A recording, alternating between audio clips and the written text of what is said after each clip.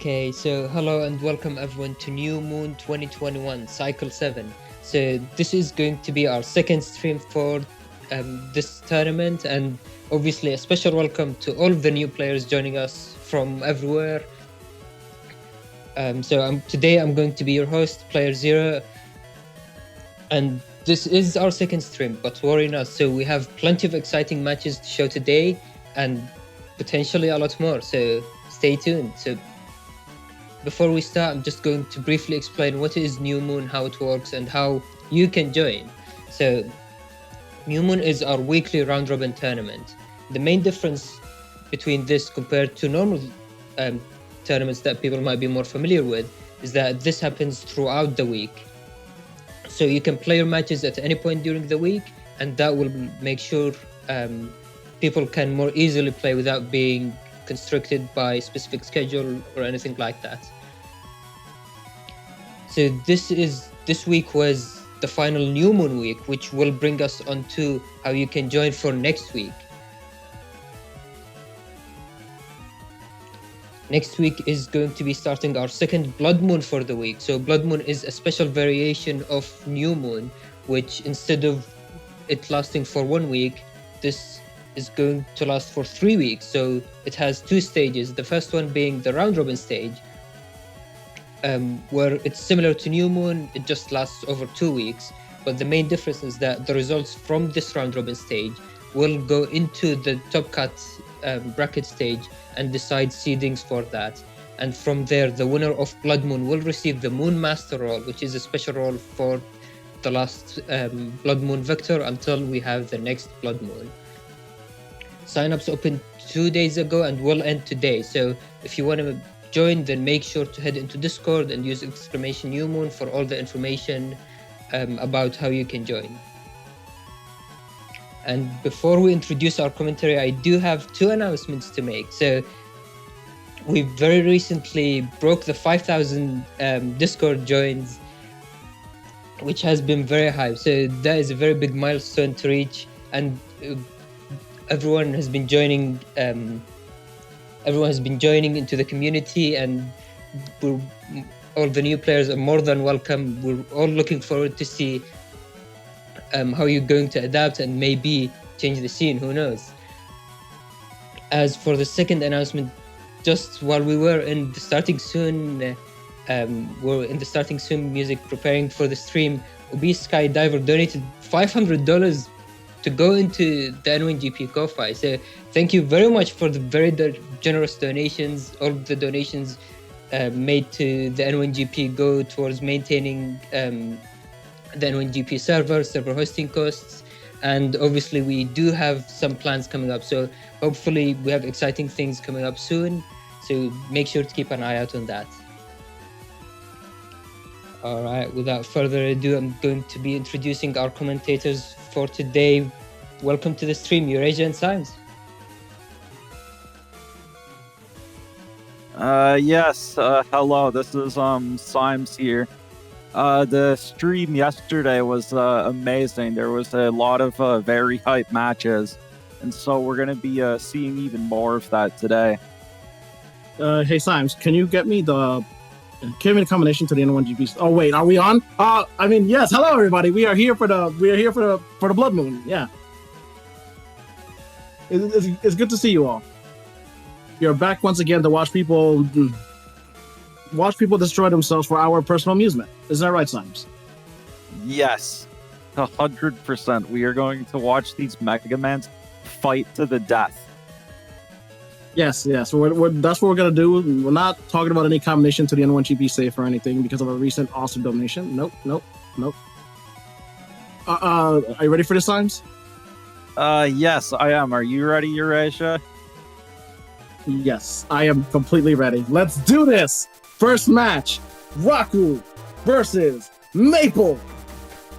Right, so just some brief introductions for the players here. They're both relatively new to the scene. Rocku, I battled a couple of times in the previous Link Navi cycles, and they were, for how new they are, their play was pretty clean. And Maple, I haven't played in tournament yet, but I know that they're fellow Canadians, so go Canada. Ooh. And Eurasia, you can take us through Rocku's folder.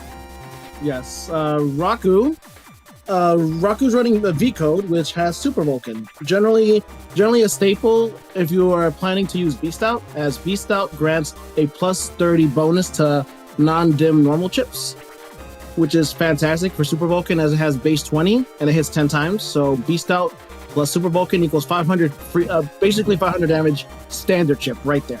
If you add a double, if you add attack plus 30, that adds another 300 on top of that. So that's practically an 800 damage chip, especially if you add a white capsule. Or if you want to go even crazier, add a double point, that's plus 60. And not many people are going to be surviving that. And if we look at Rocku's Cuss, they actually have a poem. Are we going to see Rocku recite poetry? It's off the command line, so unfortunately I don't think so, but we will see Rocku with a motion bug going for those humor procs. Common Pants on Twitch asks, what does poem do? Well, do you want to explain it, Symes, or me? Right, so humor and poem, if you bug them, they give you what is known as emotion bug. So when you're in base Mega Man form, so you have the emotion window in a sense BN4, right? So what the emotion bug does is it makes you constantly cycle between emotions randomly, and that includes the full synchro and anger emotions, which both if you use a chip when you're in full synchro or anger, it does a double damage. So the emotion bug can let you get chips with twice as much power. So we'll see if Rocku's able to get any humor procs with the big ×2 damage. Maybe even on the boosted Super Vulcan would be really hype. Yeah, that's gonna be super hype, especially since full synchro will translate into Beast Out as well. So if timed correctly, they could very much time that Beast Out full synchro into Super Vulcan if timed correct. But yes, as Symes mentioned, emotion bug is pretty powerful, but it's dependent on RNG. So you might go a good amount of time without getting a single full synchro. Right, and it also doesn't work if you use crosses. It's only active while you're in base Mega Man. Crosses can't get any of the other emotions. But switching over to Maple's folder, we see this G code here. We see the uninstall, the bubble star, the static, the Groundman SP. So G is known for being one of the strongest codes in the game. So there's the G, man. G! Groundman SP. You cannot go wrong with Groundman SP unless the field is full of holes. Then, it's gonna be pretty bad. One other thing to note: both Maple and Rocku have the same Navi chips, except for Rocku rocking Blastman SP. But the 5 mega chips that both players have are generally the mega chips you would see in most folders. Element Man is generally a Swiss Army knife due to its 4 elements and what each element can practically do. Judge Man has grab banish properties, which means if your opponent has stolen your area, Judge Man will recover it if the chip is used. And Erase Man is one of the most powerful Navi chips in terms of, because it's not only a cursor type Navi, and the cursor rips through traps. So anti-damage, bodyguard PA, element trap, any of those traps will be removed upon using Erase Man. And it also breaks guard, so it can't even be blocked. So it's very interesting to see how both of them are rocking the same 5 basic Navi chips. So we're gonna see if Rocku's SP investment will pay off in it. Yeah, so it should be a very interesting match here, and with that, I think we can get right into it. Let's do it. Battle operation. Set. Execute. Wow, first turn static and Super Vulcan. Yeah, so I actually just realized that both players are running static here because one of the biggest threats to this Dustig BDT style is SoulXCross and Erase Beast, and static is very, very good at decrossing Erase. But since this is a falser mirror, there will be no erase in this match. Yes, there will be no erasing here, only deletion. Although it is unfortunate to get both Wind Racks on first turn, considering that Wind Rack is a great chip for removing auras. Not so good at the beginning of the game. Yeah, it looks like they're using this Wind Rack though to just go ahead and remove the first barrier. Ooh, and they get the green vulnerability. Oh, that shit. Oh, that counter. The counter. Double static. Oh, right. Sorry, we should probably mention Color Bug, right? Since it actually reared his face right here. Yes, so Color Bug, the way it works is if you have a 1 in 4 chance to start with either blind, confused, invisible, or invincibility. And the invincibility actually only works if you don't use a cross. If you use a cross, you won't get the invincibility. The other 3 statuses you can still get in a cross. But since Rocku has that emotion bug, they stayed as base Mega Man and got the invincibility. Yes, the other important thing to note is that emotion bug won't work if you're exhausted as well. So yeah, so that we kept in mind. Yeah, if you use a Beast out, you lose the emotion bug. And if you use Bug Fix as well. So it's very risky. Like, touted to its RNG nature, it's actually pretty risky to hold on to. Yeah, and so we actually see Rocku going into Tengu Cross here to remove this life aura. So Rocku will actually lose the emotion bug for this turn. Ooh, and we already see Maple with the BDT, but Rocku gets the D-Cross with the uninstall. Uninstall. Okay, as we see right there, Maple is suffering from a very high-level HP bug, which happens because of Maple's Navi Customizer having HP bug as one of the bugs. It gets worse upon flinching, and because Maple no longer is flinching so much from every hit, it's just making that damage rack up. High-level HP bug does more damage than poison panels, I believe. Right, Symes? I'm not sure on the exact frames of how much damage it does, but yeah, normally you don't see that HP bug because we have super armor. But because Maple got uninstalled with that machine gun, they got flinched a bunch of times. And so Maple will have to hope that they get bug fixed soon. Yeah, that's one main reason to have bug fix in your folder. If you have HP bug, because getting flinched that many times, that's just free damage done on you. So that's not a fun way to go. Like, you're basically just bleeding out, and your cuts are just getting bigger as time goes on. Especially with if there's slow gauge in effect, which we actually see Rocku has their hand here, but instead it looks like they're going for the Beast Out Super Vulcan, but they're opting not to use double point. Whoa! Get drilled to the face. Ugh. Yeah, with this perma-hole field, that actually makes Groundman SP a lot harder to use because you can't use it on the top or bottom. Wow, all that invisible. That's not giving Rocku a chance to use those chips. Yeah, we'll see if they. It looks like they're gonna keep them and go into the next turn. So far, even Rocku has significantly less HP, but Maple has already lost about 150 HP to that. Oh no! But now Maple lands there, so both players are now uninstalled. And the Super Vulcan connects. Oh, that delicious damage. Big damage. But even with that Super Vulcan, Maple still has a significant lead. We'll have to see if Rocku is able to close the gap here while avoiding BDTs on this next turn. Oh man, Bug Death Thunder, man. Oh, and I see Obese Skydiver in chat.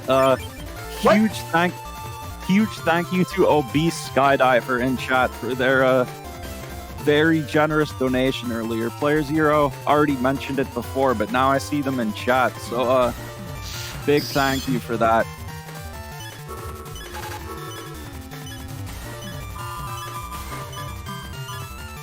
Yo, Obese Skydiver, thank you very much. Now I have motivation to break into the safe. I mean, yo, that amazing Blastman play. Oh, decrossed. Oh no. Ooh, Oh my god! 1 HP! Could not get the last hit because of the blinking. Oh my gosh! What a comeback from Rocku. Oh my gosh.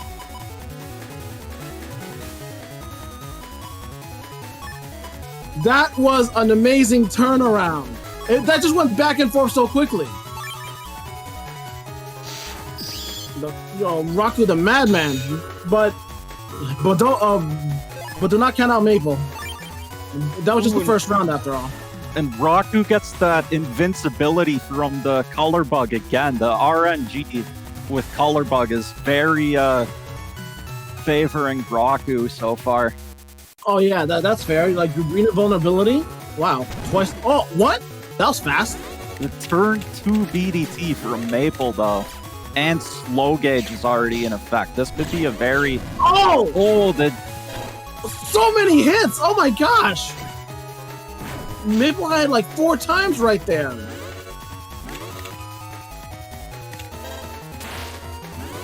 Oh yeah, one other thing for those unaware.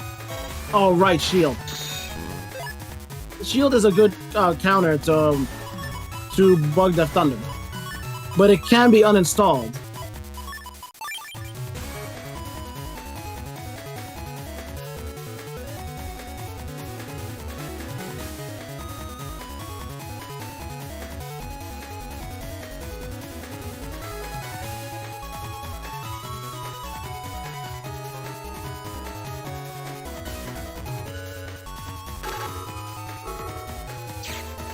Yeah, with this, with Rocku having the shield, Maple will have to hope that they can land their uninstall to remove the shield. Oh, that Blastman almost got full synchro.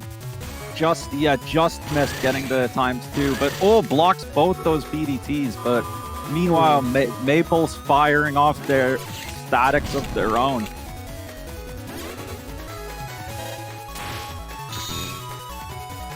Much like and so this is one big weakness of Emotion Bug, is that if you go into Cust, because with Emotion Bug you don't just get the full synchro and anger, you also get into a tired state, and so if you go into Cust well in the tired state, you can't beast out, as we just saw.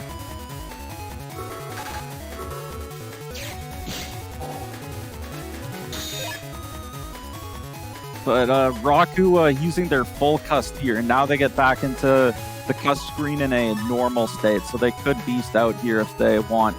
But with that life aura on Maple, it's looking unlikely for a beast out. They'll probably go for Tengu or the Tengu Cross or the static.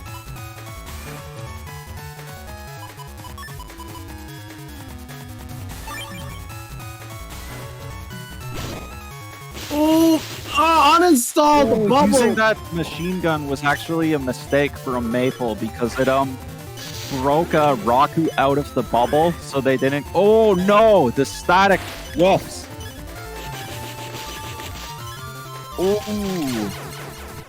Oh, Maple coming. Maple was angry at that match. And so we go into battle 3, winner take all. Remember, whoever wins becomes my lackey in Evil. I thought that you recruited a Sorio to be your lackey in evil yesterday. Sorio said no, so I can't do much about that. But it's fine. Wow, who would turn down your offer? I can't believe that. No worries, I'll find somebody. Ooh, okay, there you go. That shot hit, so the first barrier's gone. I'm pretty sure the barrier's gone, right?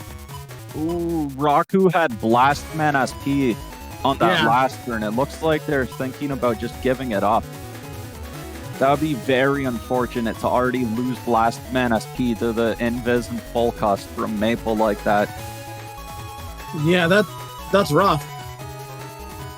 Seems like Rocku's really thinking about it. Yeah, it looks like they're gonna just give up that Blast Man SP. Dang it. Okay, nah, the barrier's still there. It was just the frames. No books. Reading is for losers. That's not true. Reading is for winners. I don't know, man. With the way those books were biting.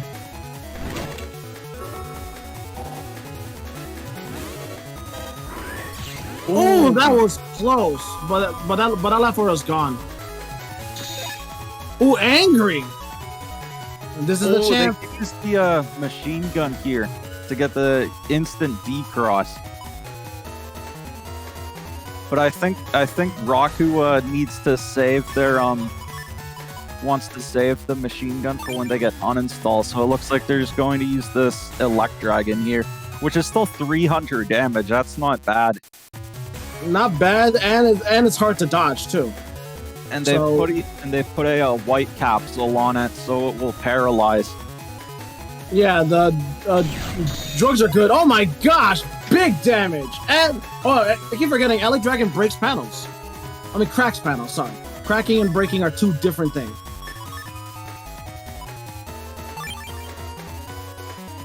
This is an opportunity to decross, but it seems like Rocku is, like you said, is holding on to that machine gun.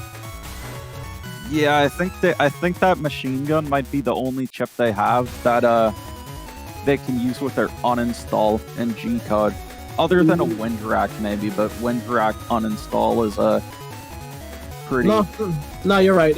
All it is that mock gun. That's a shame.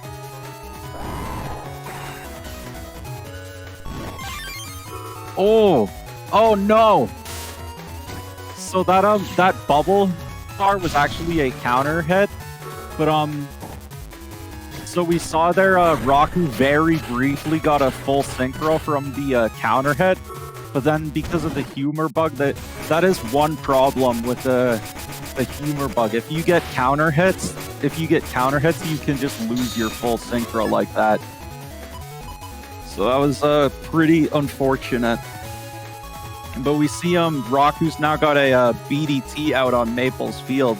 And I don't think that Maple has used their own BDT yet this round. So right now, that's a big advantage for Rocku. Oh, that invisible. Ooh, that was close. Uh-oh. Ooh. Everybody bugged Death Thunder. Both players now. Oh no, the Erase Man miss. Ooh, that's unfortunate.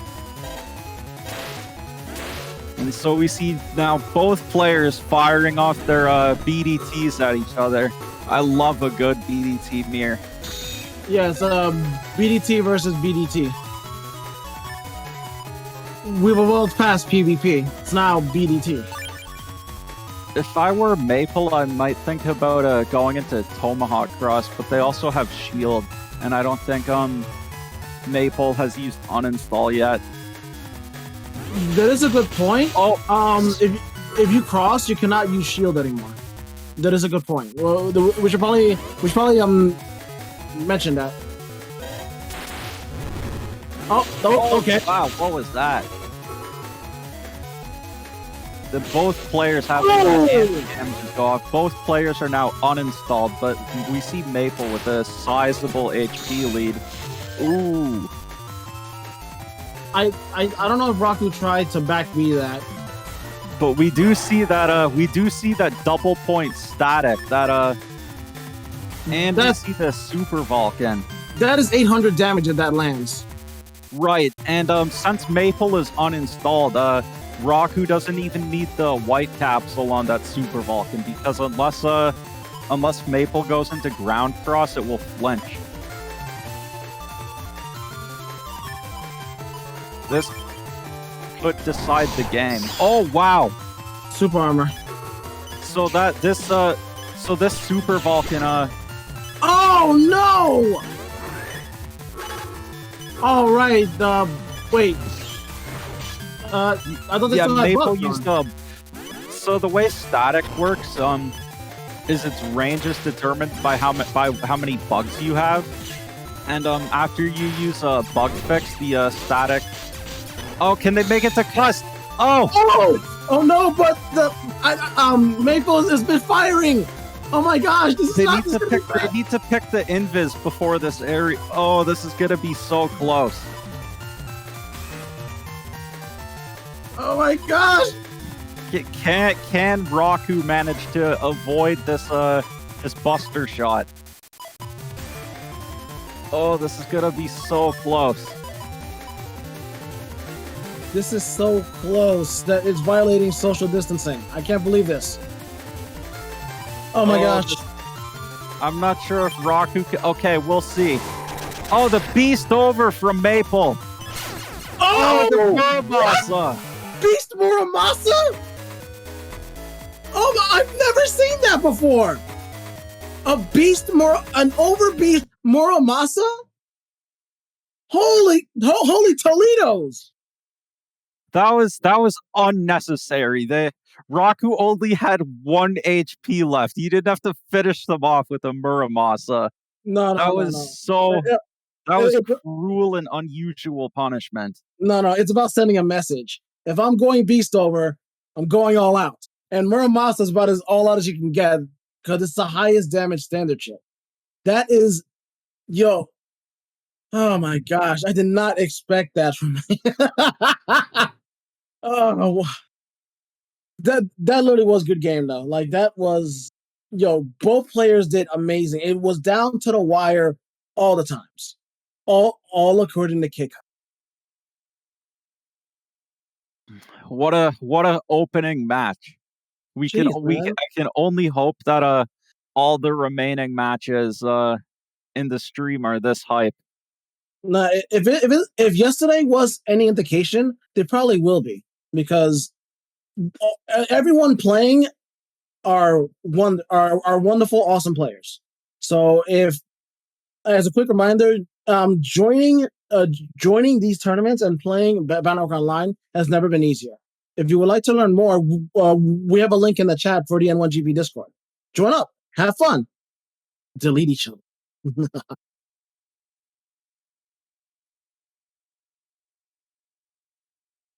Symes, I would use you to say yes, join the N1GP. Yes, delete each other. No, not that one. Why not? Because we got to get people familiar with the game first, and we literally have every sort of tutorial imaginable on how to play the game. So, like even if you're a veteran player, there might be some things might be some subtle nuances of the game that you are not familiar with. As MegaMasterX literally did add in so much content and how the chips work. Yes, that's actually a great point, Eurasia. We have all sorts of guides that go very in depth on game mechanics, and I actually heard a rumor that we might be getting a wiki at some point. So we'll see what happens with that. But yeah, definitely check out the guides. They have a lot of useful information, and they can definitely help you improve at the game. All right, yes. Now we will be heading into our next match with SoulXCross vs Shadow. But before we do so, unfortunately, Eurasia is going to have to leave us for the stream. It's okay, folks. I'm leaving you all in great hands, and those hands belong to MMX, MegaMasterX.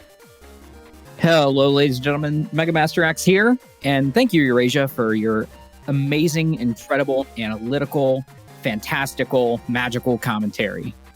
Yes, no problem. Don't worry, guys. MMX and Symes will steer you right. And while they're distracted, I'm going to check out that safe. So all you guys take care. Good luck. Enjoy your meal.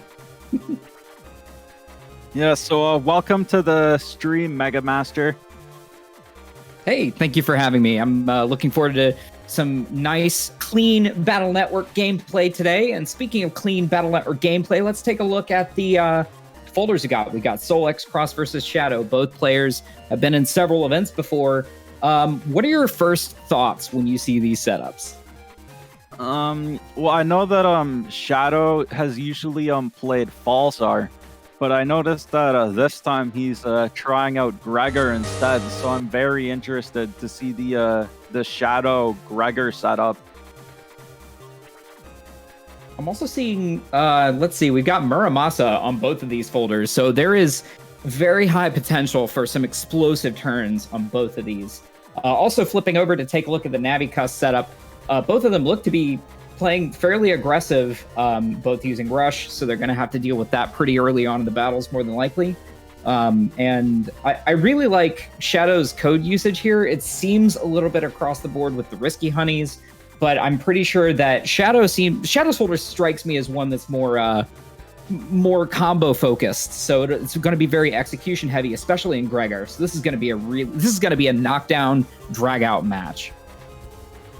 Yeah, for sure. I don't think we're going to be seeing damage judge in this one. I don't think we're going to get even close to that. I could be wrong, though, but we'll see. Do see Soul does have the Recover 300s, so that will help keep him alive for longer as well. He's rocking two of them versus Shadow, who is opting to use Roll 3, probably for a little bit of damage. Roll's also useful for, like, cut-in chains and just kind of getting that extra, pretty much guaranteed heal without having to waste any sort of time. So it'll be interesting to see how these matches play out. Yeah, Shadow specifically has used in his some of his Falzar setups, used Roll 3 with like the emotion bug and like double point. And so like if you get a humor proc on a Roll 3 with like a double point boost, it can heal you for over 700 HP, but no humor bug for Shadow this time. We actually just see the actually a fairly standard looking Gregor cuss. Yeah, but I think that makes sense, all considered. Everyone has to make the most of the Navicuss that they can. A lot of players are opting to utilize certain beneficial bugs that have kind of a low risk to them, I guess. I mean, the risk is there, but... So, let's say we go ahead and jump into the match. Yeah, let's jump right in. And so it looks like this will be from Soul's perspective. Rocking 1450 versus 1500 HP. Pretty interesting draws on the up. Now, having a defensive option like a barrier or anything like that is really useful for an invis, because a barrier eats rush, especially when setups of public knowledge. So Gregor very commonly uses slow gauge just because of sort of the aggression. All the crosses kind of play into it pretty nicely. So it'll be this is kind of an interesting draw, if I'm honest. Oh, and in the chat they're saying the match sound is a little bit loud right now. So as you said, we see Soul right away. It looks like, we see Soul right away going for that barrier 200, the slow gauge, and some area grabs with a slash cross. This could be a big opening turn for Soul. Yep. It looks like Shadow's opting not to go into a cross, but ends up getting a paralysis off the first one. That's going to be pretty big because it's going to give Shadow the opportunity to set up the rest of the turn on this one. Soul's going ahead and setting the pace here. Shadow's also going to the Risky Honey, which is eaten up by the barrier. That barrier is a really strong first turn play, and ends up clearing out that anti-damage going into the next turn. So we saw a little bit of kind of a tap dance here. Both of them played their first turn very, very carefully, and it seems it seems like they're both kind of testing the waters in this match, it feels.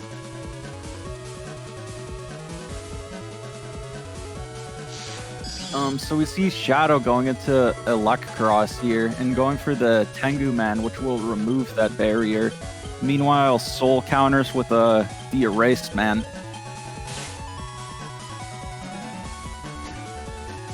Tengu's going to blow that barrier away, and we'll see how that changes up. Now, following the paralysis for Erased Man up, oh, gets a good counter with that. Bubble Star following it up.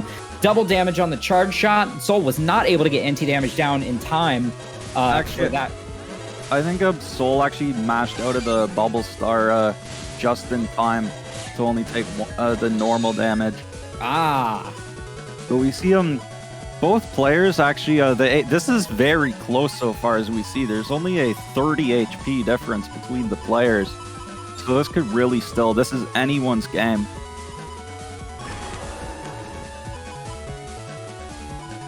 Yeah, Chad's pointing out as well, the counter hit play that we're seeing here, Shadow is making really, really good use of it. Both of these players must be in a pretty decent speed match with one another, because it's a little hard to kind of, almost impossible really, to rely on things like counters, because timing is a little difficult when you have a little bit of a laggy situation. But what Shadow is doing is, they seem to be structuring their turns to the point where they're able to make the most of it.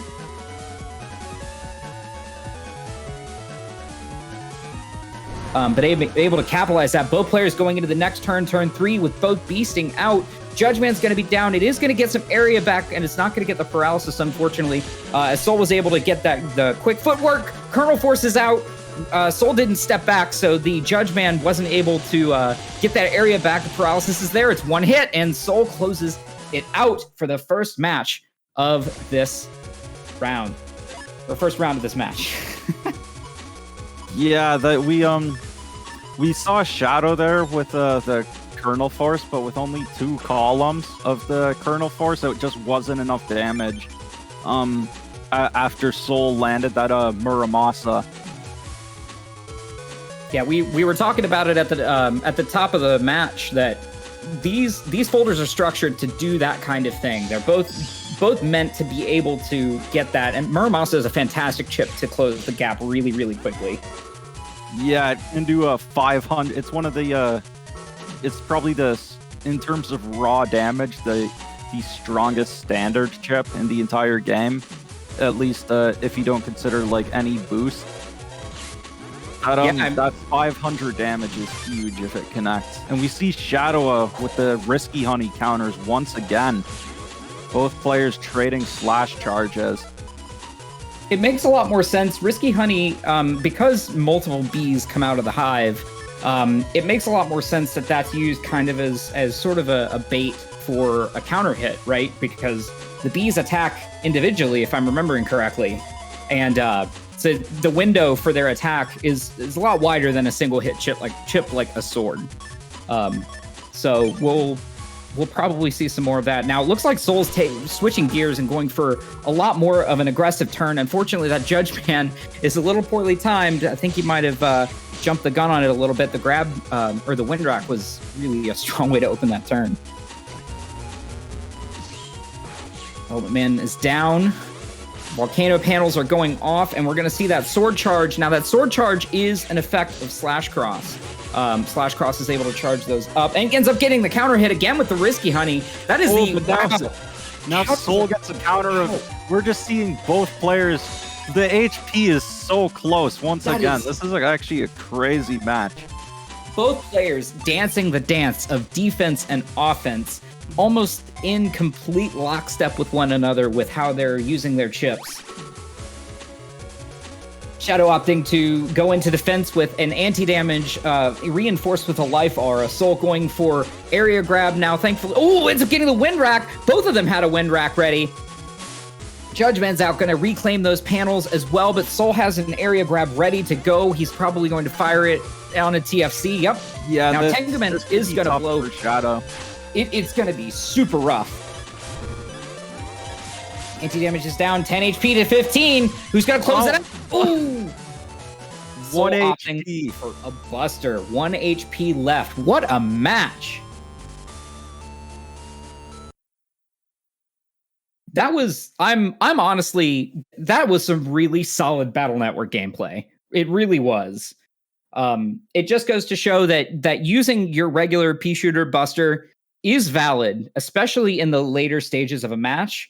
A lot of people tend to get tunnel vision and try to rely on charge shots or utilizing a cross or beasting out, but their buster, I mean, if you're running attack max, that's 5 damage. And when you're in double digit HP, it can make a big difference.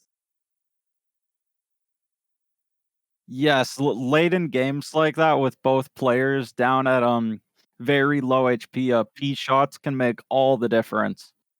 And it looks like my prediction about that being a very fast-paced match came to pass.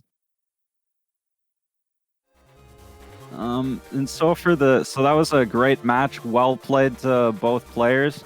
And for the next patch, we have Uvu versus Pixel Magus. All right, so to start off, I personally really love F code and Falter. I think there's a lot of flexibility in that code.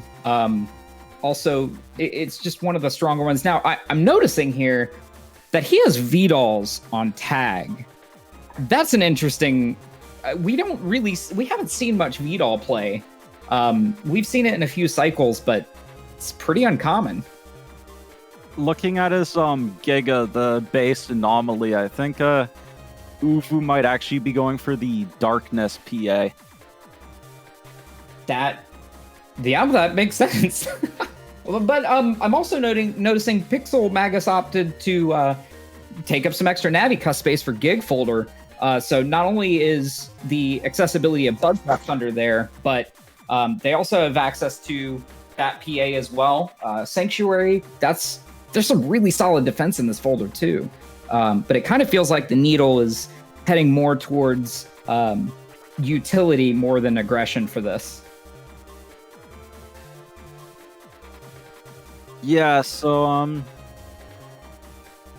for Pixel Magus, we actually so Uvu has the Darkness PA, and for Pixel Magus, we actually see a couple of PAs. We see they have a Master Cross and A code, and it looks like they also have Bodyguard. So this could actually be a crazy match. We could be seeing program advances on both sides here. So we'll have to keep a lookout for that. It's always insanely hyped to see a program advance, especially in any sort of event. Because firing them off is half of the battle. So is just kind of digging through your folder to get those chips. Both players are playing Falter, so they both have access to Dustcross, which will help them kind of trudge through their folder, bearing in mind that Dustcross takes chips that you put on the custom screen and puts them at the back of the folders. It's kind of just like putting them on the bottom of the deck, so to speak. So we'll probably see a bunch of Dustcross stuff, and it doesn't look like we'll probably see a bunch of that. Yeah, I think especially with those PAs, they'll probably want Dustcross to be able to dig to get their PAs going. So I think with that, we can get right into this match. Let's kick it off. And so this is from Uvu's side. And another thing Uvu's known for is Uvu loves tank cannons. So we see that tank cannon reg.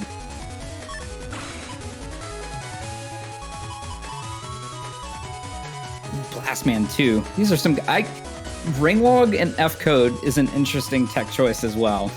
That's another chip that we don't really see that frequently.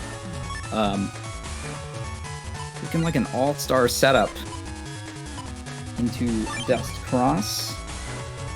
Like I said, kind of opting for some utility on this one, it looks like. I think Rolling Log is actually... I think it definitely might have some unexplored potential. If you use it with the charge from a Tomahawk Cross, it could actually do a lot of damage. Ooh. And the Spoutman SP gets TFC'd by the Invis, unfortunately. So that would have connected, that would have been a freeze, but thankfully Judgeman does pierce Invis, so it looks like Uvu definitely planned ahead, it seems, because Judgeman, and of course Eraseman as well, also pierces Invis. but Pixel is just going straight into full cust. Now, full cust in a folder that's centered around a program advance is usually pretty common to have on reg or pretty early, especially when your goal is to try to get that program advance as quickly as possible.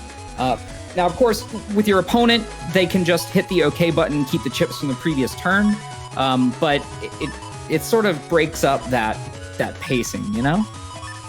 Yeah, and so F-Code has both Machine Gun 3 and Magnum. So really it's like the biggest anti-Dust Cross code in the entire game. And so we see Uvu here loading up that machine gun and a Magnum. So it will be very hard for Pixel to keep their Dust Cross this turn unless they use a Life Aura.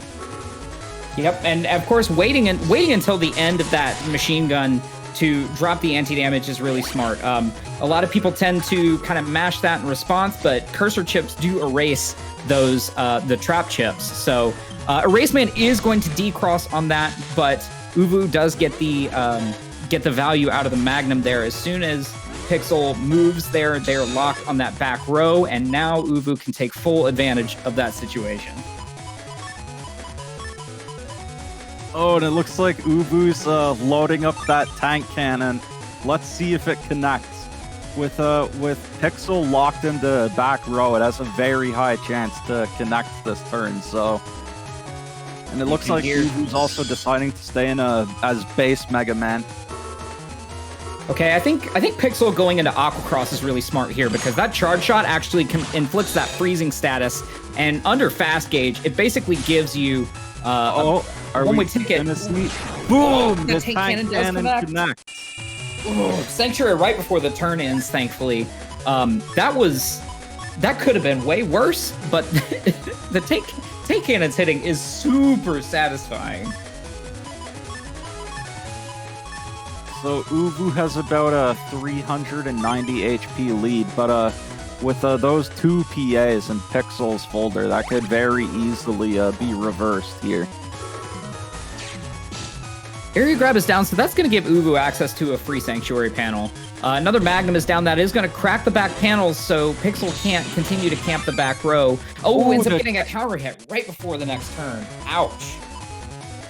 And we do see that base anomaly there, but I'm not sure. Did Uvu must have thrown the second VDOL into Dust Chute, so it would now be all the way at the back of Uvu's folder. Yep, and we're probably not going to see that PA until the end of the game, if even that. And of course, knowing that, I agree with the option here. I think that it makes sense to go ahead and beast out and go ahead and use the Giga. It's really too bad about these. If it wasn't for these holy panels, this base would have put Pixel down to 10 HP.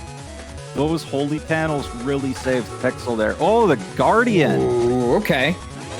So that's good tech. Now, that is going to pierce. See, Guardian is a good tech choice in a lot of decks, in my opinion, because if the Punisher effect of it, if you hit a Guardian, that deals 200 damage. That's an aura break, unless you're on a holy panel like they have access to right now. Yeah.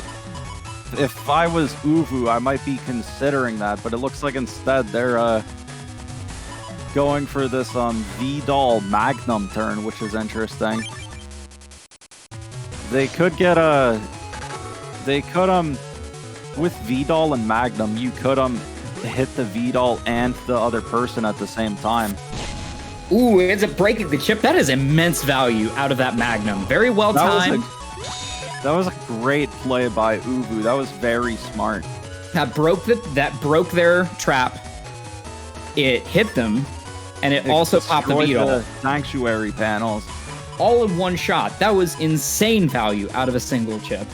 Yes, Magnum is definitely one of the best chips in the entire game. It has so much utility.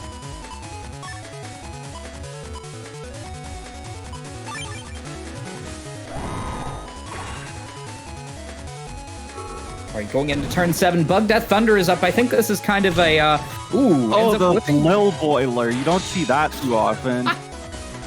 Arrowhead's another interesting choice. And the Ringlog deletion?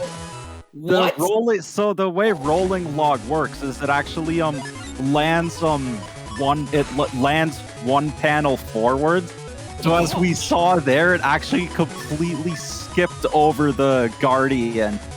That was a yeet if I've ever seen one. Wow. Uvu just yeeted a log right in Pixel's face. For the deletion, right over the Guardian. Incredible. Such good. Okay, who's gonna get the back B first? It looks like it's Uvu. That's it. So these,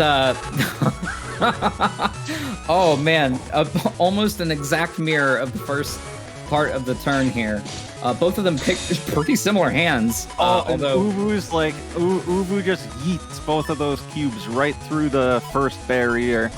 Uvu's like, get those cubes out of here. And they do a pretty good chunk of damage too.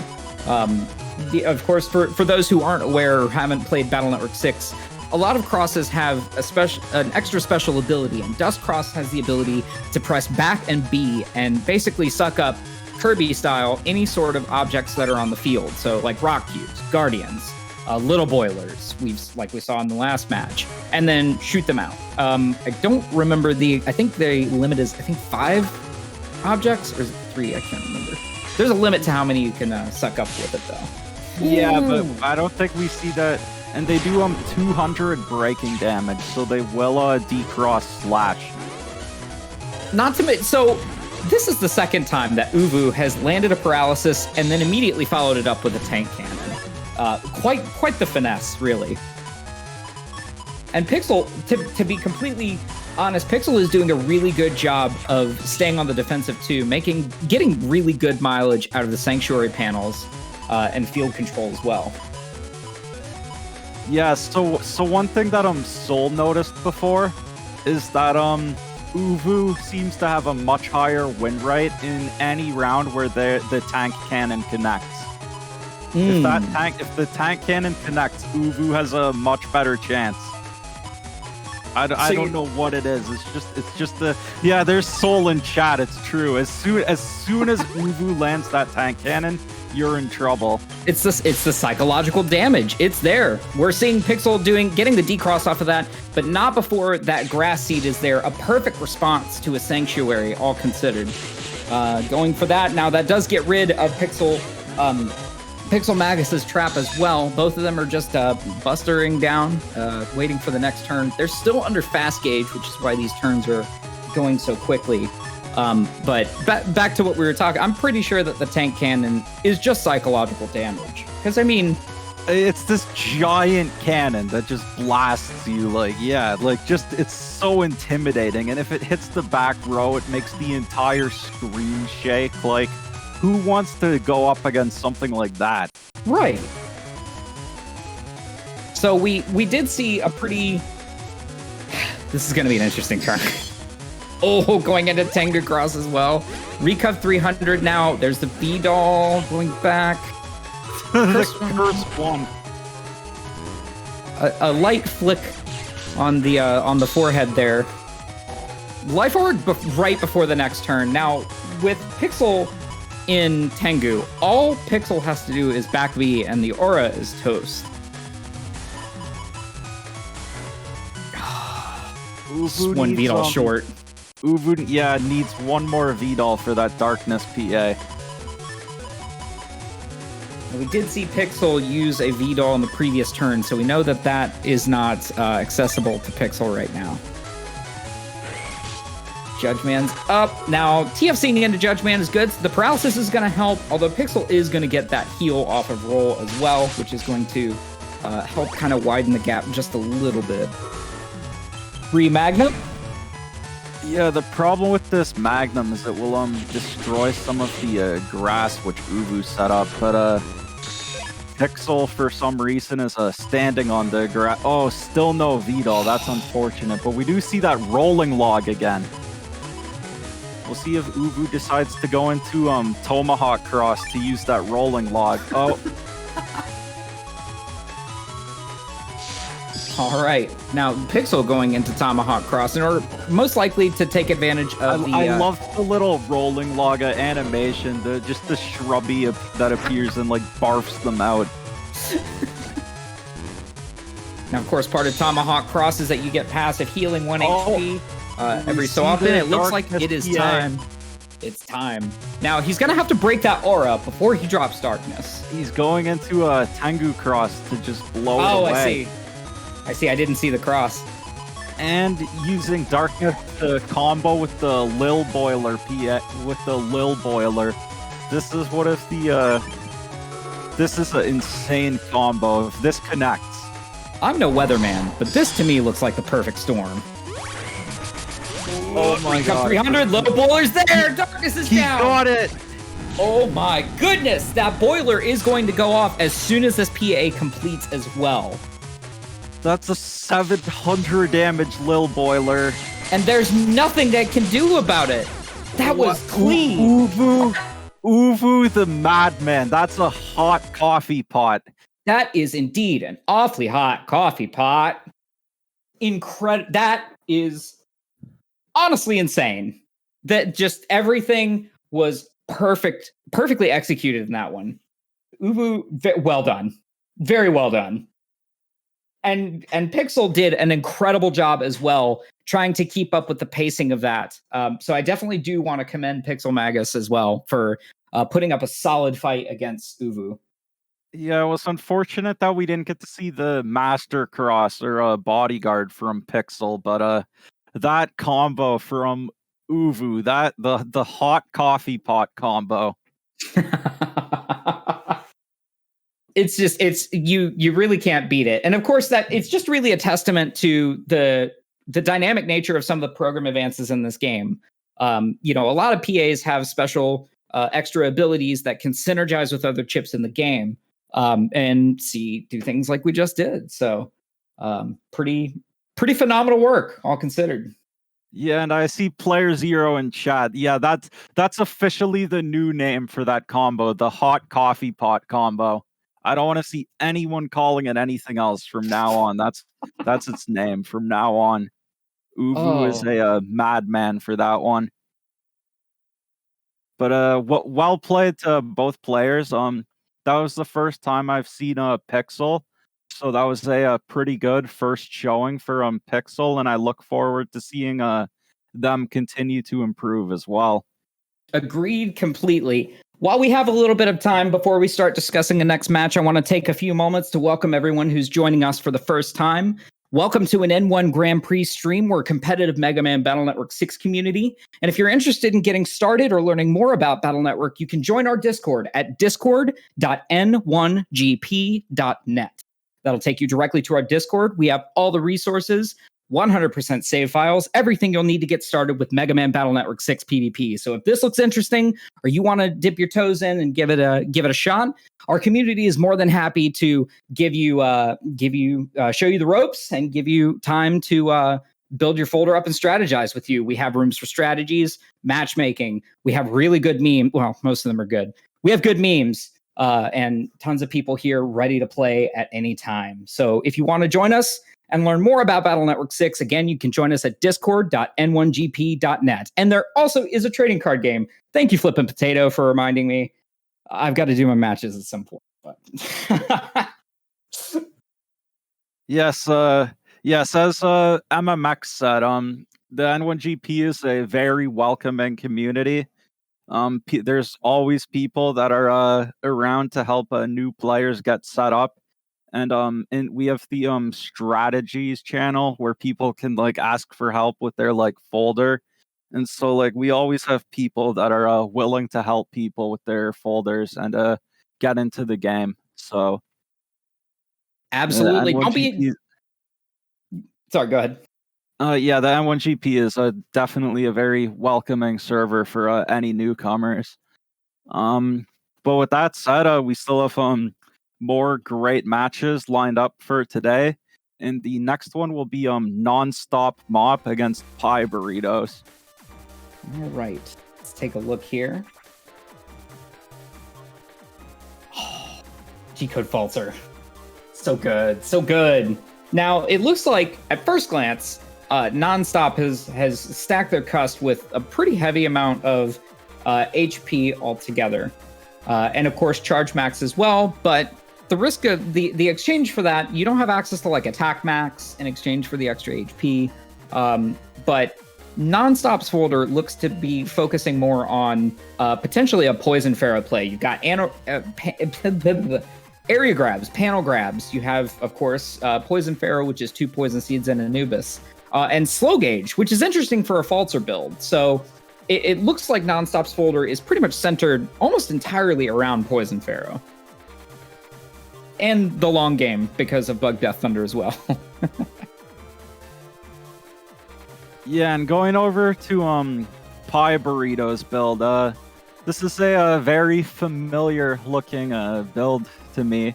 We see the Gregor Chonk cost with a massive 2200 HP, and at the expense of all that HP though, you have no air shoes or no float shoes. So it trades into shoes for having extra bulk. And so we see a mostly star code folder. We see the Sanctuary and Holy Panel tech. We see Blast Man SP and Erase Man SP. And of course the Kernel Force. So this is a very strong build. Realistically speaking, Pie only has a couple of options to go up against Nonstop and kind of the field control. Pie is running 5 area grabs and Judge Man. Those are really the only options that they have to combat the field presence. They also have a Grab Revenge queue. Grab Revenge as well, too. I don't know how I missed that, actually. The trick with that is that Panel Grab is... It kind of makes things like area grab in response to it a little tricky. Because if your opponent panel grabs you and you area grab, that area grab is going to just take just that panel. It's just tricky. The whole thing's really tricky. But that'll make for a more interesting match altogether. So yeah. Yeah, I think we can head right into it. This will definitely be a very interesting to see if Nonstopmop can get anything from that Poison Pharaoh. And so a Nonstopmop also has a lot of HP themselves. I didn't notice before, but 2100 is also quite a bit. Both of these players are pretty chonky with their setups. But Guardian Field to start off, just ridiculous. But it looks like Nonstopmop will probably suck up those Guardians with their Dust Cross. So we'll see if Pie Burrito goes into Erase Cross here to threaten the Dust Cross.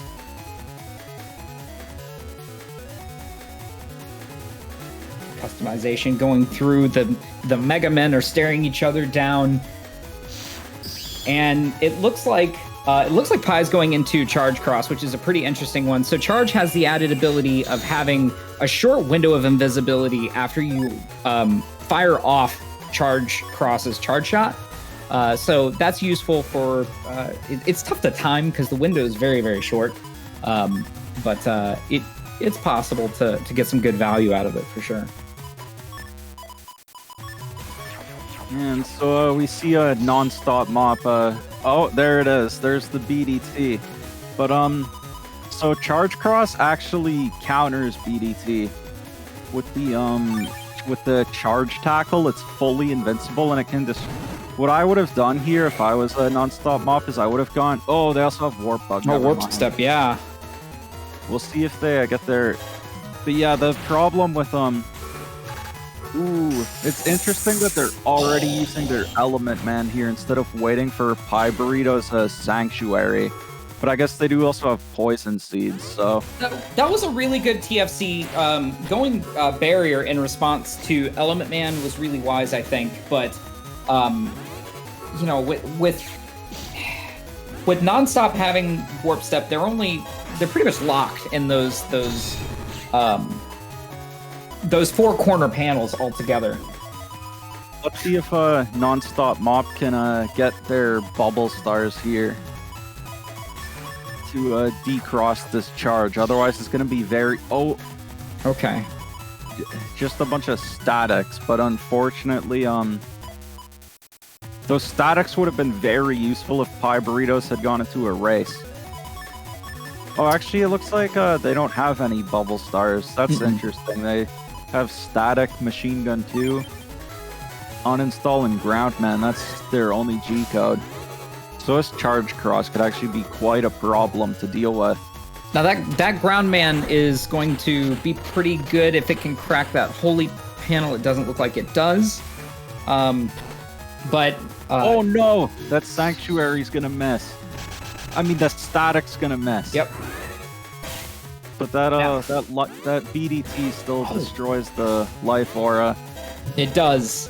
So you still got pretty good value, but as long as you are the flame lawnmower cross, you don't really have to worry too long about BDT.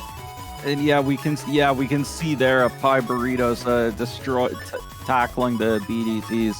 This is why this is part of the reason why it's so important to run something like bubble stars. If you're using BDT, you need that you need aqua coverage to deal with charge cross. But of course, it's also a little difficult to account for every scenario when you're folder building, especially when you're folder building with a specific strategy in mind. Sometimes it's really tough to make the room in the folder, of course, but you do what you can with what you have. We're just waiting it out now. Of course, Pie is playing very, very safe with the holy panel there. It's not, Nonstop isn't getting too terribly much mileage out of the Bug Death Thunder. It doesn't look like. TFC with a race man. Ouch, that hurts. So that is going to basically overwrite the invis, because that's the paralysis is still going to trigger as well. I was about to say that Nonstopmop could have gone into Dust Beast and used the Dust Beast charge to get rid of that holy panel, but then Pie Burritos used the Erase Man SP, so now it's going to be a real issue for Nonstopmop to deal with all these holy panels. They'll have to use their poison seeds, but that would mean giving up on the poison pharaoh, so we'll see what they decide to do. And since Pie doesn't have access to anything like Dust Cross, it's pretty much free real estate if Nonstop is able to set the field up and get that Poison Pharaoh on a back panel. There's realistically not too terribly much that Pie is going to be able to do to get it off of the field. They're just going to have to be aggressive and try to get the game closed out before they die by Poison Pharaoh damage. Of course, yikes. It's pretty interesting, actually, that Pie Burritos decided to leave Charge Cross. Because with Charge Cross, they could just tackle those BDTs. But as we see now in a Race Cross, they're getting hit. And we're seeing Nonstop get closer to their last poison seed needed to get Poison Pharaoh out. I'm pretty sure that, they're going to start making their way towards the back row. They're getting closer to the end of their folders, so the probability of them drawing that next poison seed is pretty high at this point in the game. Yeah, so I also took another look at a Nonstopmop's folder, and they do not have bug fix, so they have they will just have to deal with this warp bug for the entire match. They Speaking of which, they do have a panel bugged float shoes, as we can see. Ooh. So with the panel bugged float shoes, they can make holes to center themselves on the middle. Oh, a kernel force! Oh my goodness! Okay, now. This is interesting because now Nonstop has a counter hit. Oh my god, the counter so strong. So now all Pie has to do is stay on this panel, and that's it. If Nonstop is able to get the Poison Pharaoh onto that middle back panel, that effectively locks Pie into either the top row or the bottom row. But I don't think I don't know if Pie Burrito has any intention of moving from there. We'll see. Going for the Judge Man. Salad asking in chat that it stopped the tail. No, I don't think so. I think the tail arrow is still connected. Yep, so both are paralyzed there. It looks like Pie was able to mash out slightly faster than Nonstop was. Going for the play. Now, Poison Pharaoh here, there's not really much that you can do. It's really fortunate that... No undershirt. Ooh. See, undershirt is like... It's pretty critical, especially in these kinds of situations. I think that Pie did a really good job of following that out and structuring their turn in a way that kind of, not guaranteed, but really secured the W for them on that one. I mean, yeah, the Chonk Gregor build is tournament proven, so we know it's a very strong build. Pie Burritos, we'll see how they respond in this second round. It's actually a very interesting build with the Warp Step and the Bugged Float Shoes and Falzer. Actually, I do like this build actually from Nonstopmop.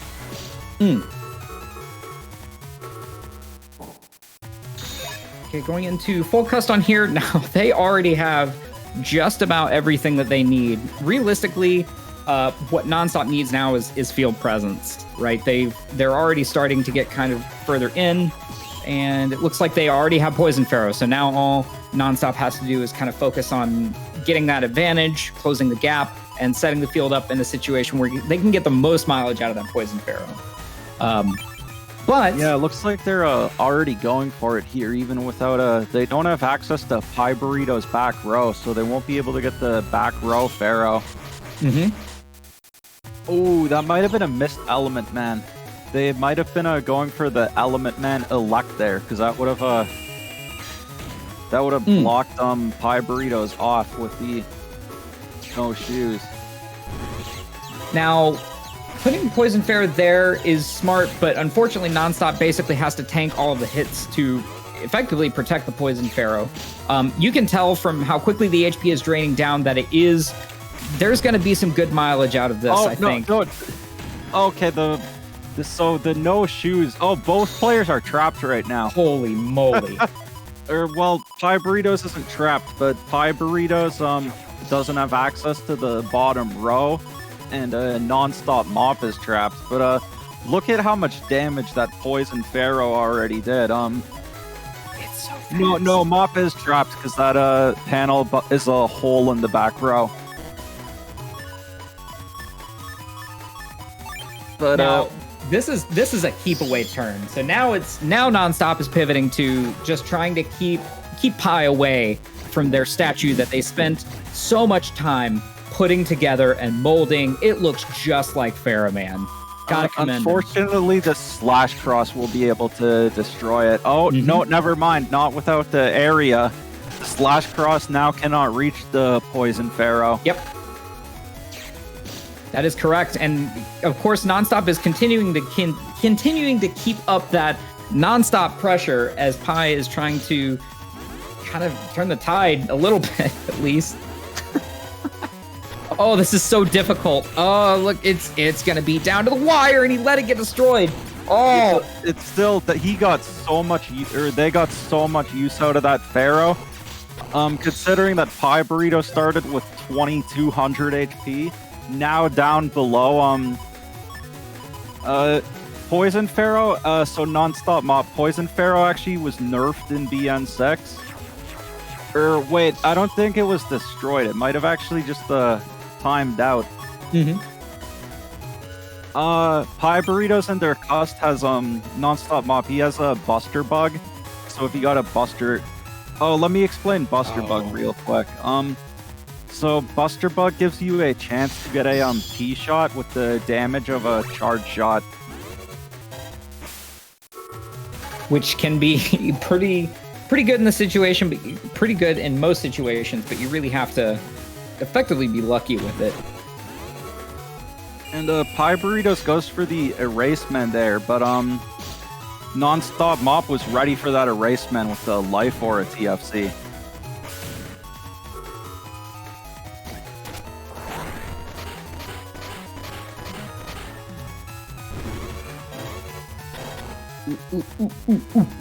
Good footsies. It's footsies. Battle Network footsies. Yeah, they were trying to create a hold there to center themselves. And so the thing about the float shoes is obviously you don't break cracks, so you need the panel bug to kick in twice for the panel to actually break. Sanctuary's down. Pie's gonna probably start pivoting to keep the pressure up, although it's gonna be really tough to close the gap for the rest of this match. Although Nonstop is really not giving them much room to breathe. All considered. Now, we are, of course, under slow gauge. So this turn's going to be a little bit more laborious. Thankfully, you've got a little bit of room to kind of dance the tango with the Bug Death Thunder, but unfortunately, it's not the easiest game to do. Happiest House is asking if Warp Step can get uninstalled mid-match. So the float shoes is removed with uninstall. So you'd have to use bug fix, but uninstall doesn't affect bugs. Mm-hmm. So but if they had a bug fix, that would get rid of the warp bug. Yep.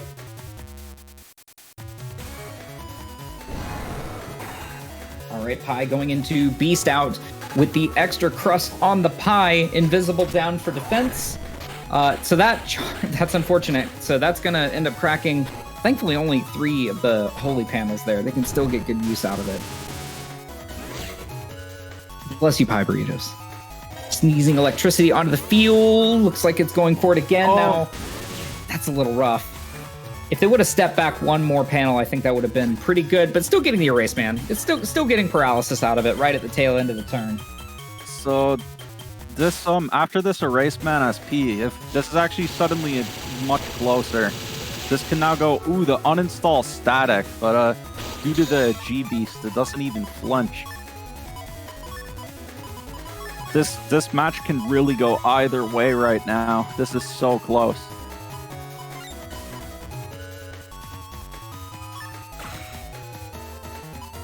We'll see how this ends up playing out. It looks like Nonstop is going for crossplay, changing their mind. Okay.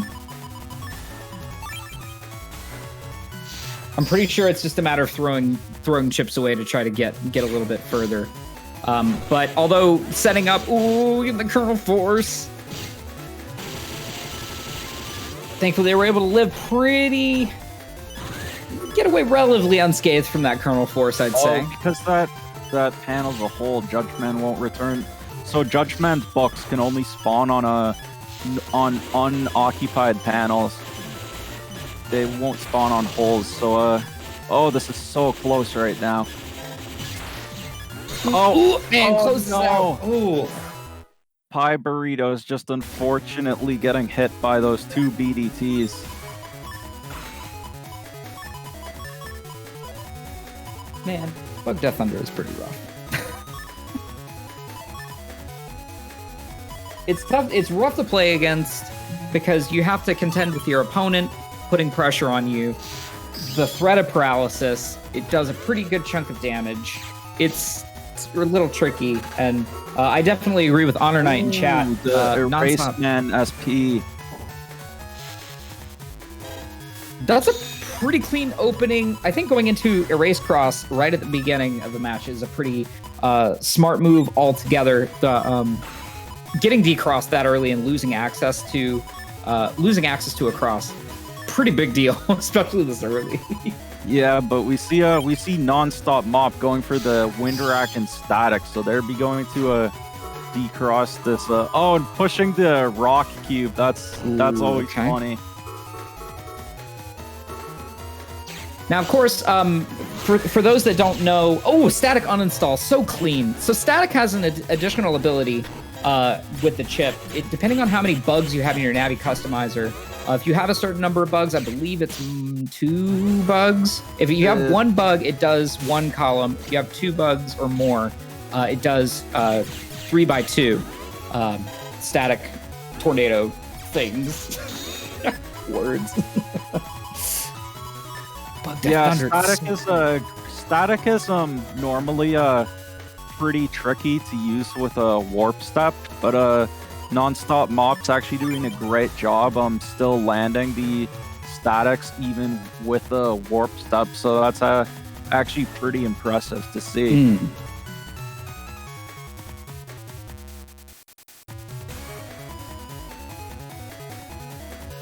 And so we'll see what Pie Burritos is opting to use Electros here after losing their race. That makes sense. And now we see the problem with Warp Step. It looks like Pie Burritos has figured out this round that first Warp Step, it can be very hard for them to deal with if you just camp in the middle row. But Nonstopmop does have that that was on the Holy panel at least, and the Erased Man TFC.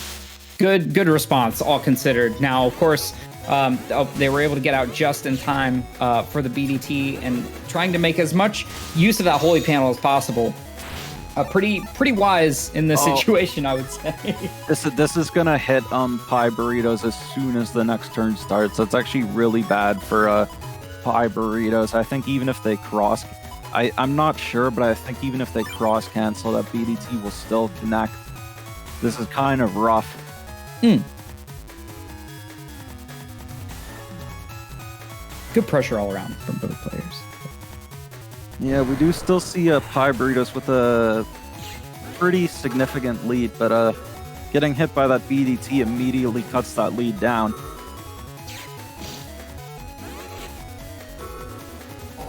The floor is up on both players now. Of course, back B from Nonstop, and of course it just takes up that. So yeah, so Elect Beast is the only Gregor Beast that can't break Life Ore with its Beast charges.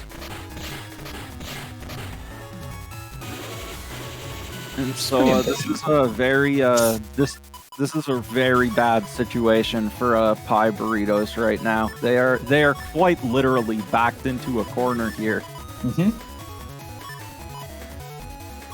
And of course, the looming threat of Poison Pharaoh is enough to kind of change perception, especially after just last match they ended up getting affected by it pretty heavily. So I don't blame Pie for kind of tanking the back row like this. Yeah, that panel above them was a hole, so they were actually stuck there anyways. But it looks like that hole finally repaired itself. Oh, and the area finally timed out, but Nonstopmop is that was unfortunate. They had another panel grab, but couldn't use it in time before the turn ended.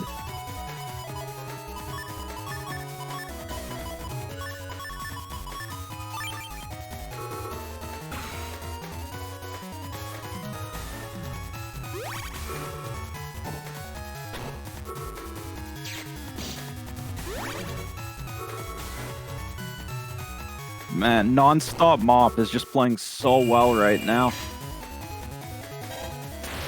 And they have this, they put down the Pharaoh. Okay, still overall good positioning here. Now it's just a race against the clock to see if that Gregor Buster is going to end up breaking. It's a race against time! Yeah, Pie Burritos had nothing left to Beast charge there. That was rough. That was really rough. Wow. Oh. That was a great match. Nonstopmop was playing out of their mind the whole time. They made all the reads they needed. They had great positioning with the Poison Pharaohs. They used the warp bug very well. That was actually extremely well played.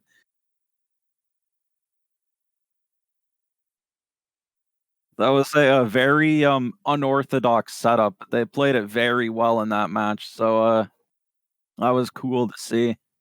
And well played to Pie Burritos as well. Pie Burritos definitely still put up a very good fight. That was still pretty close games.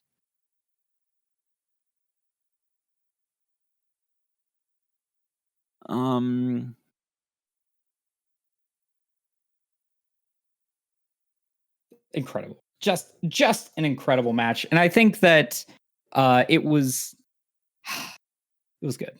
I enjoyed that actually quite a bit. Seeing poison, we have been seeing a lot of really interesting program advances throughout this throughout the event so far, and I'm glad that we're seeing a lot of folder flexibility overall. Yeah, it's definitely always nice to see when people come up with more unorthodox folders like that and can make them work. Yep.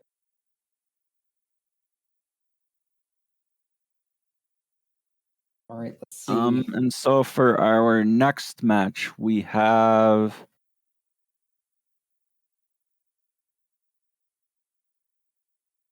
Uvu against playerzero. So we already saw Uvu, the absolute mad lad, earlier with the hot coffee pot combo. I think this is our first time seeing playerzero in this stream, and they look like they have a nice C code folder. If you'd like to go over that, Yeah, I think Zero Guy's doing a really good job of building their folder around some really strong C code chips that are able to kind of synergize with one another. Utilizing folder pack as well to get a little bit of a boost to their folder capabilities and allowances. We see Circus Man SP in here, which is really interesting to see. But of course, Zero Guy is also using kernel SP, also in C code, to stay on code. NeoVary, there's so much action in this folder. That I think Zero Guy almost always runs NeoVary. I believe it's Zero Guy's favorite chip. So. Well, it'll be interesting to see if playerzero can figure out what the right neo variable combination to use. Like we said a match or so ago, sometimes really input intensive chips are really tough to utilize in a situation where you and your opponent have lag, because sometimes inputs get eaten. Sometimes, and of course, for those that don't know, variable sword and NeoVary can do different effects when they slash based off of a button combination that you input before the chip fires. So you'd hold the A button to utilize the chip, do your button combination, and it'll do something depending on the combination that you use, assuming that you input it correctly, or if that flag doesn't eat your input. So it'll be interesting to see how playerzero ends up using it this. But of course, we did see Uvu with the absolute flexes in the previous game. Their basketball ability with Ringlog is honestly unmatched.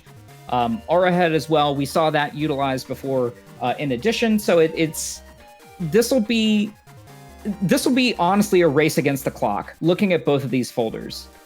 Yeah, I think I might be wrong on this, but I think Uvu and playerzero are actually in the same region, so they should have a good connection. I don't think that shouldn't be an issue for playerzero's NeoVary in this match. So we'll see if he can pull off that double life sword. Yep. And with that, yeah, I think we can get right into the match.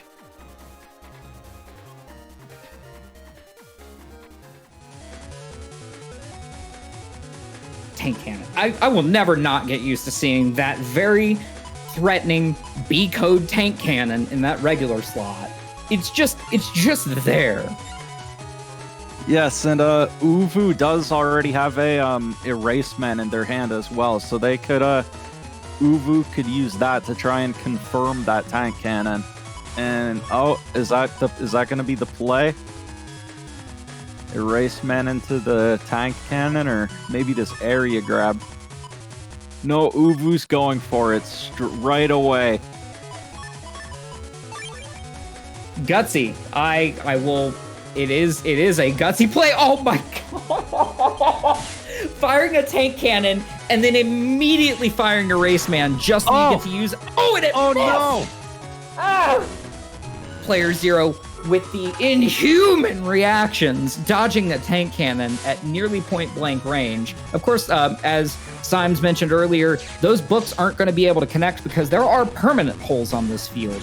For those that don't know, when you play PvP matches in Battle Network, there are a bunch of different fields. We've seen a whole bunch of them. Guardians, permanent holes, volcano panels, And it just so happens that this one has permanent holes. They can't be repaired. They can't be changed with an Element Man or a stage or a seed or anything like that. They're just there.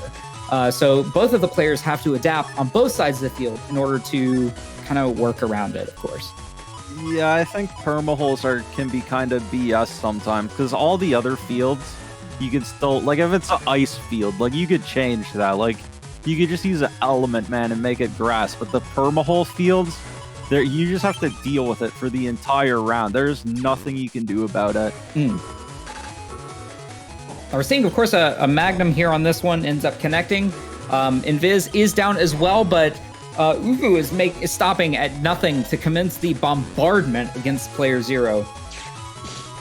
Yeah, so as people said in chat, after that erase, man, Uvu fired a single P shot before trying to use the tank cannon, and that was what gave player zero the time he needed to escape. Mere frames. That was the only thing separating true scale tipping action and player zero's timely dodge. Yeah, but we do see the Element Man. Uvu gets the freeze, and then we see the two rolling. Oh no! That's unfortunate. Well, I mean, he got a second Hail Mary on it, and unfortunately, oh, the Doll Thunder ×2! Ooh, that was so much damage. So that being in bubble means that any type of thunder chip or attack will end up doing 2 times damage as if you were in like an Aqua Cross or anything like that. So you'll see that kind of common practice using Bubble Star in order to kind of set up for a combo in the future. Yes, but so that Doll Thunder did over 300 damage, and since Uvu's in a basement, that caused the anger status, and so Uvu took advantage of the anger with that machine gun.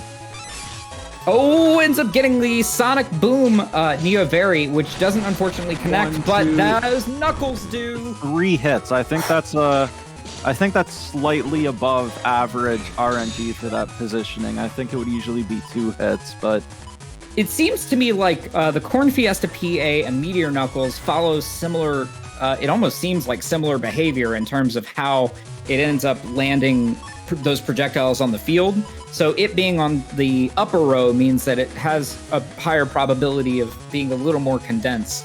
Whereas if you put it like point blank in the middle of the field, it's going to kind of be just a scatter shot. So, Fireburn to start the turnout. Circus Man TFC with Life Aura. What a chain. So Circus Man actually pierces Invis. So without that Life Aura, TFC was extremely clutch. Otherwise, the Circus Man would have connected. And so actually one of Base Anomaly's biggest weaknesses is that it gets completely stopped by holes. So normally on this field, it wouldn't be too useful. But of course, with the Darkness PA, the Darkness PA actually isn't stopped by holes. So that's another advantage it has over just using the raw base Giga. Mm-hmm.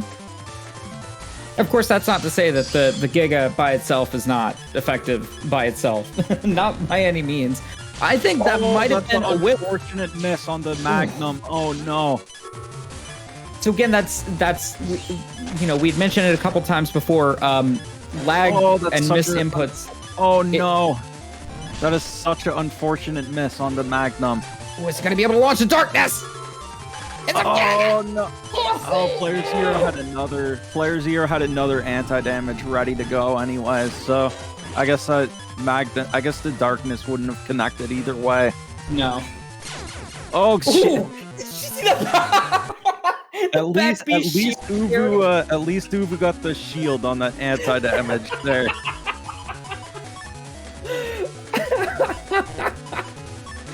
Incredible use of back B. The flex from Uvu. Uvu is such a madman that even when he loses, it's still cool. Oh man, what a good way to close that match out. Going into the next one, it looks like Uvu ends up eating the risky honey with what? That's interesting. The rolling logs are actually, I'm not sure if they count as objects, but they have hitboxes. They can be destroyed, and so we saw the bees there destroy the rolling log. I don't think I've seen that before, but yeah. The rolling logs can be destroyed. Yeah, that's I think so too. I think that's a new interaction that we haven't really seen before. But you know, bees wanted to make a hive, and yeah. Yeah, I'm not sure if bees actually eat. I don't think bees really eat logs, but those bees, I guess, were really hungry. Is the yes, the tank cannon landed. Oh, no, it's only a matter of time. The countdown has begun versus player 0. Now, of course, these volcano panels here are kind of putting a little bit of a tiny amount of pressure on player 0 to be cognizant of their field positioning here, right? Yeah, they do. They're actually not fire. They deal null damage, so they won't actually decross that tomahawk cross. But the damage from them can actually still add up. Like they do 50 damage each. So if you like walk into multiple of them in a row, you can take like 150 damage. Now this is pretty unfortunate. Now this is going to be the second Magnum, third Magnum that hasn't directly connected. Although I think Uvu's goal here might have been to get a little bit more field control over to make sure that player 0 doesn't have mobility because they're not wearing shoes. It's kind of funny that player 0 is actually locked on that volcano panel, but because of his life ore, it's not doing anything.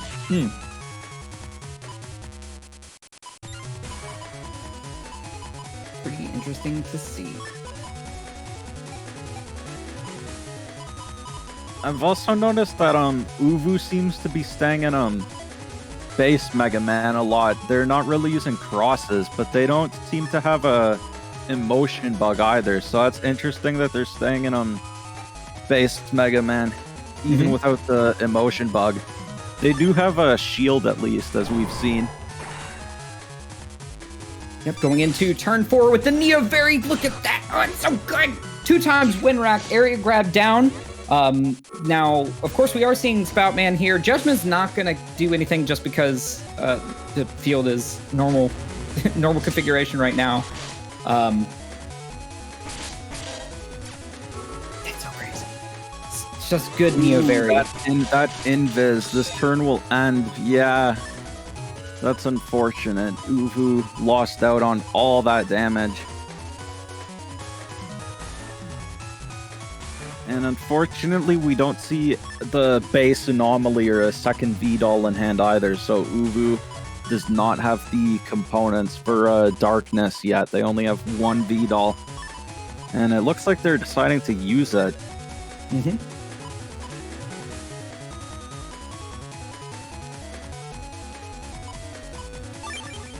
That boiler is so scary. After seeing the coffee pot combo, it's just so scary to even see just drawn. waiting for that. Like it's gonna be tough for Uvu to get the Ooh, that's gonna hurt actually. Chargeman SP was blocked by the V-Doll. Ends up getting that, so that's still a guaranteed 130. Circus Man is down. Why did he step back? Oh no! Oh no! Oh, if he didn't step back, that would have been it. Oh, now player 0 did right before that turn in dropped a risky honey, so that still will fire on the next turn. It should fire on the next turn based off of where he was in the animation. And it looked like it was ×2. I think I caught a glimpse of it. It was ×2 for the bees. Player 0 is most likely just trying to close it out at this point.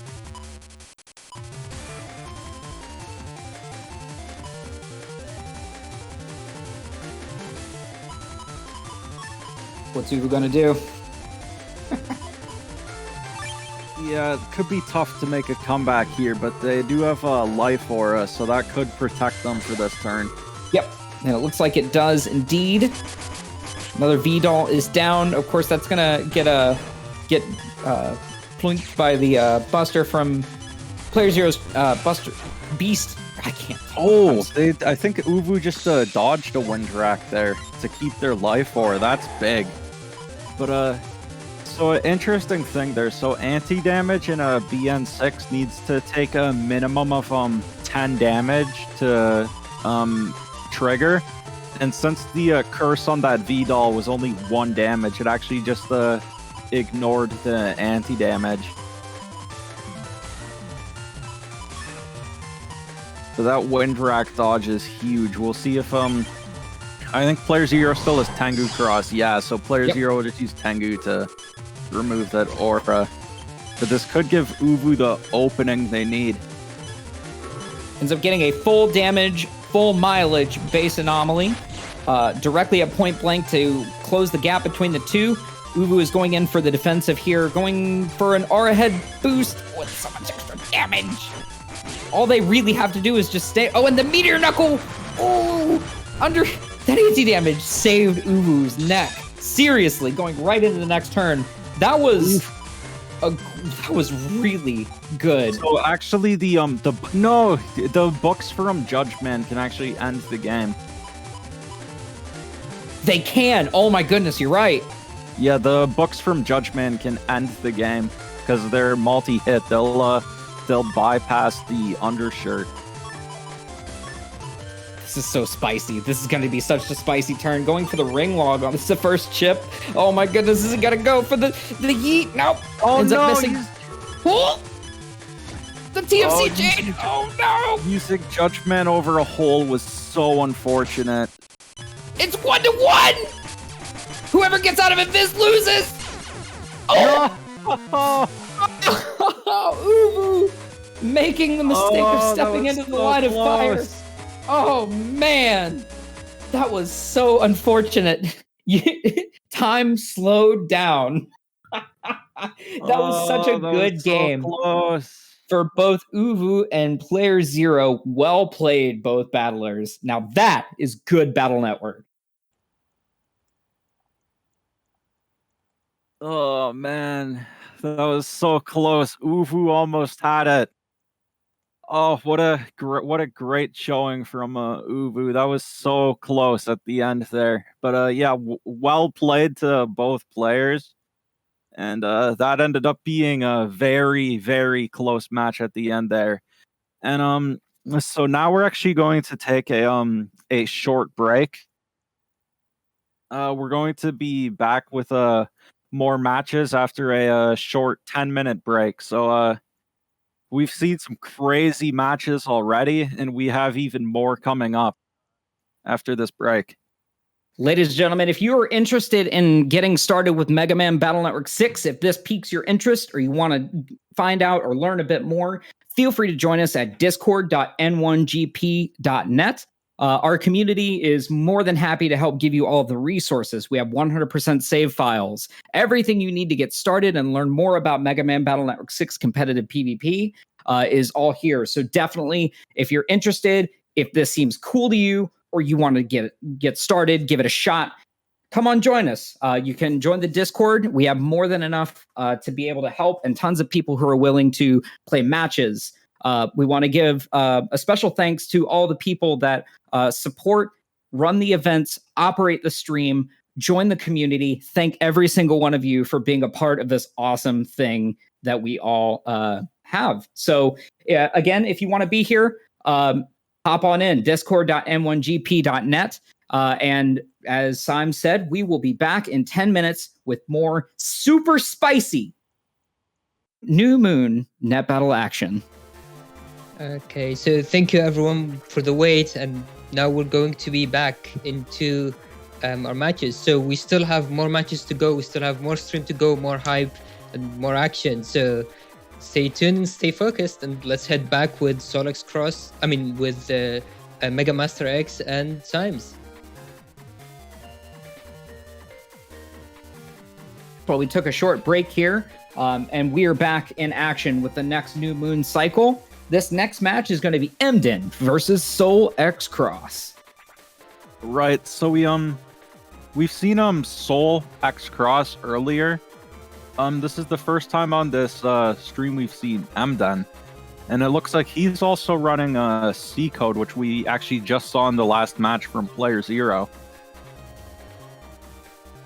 Yep, and not to mention, you know, we did see Soul just a little bit ago playing, and we definitely know that Soul's use of Gregor is really, really offensive focused. You've got base, tons of power in F code, Fire Sword, Muramasa, tons of gap closers. It's a pretty balanced folder all across the board. Now, MDun's folder, we're seeing another C code folder. Also, well, we don't have Circus Man, unfortunately, but we're seeing Cross Divide as the Giga for this folder. Not a very common Giga that we see in competitive play, but in the right situations, in the right hands, it can be a very effective chip.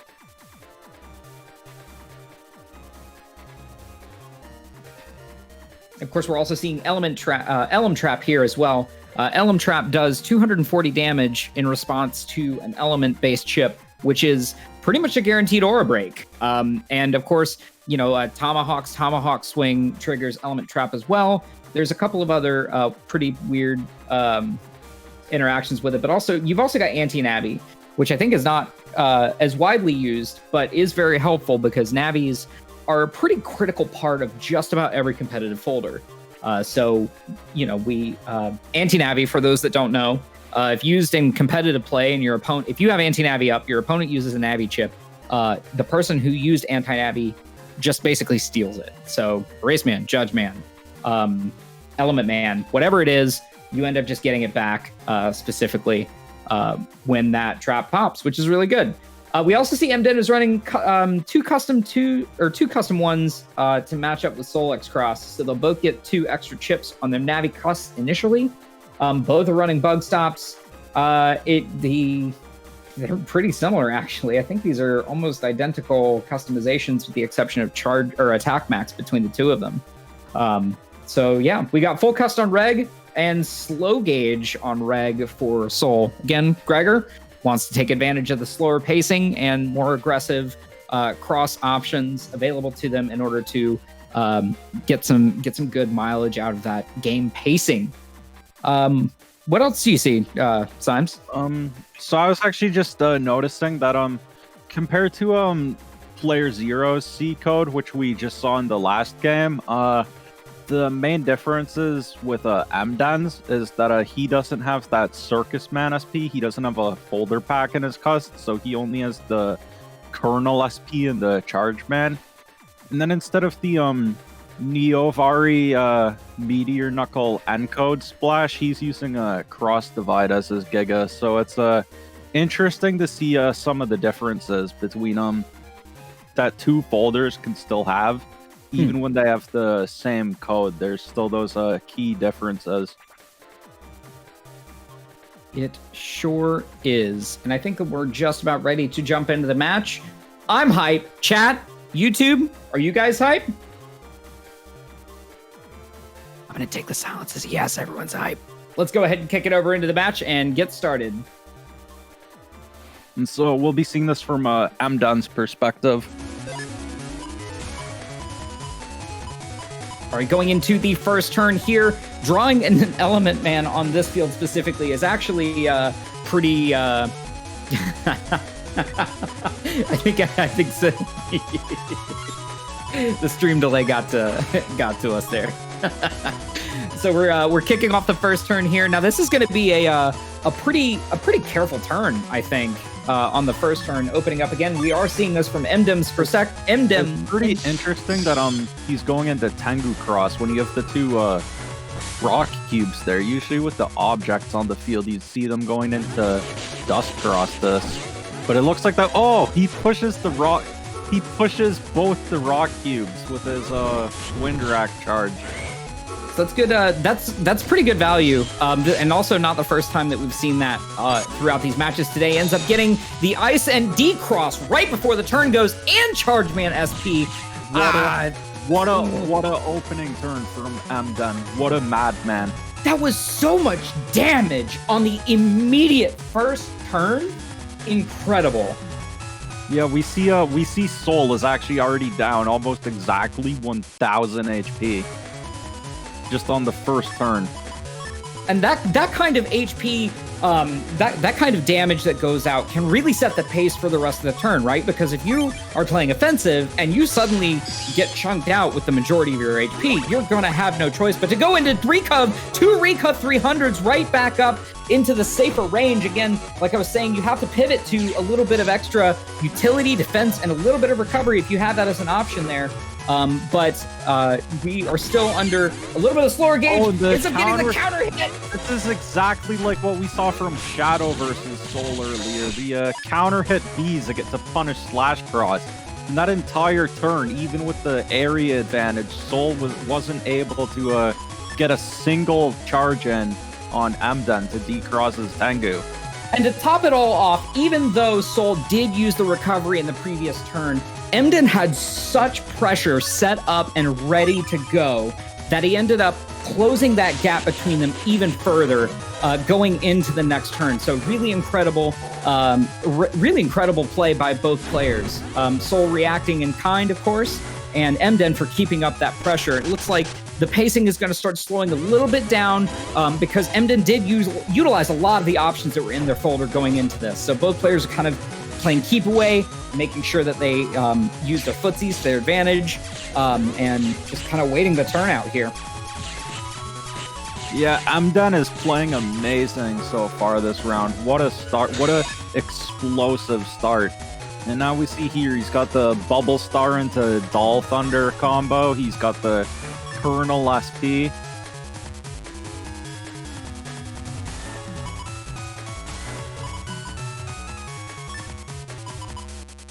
Absolutely incredible. So like I said, Emden blew through a lot of really aggressive chips in their folders. So they're having to kind of play a little bit more carefully as they go through. Now, Soul did use Windrack there. It ends up getting countered, so Windrack didn't go off. He lost the Windrack to that. Oh my gosh, what a counter hit. That is so strong, but Soul does end up getting that aura out with that Slash Beast charge, like you were saying previously.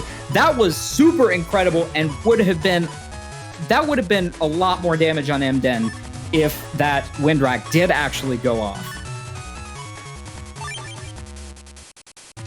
Yeah, I am so blown away by Emden so far in this match. Oh, and he gets the Colonel SP. He's got Colonel, and Soul is at 1 HP, and Emden has an Element Trap just waiting in the wings. So the moment that Soul uses an Elemental Trap and he ends up whiffing the barrel, so that would have been a huge chip in order to close that out as Emden clears round 1. Oof. If I was Soul, I would be so mad right after that. That was incredible. Honestly, that just, again, setting the pace for the game by having such a clean first turn, it really does tilt a game one way or the other. That's not to say that either of these battlers played or did anything wrong. It was just really luck of the draw. I think both of these battlers have a pretty high level of skill overall, and both played the best that they could with what they had access to. Ooh, this is already a big response from Soul. This time Emden did go for the Dust Cross turn 1, and Soul was ready with that Magnum. And now he's got this SoulXCross with the slow gauge. Holding on to that and TFCing into Colonel was pretty wise, because there could have been a defensive option. Defensive options are usually pretty common to see earlier in the game, and a little less common it's common to hold on to them a couple at least in the late game. Man, but those boulders are so strong. That one on Soul's area just took the Colonel like it was nothing. We see Bubble Star Doll Thunder on top of it. And the fire hit 3 on grass. The grass panel. This could be 700 damage. To say this turn will be explosive is a vast understatement. Oh, because also he's in full synchro on top of it all. So Soul needs to cross cancel and get out. He has to beast out or cross cancel in order to get out of the situation. He doesn't cross cancel. He didn't. No. Oh my god! But we see the life aura. Oh, that was tough. That was a tough call on Soul's end. I'm wondering if he opted not to cross cancel because he was hanging on to Life Aura. The fact that he hasn't used any other chips this turn. Now we see why. Look at this slow gauge /cross. Look at all the damage. Look, Soul has already evened it up. Mm-hmm. Well, we see there why he didn't cross cancel. We see the power of /cross with a Life Aura. To give a little bit of context, if you hang on to, you can hang on to the chips that you picked in your last turn or have left from your last turn by just hitting OK on the custom screen. But if you opt to change crosses or even beast out, that wipes your previous turn's choices. If you cross, you can keep them still. If you can, okay. That you lose them. Got it. Sorry about that. It's okay. Don't worry. Cross div to clear out the aura. How is he going to follow it up with a Judge Man? That is going to pierce Invis, but Soul managed to get a recovery off just in time to help kind of close that gap, mashing out a paralysis, getting a trap set up there. Okay. Oh, wow. What a dodge from Soul. My heart stopped for a second. Wow. Soul is playing these footsies. But we do My goodness. Ooh, what is Amdan gonna do here? He has Charge Man, but with only at negative area, that's not gonna be at its full power. Oh, this is so close. A decision is being made right now. You can tell just by no movement on the custom screen, kind of thinking, how are you going to structure this turn? How are you going to close it out? These are critical moments in net battles. Starting out with a Raceman, TFC to barrier 200, Soul taking the defensive on this one. A smart play to avoid his trap getting taken care of. Area grab down. Let's see how Soul's going to respond. He's going to keep, I think he's just going to keep the /cross pressure out. He is no longer in the barrier. Is he going to be able to hold it out? Charge Man is going to end up hitting, or whiffing, excuse me. It's so tough. One hit, one extra hit. Oh no, Soulless Rush. Oh, that's going to close it out. No, it's not. He has, it's just one buster shot. Oh. Oh my god! Oh my goodness! So Rush didn't paralyze there because Tomahawk Cross has a status guard, so you can't be paralyzed if you're in Tomahawk Cross. But it still will consume the Invis chip. That effect still stays, but the paralysis does. That was an incredible match. This has been a good one, honestly. Ooh, it looks like Emden's gonna opt to go into Dustcross again. Let's see if Soul will be able to answer it. Soul does have that F code with both Machine Gun 3 and Magnum, so that is loaded with cursor chips to take care of Dust.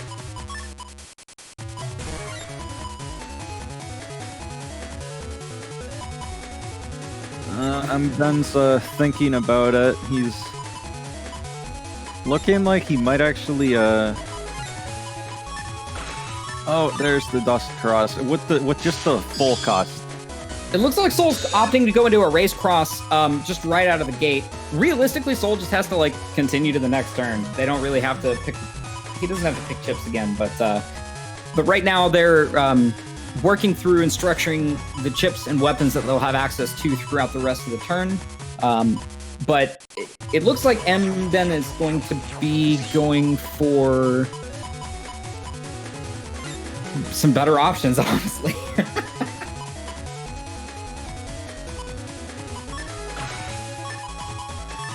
And now it looks like Emden's going into a Spout Cross with the Bubble Star.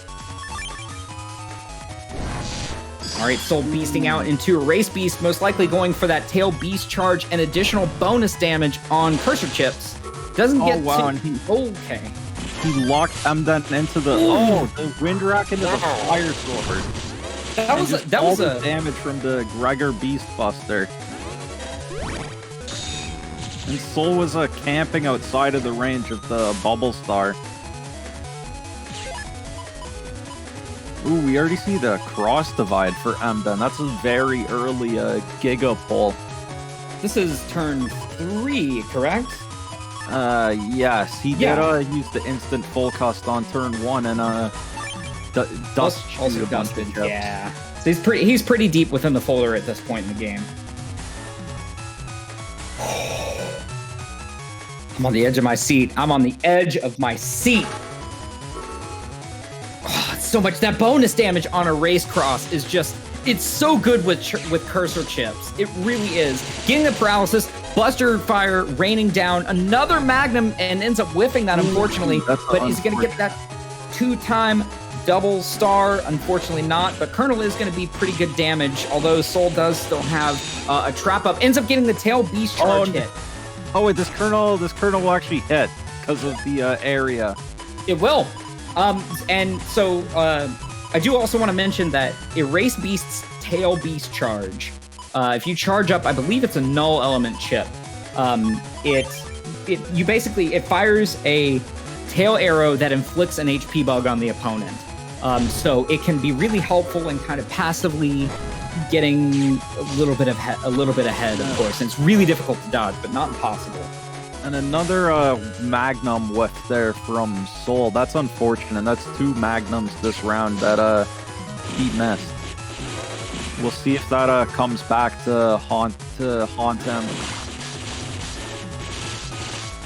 Getting hit with that now. Of course, that does expire. Let's see if Soul decides to go into /cross to keep getting some pressure up at this point. It seems to be in the point of the match where I think Soul can start getting a little more aggressive.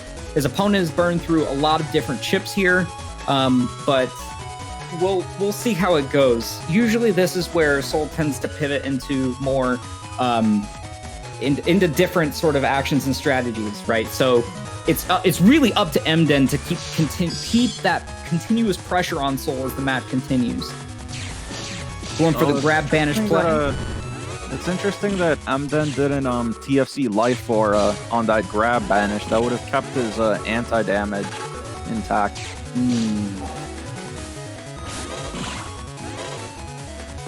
I think he's probably gonna wait until he's gonna lose out on the element, man. But you've got to. I don't disagree with what he did there. This could be he has no way to.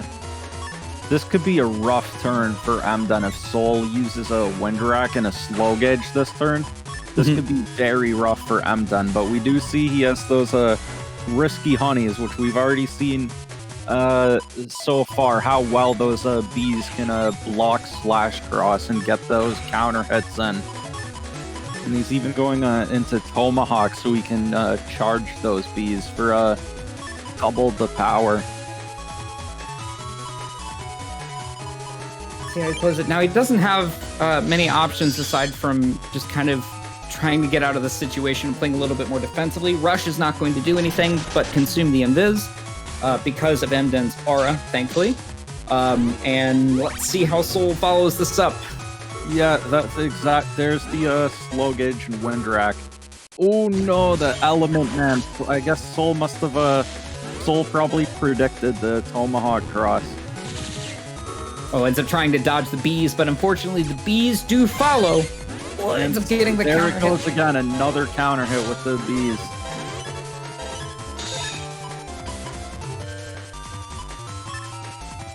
Ooh, I'm not sure how low Soul's HP is right now. But with this, if Emden manages to land this cross divide, it will be very close. And he already got rid of Rush, so he's free to use this Invis. Now, of course, Emden has to remember, too, that they are still under slow gauge right now. So it's pretty likely that we'll see maybe both Invises. Soul could still TFC base on this Invis. That is true. Wow, he still has a lot of HP left. Ooh, okay. Life aura, okay. Okay, I think all considered that's pretty. There's not really much you can do. You just got to get the chip out of the way. When you see your opponent going into Tango Cross, you just have to accept your fate. Okay, both exchanging area grabs here. Now, of course, Emden is under Invis and is able to freely cross divide Can he land this? Oh no. That's I sad. think one of them will connect. Yeah, partially connected. I wonder if MDead had a meteor knuckle instead of cross divide, that would have been much better for him here. I think he could probably close this turn with Elm Trap and be pretty safe.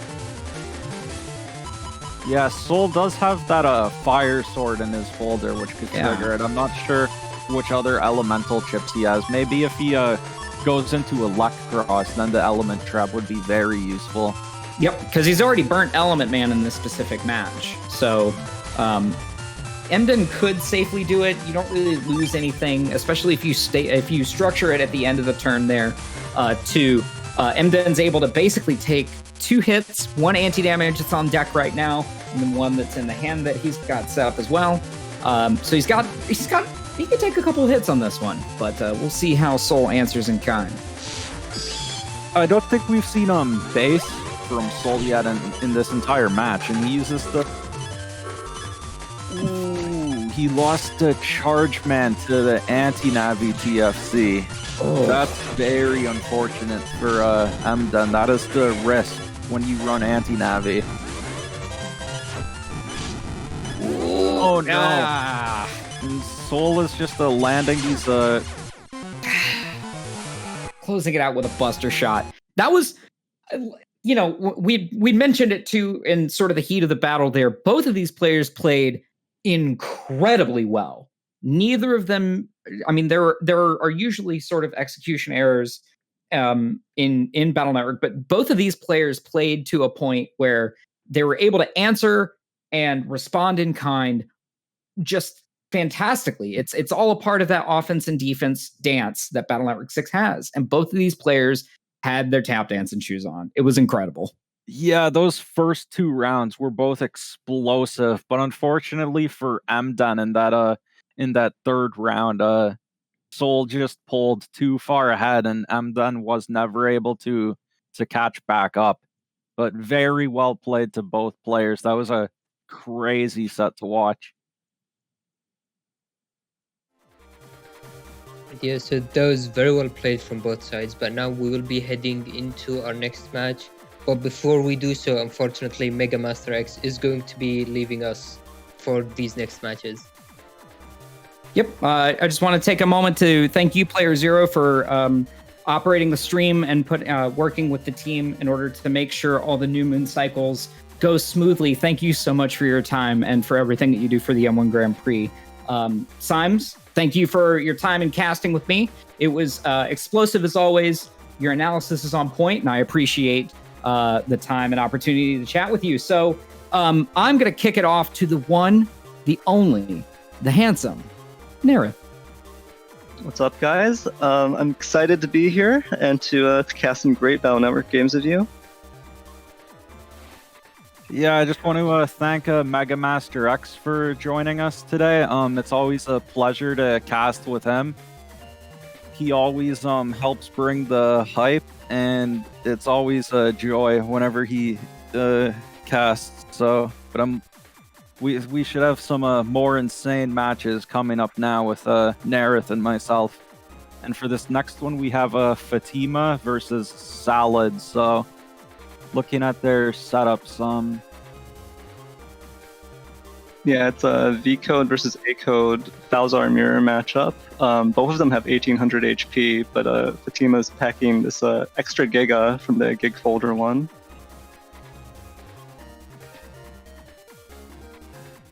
Yeah, we see Fatima has the hub BDT with which is always very strong against the Salad with a hub batch.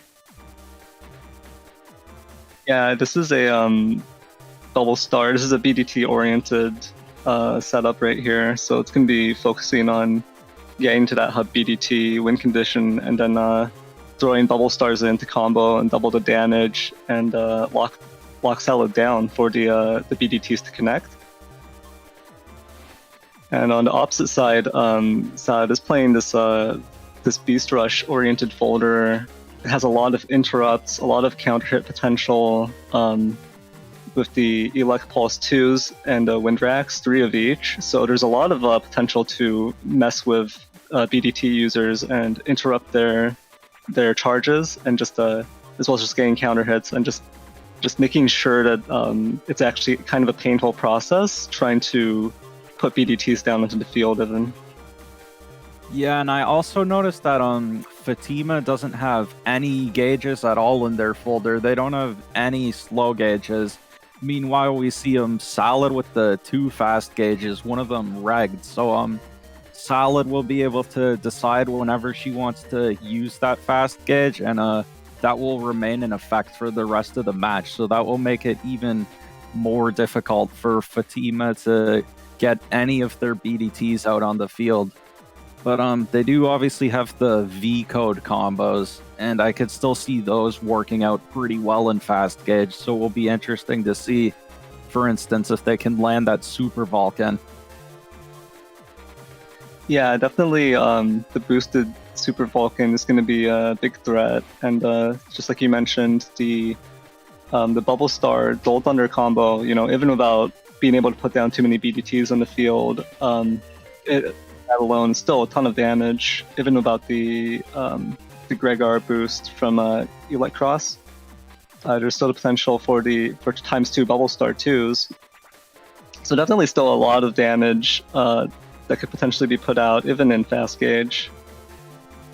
Yeah, I think it's interesting that they opted for the Doll Thunders instead of Elect Dragon. I know Doll Thunder is a little bit more damage, but the utility provided by Elect Dragon with the cracks, and also being much easier to land without the Bubble Star confirm, I think more than makes up for the slightly lower power. But we'll see how the Dual Thunders work out for Fatima. Yeah, definitely. It's an interesting choice. I agree. The Elect Dragons, they have so much utility, but it is going to be a hub batch matchup anyways. So in the end, the boots, the shoes are going to kick in and prevent the cracked panels from having too much impact.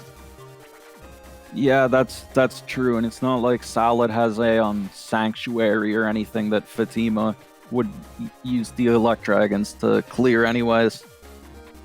But I think with that, we can head right into this match.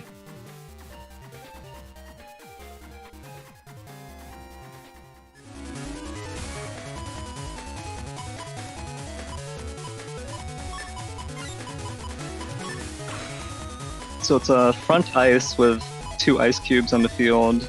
So this field configuration tends to draw people into going into Dust Cross most of the time, trying to get that extra 200, 400 damage from those ice cubes.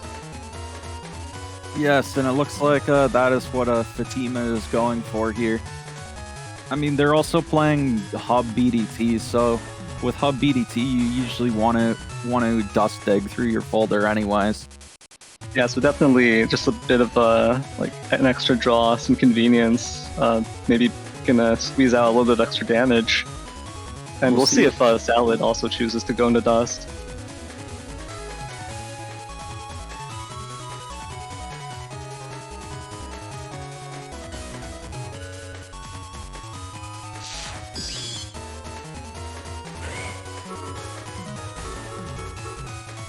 And so Salad does also go into Dust Cross, but it looks like Fatima was actually faster.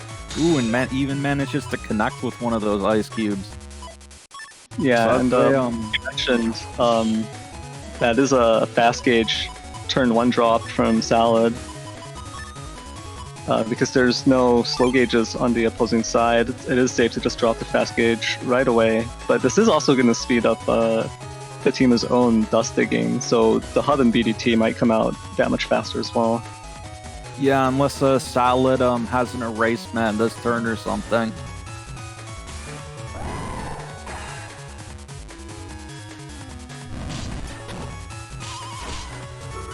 Ooh, and we already see Salad beasting out and going straight into the Elect Pulse Windrack combos. And with that ice is actually really interfering with Fatima.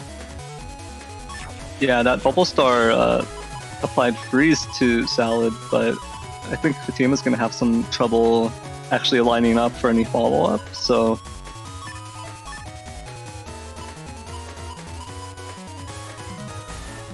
Yeah, you might even consider, well, I guess with Salad, I was going to say you could consider going into Spout Cross with this ice, which it actually looks like Fatima's doing. But with Salad having the Elect Pulse Windwrack combos going into Spout's actually very risky here.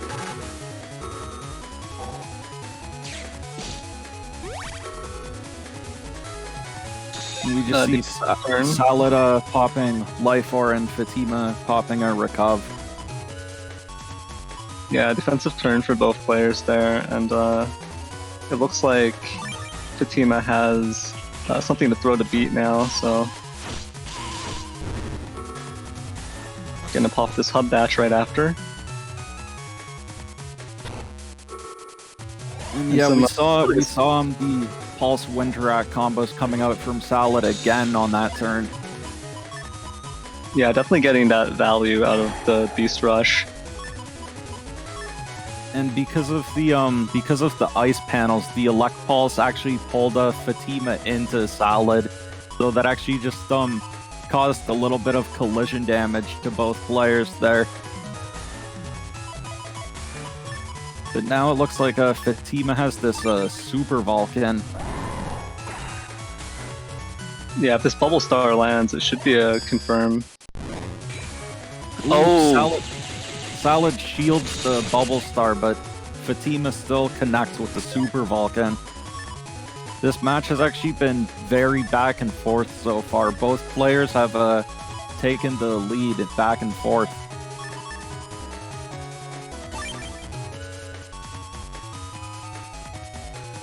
Yeah, and it looks like a BDT drop this turn for Fatima. Oh, but this is going to be a 3-hit Spoutman SP. It's going to leave Fatima frozen here.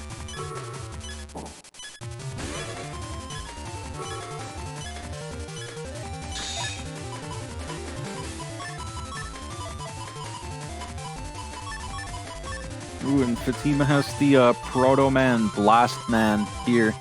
But it looks like they're opting to go for a Recuv this turn instead.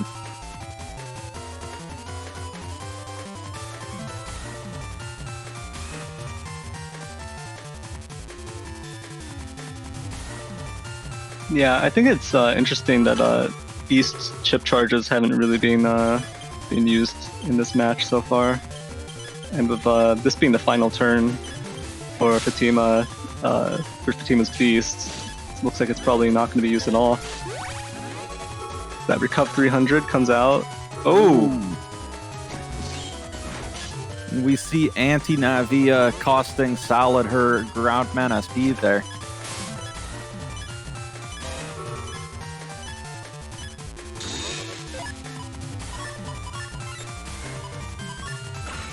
Out of all the chips in this game, I think Anti-Navi is probably the biggest example of a double-edged sword. It can be so clutch, but it can also really hurt you if you're not careful about how you use it. Yeah, Anti-Navi definitely also kind of limits the player who's using it. Yeah, it's a very high risk, high reward chip for sure. And that so there's the Bubble Star Dolt Thunder combo. We actually do have a bit of a just a bit of a freeze there, but it recovered. Both players popping in a trap at the end of turn. These holy panels look like they're going to be a pretty serious problem, though. Yeah, Fatima already used Element Man, so they have nothing left in their folder to deal with these, and they don't have access to Dust Beast charge either.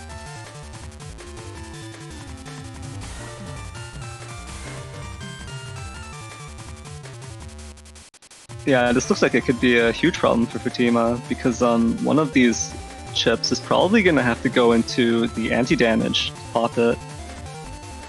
And the other one is only going to take Salad down to about half of her remaining HP.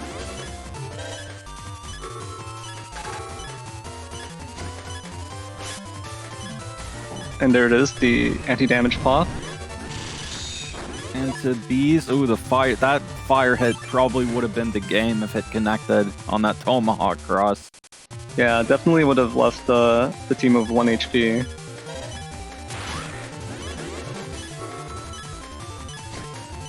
I was gonna say, when Salad uses the ground cross charge shot, that moves her to the front panel, that would have been a good opportunity for Fatima to use their Blast Man SP and get the full damage out of it, but unfortunately they were too late and Salad was already back on the holy panel. They seem to just be... I was gonna say, that would be a strange beast over... Oh! That was actually a great play using the Tengu Gust. Yeah, sucking Salad into that BDT right there. And that was damage. on a normal panel too, so got the full 200 damage.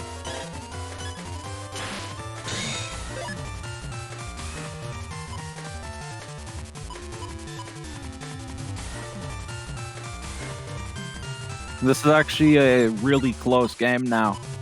I think Salad has the lead on damage judge because Fatima had recovs and used them, so if this goes to damage judge...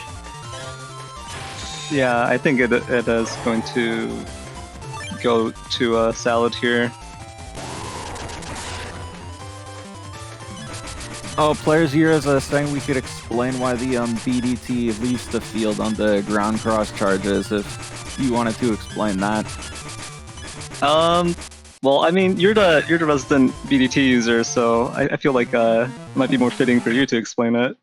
That's a good point. So, the way ground cross's charge works is, when you use it and go underground, you temporarily, as Salad's saying in chat, it makes you count as a completely being off the field for a few frames. And when you're off the field, if the BDT's on the back column like that, it will just leave the field.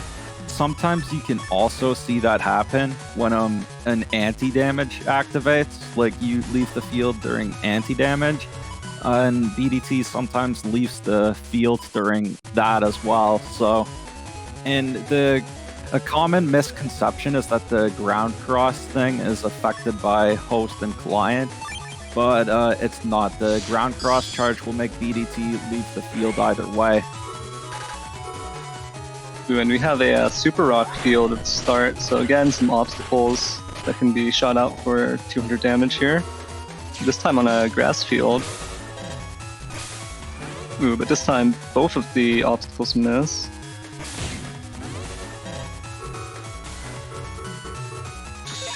The turn 1 fast gauge drop again. I was really surprised in that last match at how much value those BDTs actually were getting at the end of the game there when both players were running out of chips. So even under fast gauge, still managing to squeeze out some of those BDTs and pull Salad into one of them, that was really good value still. Yeah, definitely. In late game situations, when both players are out of chips, having that BDT active is a huge benefit. But Some really disgusting Beast Rush combos coming out, just huge amounts of damage being dropped onto Fatima by Salad here. We do have a grass field though, and Fatima does have Blast Man SP, so that could, if that lands, that could narrow the gap in their HP.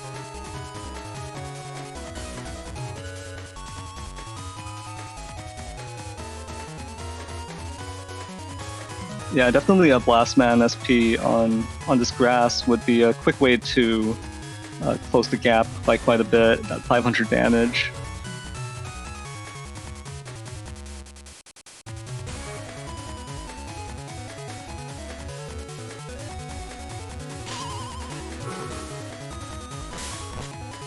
Yeah, we see another Elect Pulse 2 come out from Salad. So for anyone in chat who's new to the game, The reason why Elect Pulse 2 is so strong is because it applies drag to your opponent, and drag even like the status guard from Tomahawk Cross doesn't stop drag, so drag cancels whatever your opponent's doing, like it interrupts them.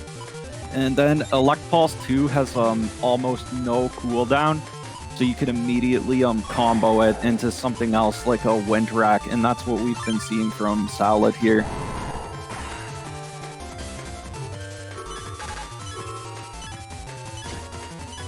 Oh boy, this is gonna leave Fatima with only 19 HP.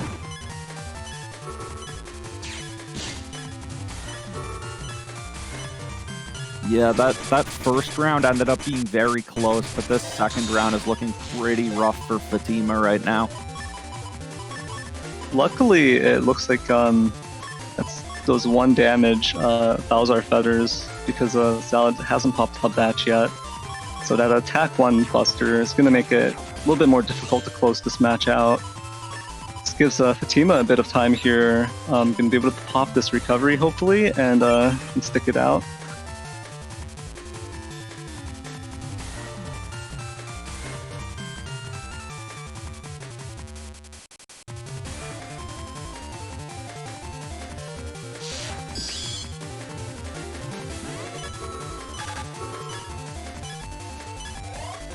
And we see Salad using a trap.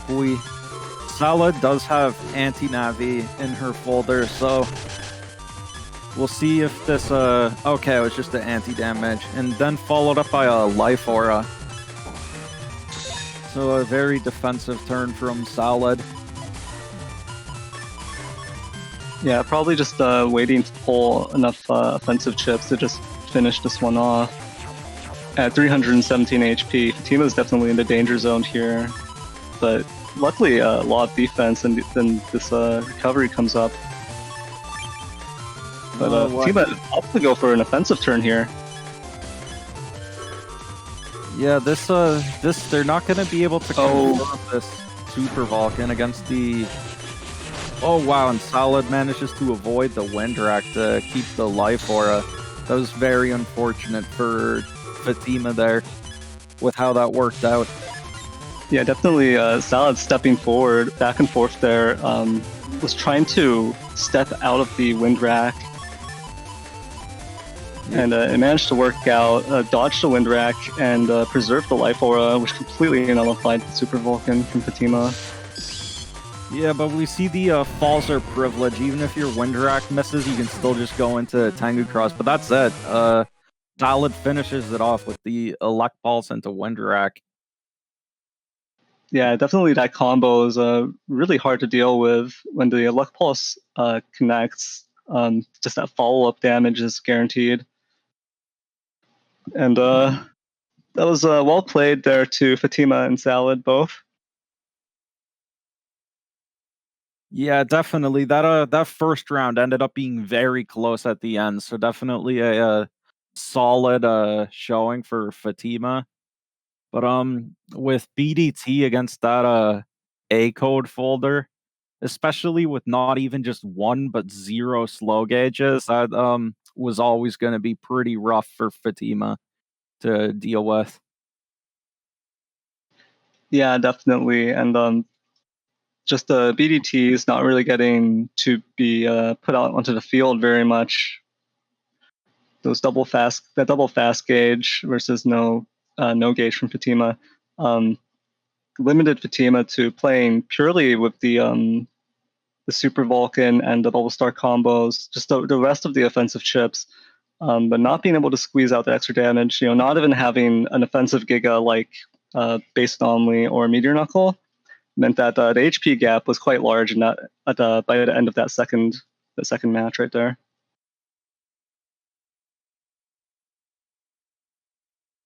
Right, but getting into our next match, we have Maple against Pie Burritos. So we've already seen both of these players earlier. Maple is running a G code BDT, and Pie Burritos is running the Gregor Chonk build. I'm actually pretty familiar with both of these types of builds, but I'd like to hear what your thoughts on them are, Nareth. Well, I think both builds are generally acknowledged to be pretty top tier, especially for the respective versions. BDT builds, especially this bubble star, just a standard bubble star with uninstall in G-code to make these BDTs easier to land, get that extra damage. Definitely considered one of the higher ranking builds, one of the higher ranking folders in Balzar. And same goes for the Chonk Gregor build. So it is going to be a clash of the titans here in terms of their builds. And each player repping opposite sides too. So I think it's going to be pretty interesting to see how this plays out. I personally don't think it's like there's a huge disadvantage to either build in this matchup. So I think it's going to come down to just like how soon a BDT comes out. I guess a notable thing is that it's going to be slow gauge for sure, because looks like 3 slow gauges in play here between the two of them. So it is going to be a situation where we're just going to see some brutal turns, tons of damage being put out, most likely from either the BDT, just flooding the field and oppressing the Gregor player, or the Gregor player gain some solid beast chip charging turns in, or possibly just slash cross turns as well. So it's going to be interesting to see for sure who comes out on top in this matchup. Yeah, for sure.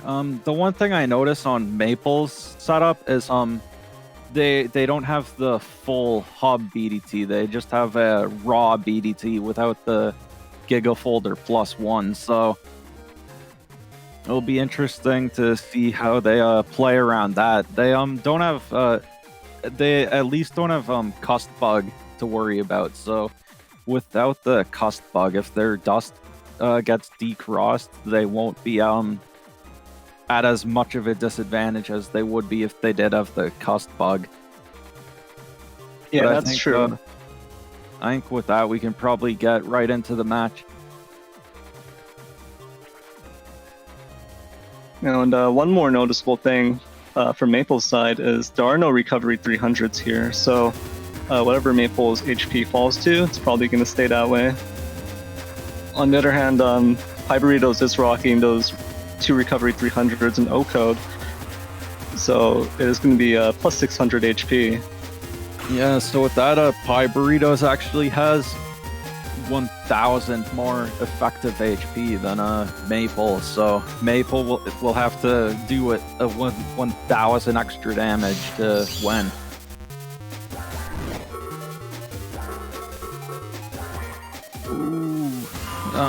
Pie Burritos avoids the Bubble Star 3.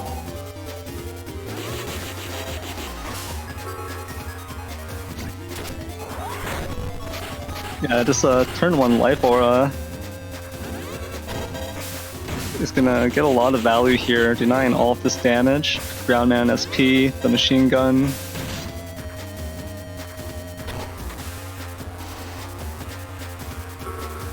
Ooh, and the Judge Man coming out from Pie Burritos. Ooh, yeah, and that could be a really big problem.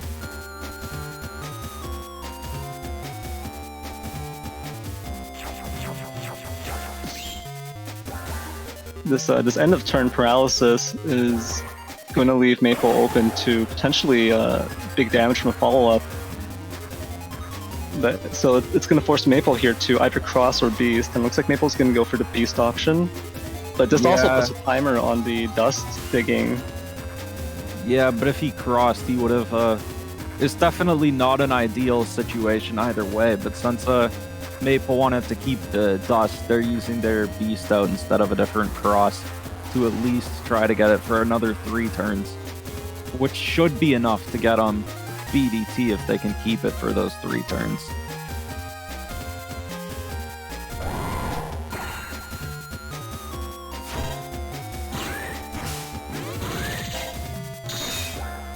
Oh, and there it is already. But Yeah, it will, there's the BDT. as long as Pie Burritos is in this charge cross, it will be tough to actually confirm the BDTs, because as we saw earlier on the stream, I think that was also a match with Maple. The charge cross can just charge tackle the BDTs.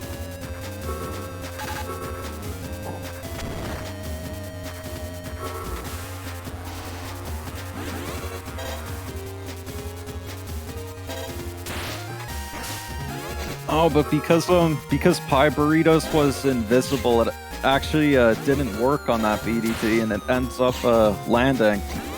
Oh wow, and already 2 BDTs have connected. That's 400 damage right there for Maple onto Pie Burritos. And so you mentioned that 1000 effective HP difference. Already almost half of it has been closed up by BDT. Yeah, even after Maple lost so much damage to Pie Burritos' life aura on that first turn. We do see the Bubble Star 3 now, along with Uninstall. So this is kind of interesting. There's a bit of an area advantage here for Pie Burritos. Oh, that looks like Kernel Force. Oh boy. Oh wow, Maple managing to buffer this anti-damage out, blocking almost half of that Kernel Force with 1 anti-damage.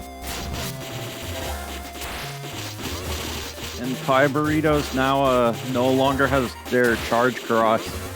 That was a great play from Maple to avoid a lot of damage from that Kernel Force. What's interesting here, though, is that Pie Burritos placed their cards right from this position. This could be a very hard turn for Maple to deal with. Still having Beast and potentially the Gregor Beast. Yeah, here comes Erase Beast. And there it is. Here comes Erase too, and the barrier 200. And now we should start to see some of those Erase tail air. Oh, it missed. Oh no. That's very unfortunate. Okay, that one connects, but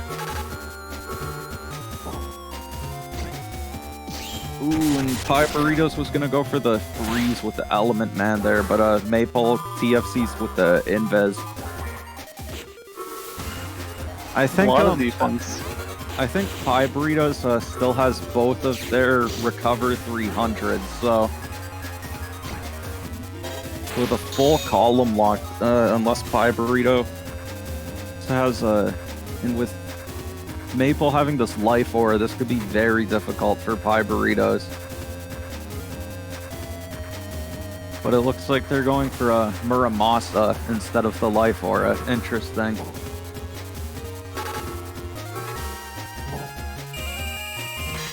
Dude, this Sanctuary is probably going to get nullified this turn by the Okay, Element. it looks like Pie Burritos is the client. Oh boy. Oh.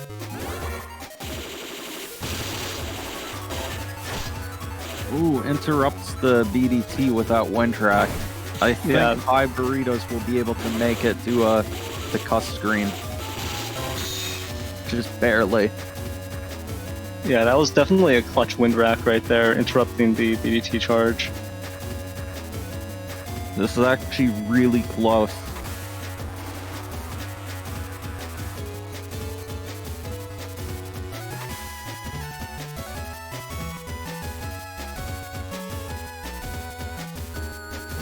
Sir Kalon asks in chat, is BDT permanent or does it stay for a couple of turns?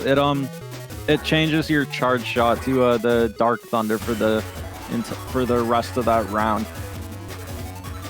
So and it's the same thing with Bug Risers, the Bug Riser Sword Giga. They're both permanent in their respective versions. Oh, so the Life Aura comes up to protect from that Erase Man SP, but it still destroys the Life Aura, of course. And now Return Erase Man is going to take Pie Burritos down to 9 HP.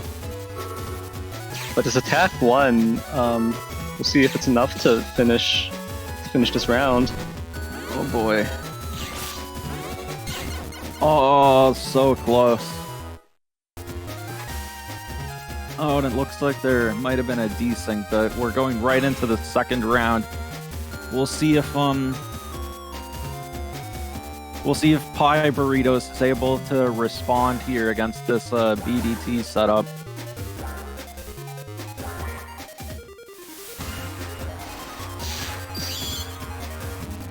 This early charge cross, I'm not really sure I agree with it. Yeah, against the BDT, I find it's usually better to save charge cross until after they've actually popped the BDT. And we already see both bubble stars in Maple's hand.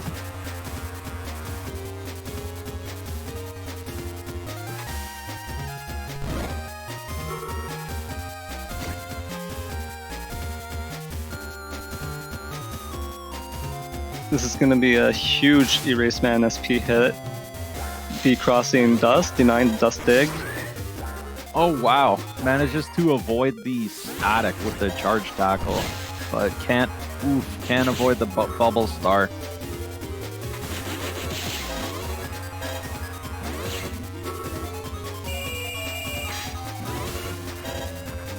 Both players losing their crosses on this turn, taking some pretty hefty hits.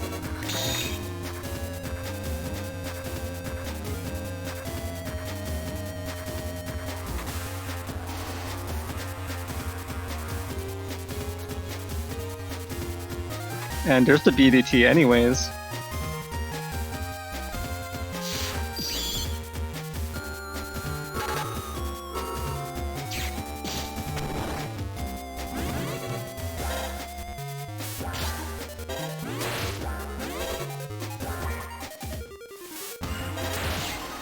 Oh no, stepping off of the holy panel and taking the BDTs on the back row instead. Unfortunate invis TFC on the Judgment, so they even lose their invis.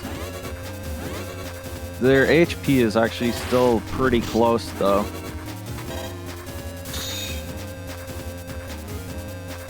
That Wood Dragon for Maple can get rid of this holy panel though for Pie Burritos. This is looking like it might be a beast turn for... Yeah, there it is. Pie Burritos going to erase beast. Oh wow, the double counter. Oh no! Oh, and this won't even get rid of the holy panel. Gonna have to use that with Dragon. If he used that erase, if he just stayed on the top row for that ×2 ground man, that would have been huge. But Pie Burritos didn't move into the center for that erase man, so gonna lose quite a bit of damage and taking some of these BBTs in retaliation. But somehow out of all of that, Pie Burritos now is up by about 500 HP.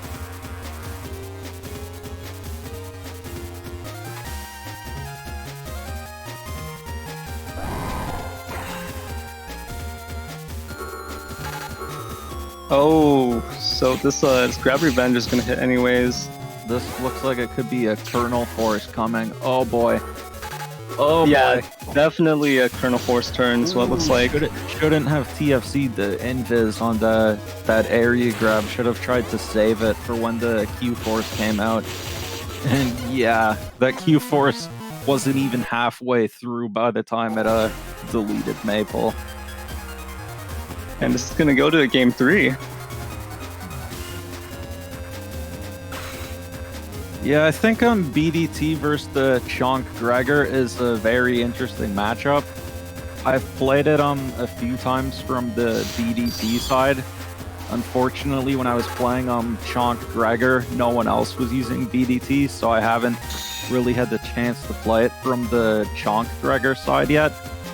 But I definitely think it's a pretty even matchup. I think it can go either way. It just comes down to like the exact folders and whoever is playing better.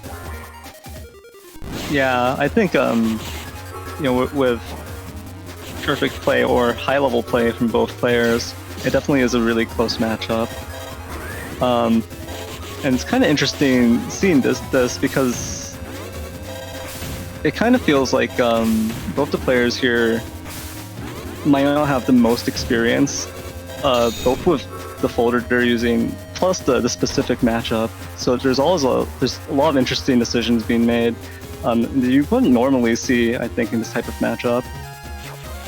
Yeah, like dust shooting bug fix. But I mean, he doesn't. he doesn't have a cust bug or anything, so it's not that big of a deal. But yeah, generally speaking, bug fix is something that, you know, when you pull it, probably don't want to throw it away.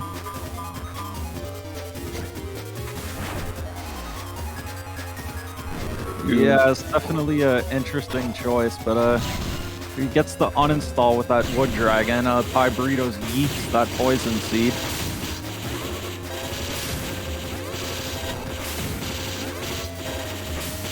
And so we see actually one of the kind of biggest weaknesses for the Chonk build is actually just SoulXCross's normal charge shot with the since it makes cracks can actually be pretty annoying to deal with for the Chonk build. And now we see that Maple has drawn their BDT, and Pie Burritos is going into a race beast. And actually, both players are now just camping on those holy panels.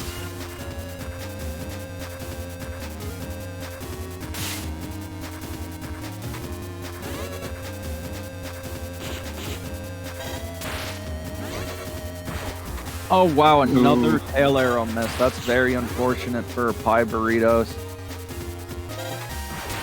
Wow, Oh. 2 in a row. Maple is using Ultra Instinct right now. Yeah, and the big thing here is actually that this is gonna let Maple just cross out of dust willingly and avoid taking that ×2 hit from the erase tail. Yeah, if I was Pie Burritos, I would be pretty mad about that right now. But we'll see how they respond. Ooh, and it looks like Maple is going for Life Ore, and they still have that holy panel. Erase Beast charge cannot break through Holy Aura, so if Maple just sits on that... Oh, but they got rid of it.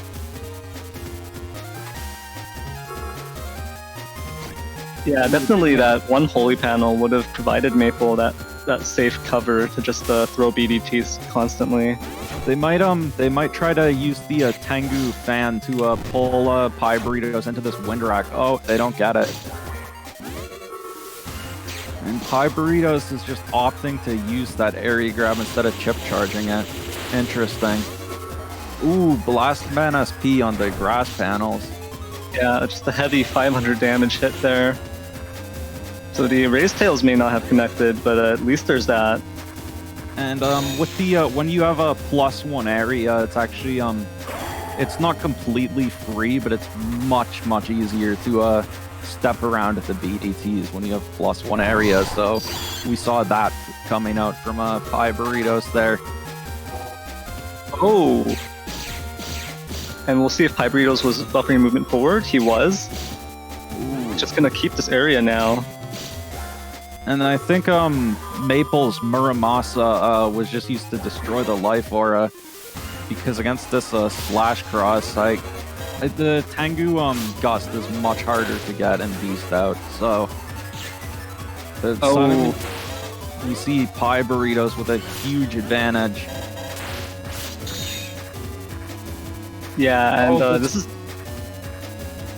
is definitely something that can happen in this matchup, is where the Gregar player, when they get this area advantage and they just start abusing the crosses, the damage output is really comparable to BDT, if not, a little bit better. Obviously, there's no paralysis, but you see Maple on the back foot. Against that Groundman SP, that was actually very good for Pie Burritos that they crossed out a slash there. And this is looking like that's going to be the game. Yeah, Pie Burritos closing it out with that P shot at the end there.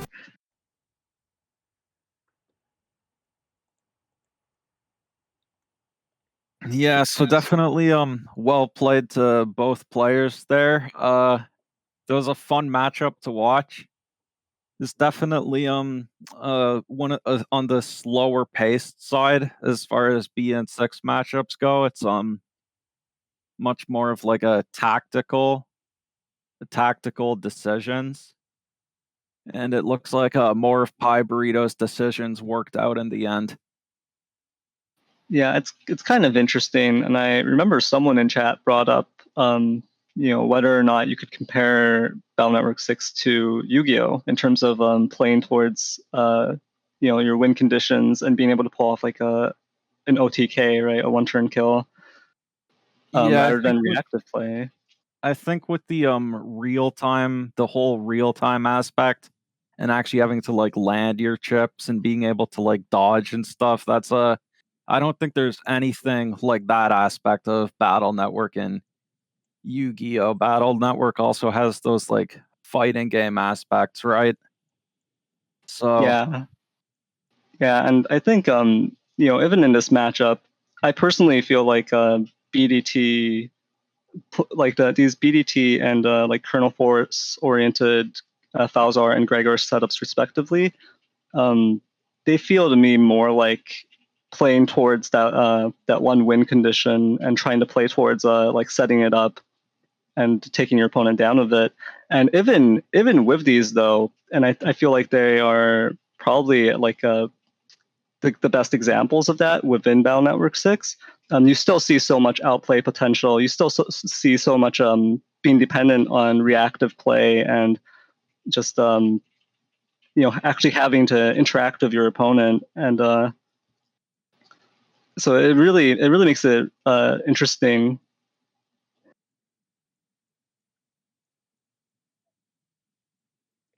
Yeah, so that was very well played from both sides.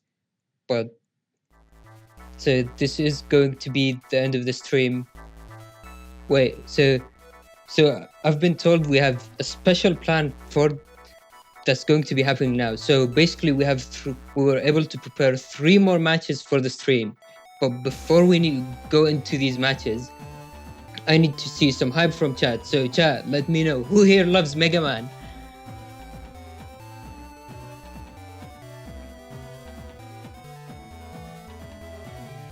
yeah, and so that's also actually going to be it for me for today.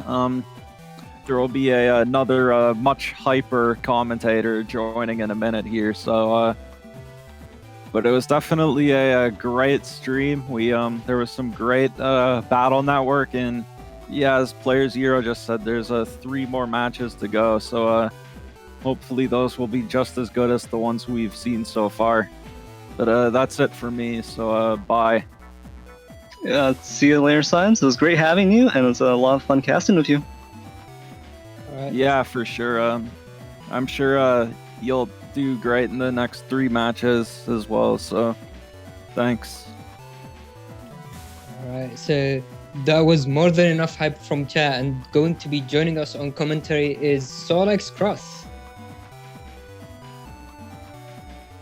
Hey guys, thanks for having me here. It's time to get the hype train going back up again. Time for more Battle Network. Let's go. All right, we'll be going into our first extra match with playerzero vs SoulXCross. So we have playerzero, aka Zero Guy. His setup here on the left. The C code, we've already seen it, of course. The Circus Man SP. And of course the Neo Variable Sword. Okay, so every time I look at Zero Guy's folder here, the more dangerous it looks, Meteor Knuckle scares the hell out of me. Okay, so Meteor Knuckle obviously does, approximately 300 to 800 damage depending on your spacing, right? Now, with playerzero's luck, he tends to hit 600 to 700 more than ever on the lower end, right? Now imagine being in SoulXCross when that happens. Yeah, it's a bad time. It's basically a meme within the community. When you're playing against playerzero and you see the words Meteor Knuckle come up on your screen, it's just like, all right, I guess it's over for me.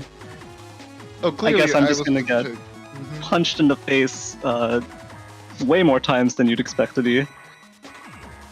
Of course, like what more would I expect? You know, it's player zero. He's a savant.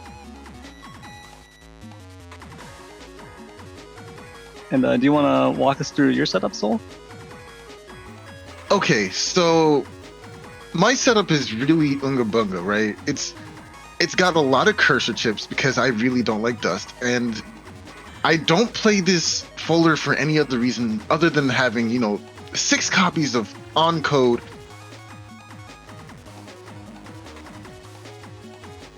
My folder too. So I guess you can play Muramasa and everything, right? So there's no real other reason for me to play this folder other than those 2 reasons, right? So it's really all about those cursor chips.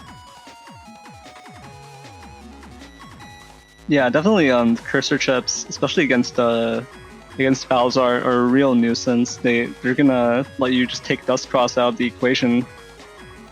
That's right. Also on code, well, not rather on code, but in the folder, I am running a panel return. The singular panel return there is supposed to be an out because I only have float shoes.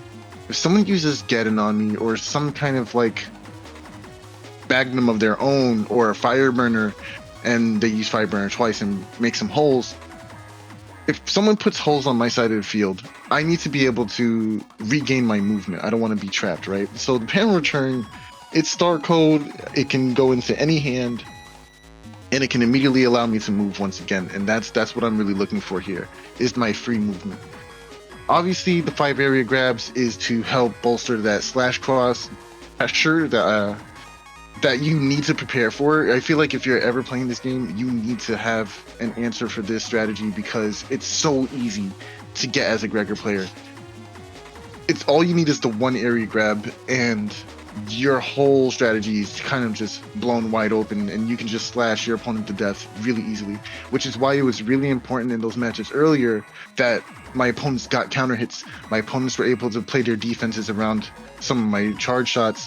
It's really important to be able to play around that kind of pressure. Yeah, definitely. And so it's interesting to see here because both of these I would consider them kind of unorthodox setups coming from both versions. This F code from Gregor and then C code Valzar. Well, C code in general, right? So it's going to be really interesting to see which one comes out on top here. And I think we can step into the match. Yes, sir. Let's get it.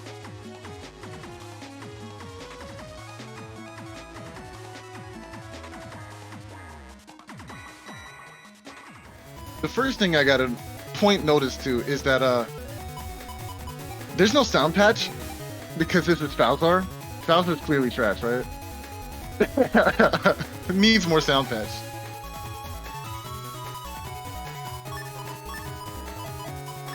So I don't know what you have against the just standard battle music. Okay, you know what? It's not like I have anything against it. But I've been in the server for almost 6 years. So I've been hearing that theme for almost 6 years. You know what I'm saying? Like, oh yeah, like this theme probably plays in your sleep, right? Yeah, it really do. It really do. So it's nice to be able to step back and get something new, you know? It's really refreshing. So it's going to be a pretty interesting start, I feel, with this field especially. These conveyor panels, they can enable some hijinks with area grabs and area locking. If someone steps into the wrong panel right here, they might not be able to step out. Like, if we look over at playerzero's folder, or rather his setup here, he doesn't have float shoes or air shoes at all. So landing on a conveyor belt pulling forward and an area grab will be a really bad spot.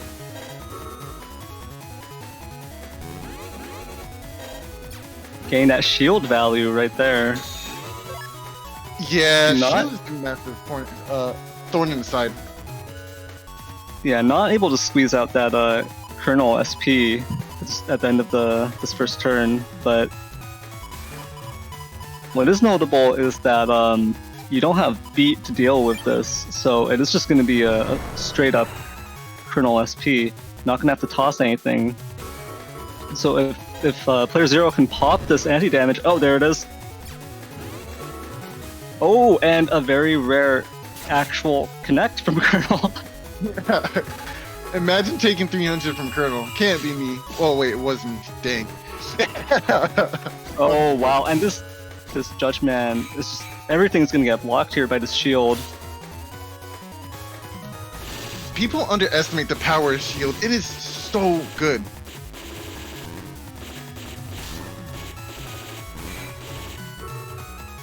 Trying to get some kind of buster damage in. I'm trying to do something here, but it doesn't look too good for me.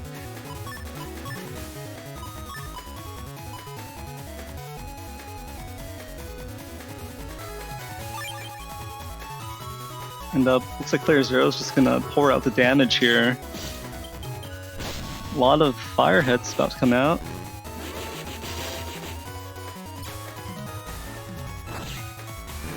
Ooh, and first one connects. Ooh, an Erase Tail in response to that. The Erase Man from player 0 is gonna miss here.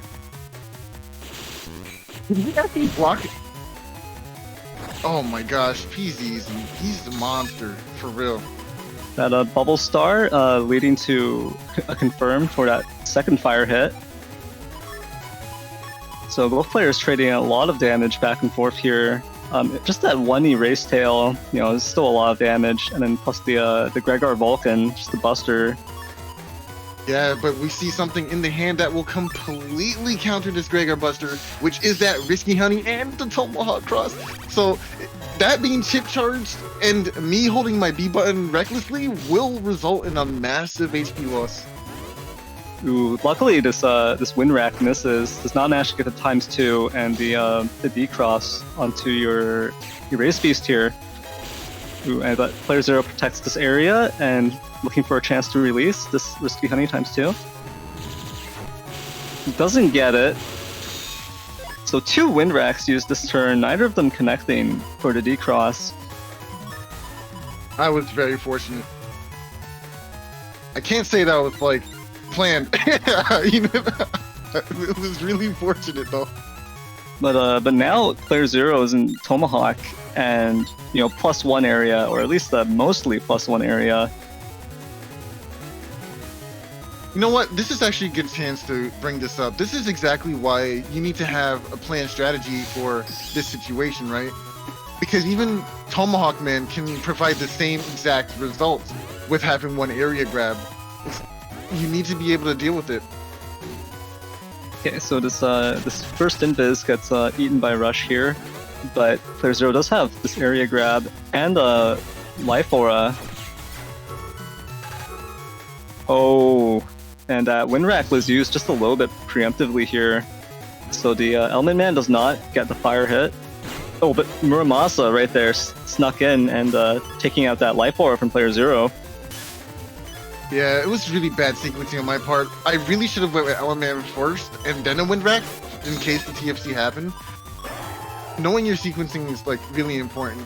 And so both players in crosses that have relatively short range here, not able to really confirm their hits. Player 0 going into Tomahawk Beast.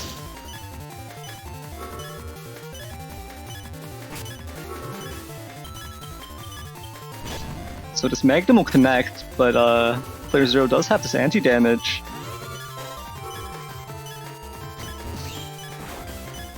Pops Soul's anti-damage with Settlement Man. And oh! Yeah, only one hit! Wow, only You one said hit. only one hit! I was like, yo, is this easy? Is this right? Wow! Oh, The one buster. wow. And then base comes down to close up the end of this match. So the first round goes to Soul. Yeah, there was actually a lot of lag in that first match. I ended up playing while I was at my school. So when we were talking about the match afterwards, specifically for that round, PC said that was a buffered movement, right? That he didn't want, and he accidentally stepped up because he kind of knew I had base there. It was pretty obvious.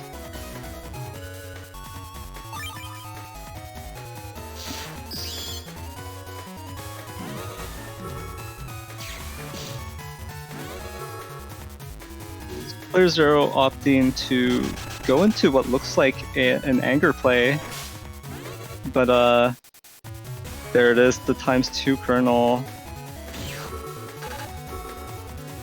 Ooh, and it looks like it's going to... It's just going to miss because of the area.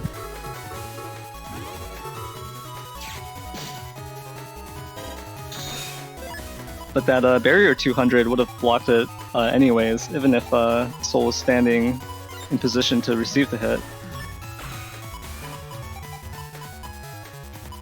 Player Zero looking at Tengu Cross here to remove this barrier 200, and then land a D Cross hopefully with this Bubble Star.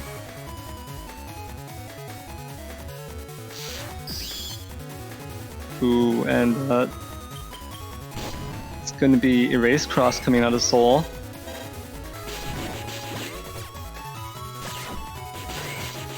Ooh, the bubble combo right there, doing double damage.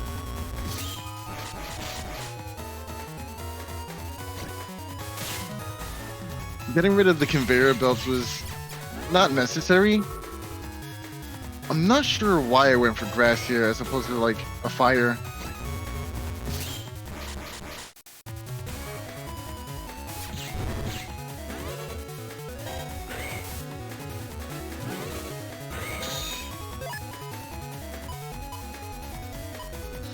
Ooh, and the 2 wind racks here. I feel like Player Zero might suspect that you want to go into Erase Beast this turn, so having these 2 wind racks here might be a really clean method of dealing with that. Yeah, going for a beast out here it's very obvious, yeah. But it looks like Player Zero might just lock in this this chip selection instead and not go into Beast. I think it's pretty smart, right? Because if I do go Beast, you threaten by making holes, knowing that I don't have access to air shoes, right? So either way, this wind rack would connect. But if a life aura pops up, then you still have the wind rack for the life aura, and I'm still trapped from the holes of the meteor knuckle. So that's a free, nice ×2 conversion, or a double hit conversion for double life sword with neo variable. I think it's a nice sequence to go into the next round with. I think the main problem is that that meteor knuckle, it doesn't guarantee that you're going to be trapped. Depending on where it gets used. In a corner, sure, but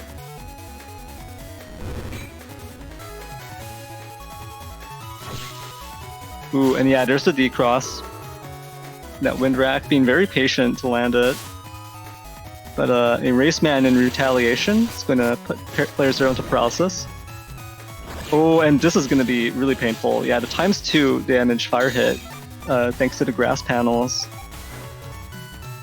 Really love the hesitation there that Prix employs when using that Bubble Star right hook combo, because you're using the Bubble Star to kind of take away some extra time on that custom screen, and then responding with a powerful hit just as the animation ends for that bubble animation.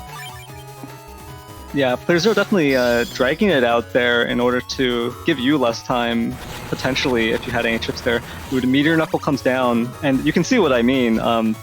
You actually still have a path to escape here, but Erase Man for the follow-up. The counter hit Soul down into to 55 HP here.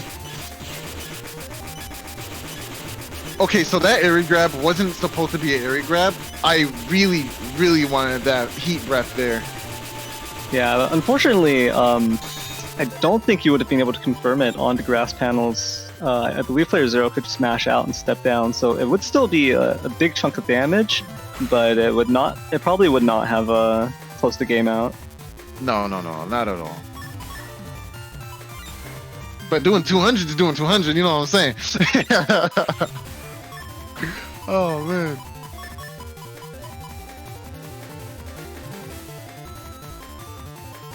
So a heavy defensive turn coming out from Player Zero here.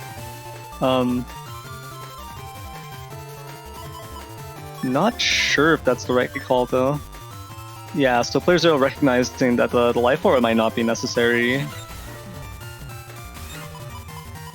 I Really think mulling the over the anticipation- options. Yeah, I think the anticipation here with this sequencing is base, right? Because Yeah, you're right now, definitely. 400 HP means base will kill at this range, right? So you really want to play around that kind of strategy. Ooh. Oh no, that is. It is gonna get eaten in that time freeze counter, and oh,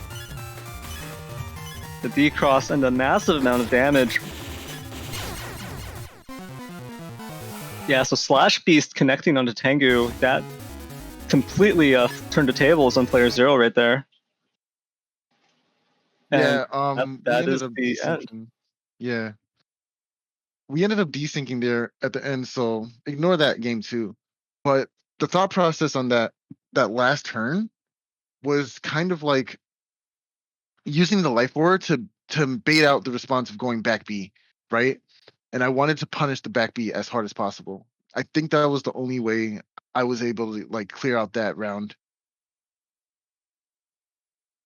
Damn, that was a very close final game right there. I think without the lag, I think PZ would have been able to clear it out there, but I'm not sure. It's hard to say what would happen if the circumstances are different, right? Yeah, so I mean, I do think hitting that lag switch probably put a dent in some of player 0's damage. But either way, well played to both of you. And with that, I think we can move into our next match, the setups for our next match, which is, I believe, HonorNite versus Pie Burritos. Okay, both players, I love to watch play this game because they are savages. Now, we see on Pie Burrito's side, rocking that chunk Gregor from yesterday. Of course, this setup is kind of swaggerjacked from Symes, being that, running the double holy panel into Sanctuary text. Now, if you notice, there's no real chip damage outside of these megas and outside of the kernel force in Pie's folder. Everything else is utility in this folder. Yeah, and of course, Gregor can get away with this because there's just so much damage coming out of the crosses. And not only is it high damage, it's also typically highly reliable damage. So stuff like Elect Cross, Erase Cross, Slash Cross, those three crosses offer, between the three of them, they have so much coverage, so much damage. Just the DPS when they connect basically on cooldown, just over and over. That alone is so much that it's enough to take down most players.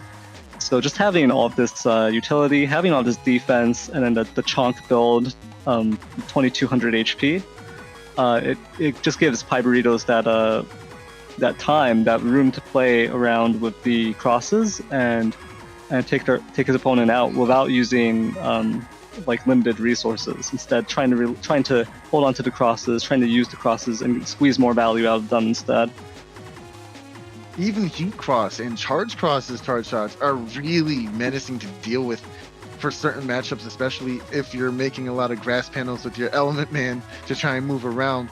It can get really scary really fast. And of course, there's the access to the Beast Out or Beast Cross option, which can chip charge these null chips in the folder into 200 damage combos or attacks that Gregor can throw out willy-nilly. Yeah, and I think it's interesting that you bring that up about Pie Burritos folder, having just a ton of utility and defense. Because if you look on the left at HonorNite's folder, you're also going to see, it's a Elect Pulse 2 Wind Rack. There's just a ton of Pulse 2s and Wind Racks in this folder. But other than that, it is actually mostly Star Code and mostly also utility and defense. So it's going to be pretty interesting to see what happens here, especially given that HonorNite also has this really absurd amount of HP, actually. In fact, this is 100 more than Pie Burritos. But on the other hand, HonorNite is not packing Recovery 300s, so there is still going to be a slight HP difference between them once those Recovery 300s come into play. But yeah, this will be a very chonky matchup here. And it is a slow gauge. It's a quadruple slow gauge matchup, so definitely there's going to be some brutal turns. And I think the key moment for HonorNite is going to be how he uses that full cust. I think that full cust is going to come into play to help disrupt those beast turns on Pie's side, and that will be key in how much damage Pie can put out. Yeah, definitely. And I talked about how oppressive and how much damage Gregor crosses can put out.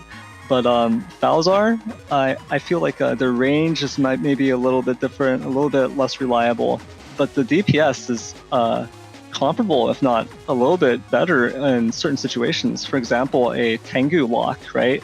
When you can just stand there and unleash the Tengu rack over and over and over on your opponent, that DPS is massive. And not only is it huge, it's also going to interrupt your opponent's charge shots. It's going to interrupt any of your opponent trying to charge anything because of that knockback effect. And it's actually extremely oppressive as well. And the same can be said for Tomahawk charge shot, when you have +1 area. So both of these players playing with these 5 area grabs, and it's going to be, I feel, very cross and beast centered between the two of them. And I think it's going to be a really interesting matchup to watch. Absolutely. So without further ado, let's get right into the match and see the slugfest.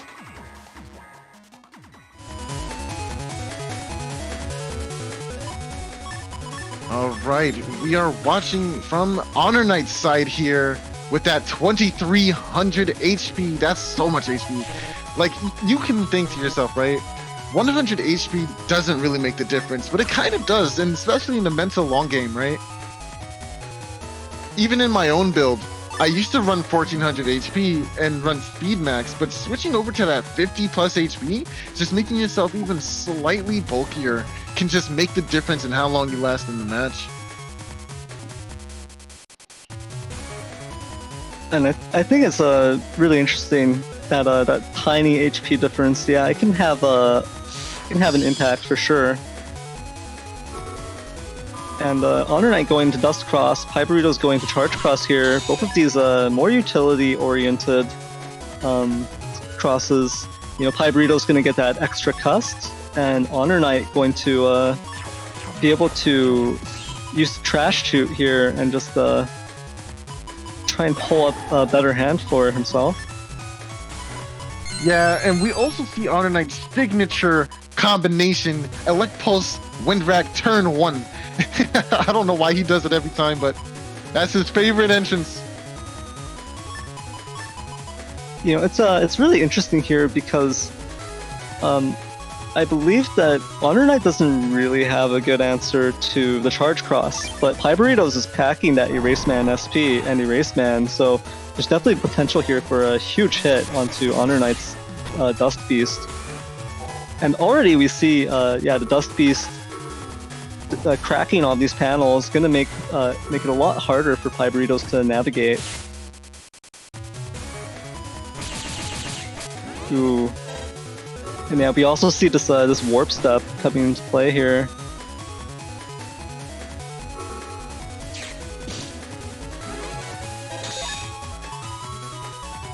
Pie Burritos locked in the back already. Literally cannot move from this position. And we'll see if HonorNite can capitalize on this. Sifting through that folder once again, Dustcross just showing off how utility really happens. And there it is, we see that bug fix in hand, alongside a nice Element Man. So hopefully you want to pull the opponent forward, get that ice conversion, and decross here, right?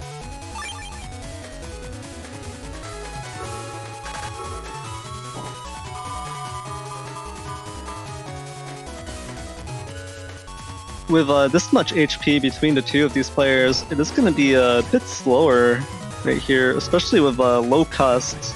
Pie Burritos obviously, managing to knock off the life aura of that Blast Man SP. But just defense on defense getting piled up here. HonorNite gonna knock off Pie Burritos anti-damage with the Element Man. But you have to keep in mind that that Element Man usage does mean that Pie Burritos Sanctuary might be harder for HonorNite to clear later on. I see a fan in the comments of the Twitch chat saying, "So please say hi, Miku." So hello, Miku.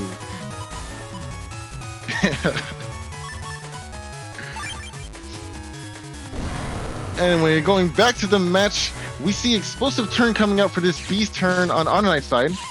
With the Elect Pulse Windback combo again, there's the invisible.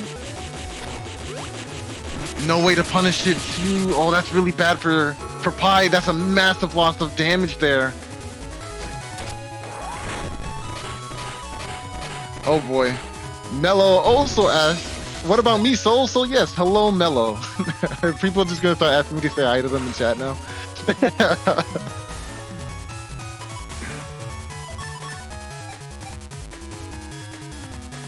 Hey, Nerith, can I ask you a question? Yeah, go ahead.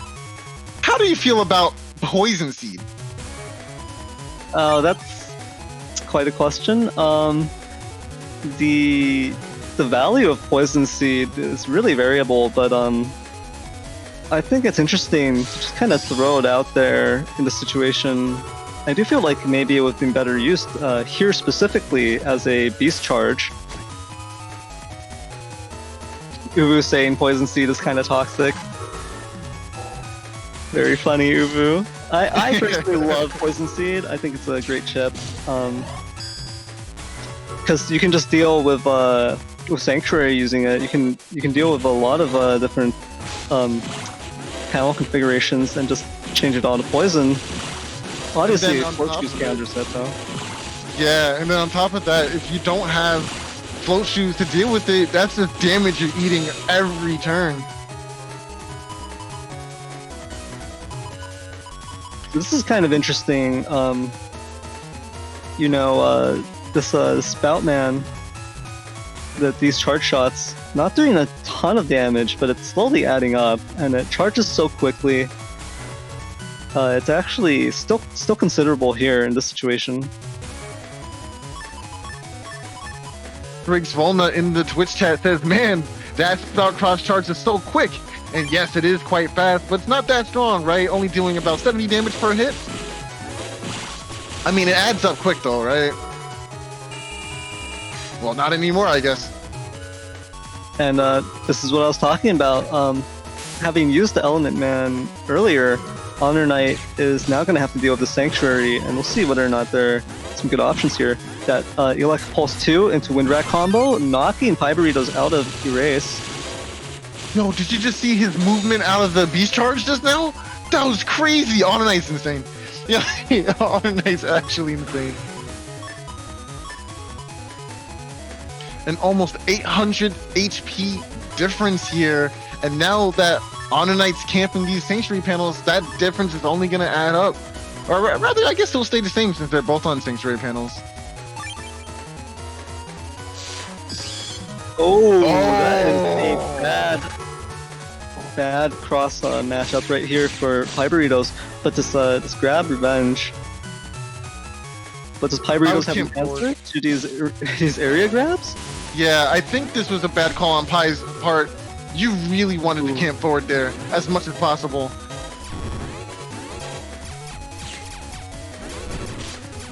Oh, this is tough. Now these charge shots are going to do a decent chunk of damage every time. Oh, yeah, and HonorNite, playing it smart, holding that area grab until the end there, knowing that really he's just got to stick with this +1 area. There's no significant difference to HonorNite whether or not it's a +2 area or a +1 area situation. Just having that +1 is enough for the Tomahawk charge shot to be confirmed. I was just about to say this. I think going into Tengu was a bad call here. A really bad call. And there it is. The recover stick 300 is coming into play here. Oh, geez. Oh, Yeah.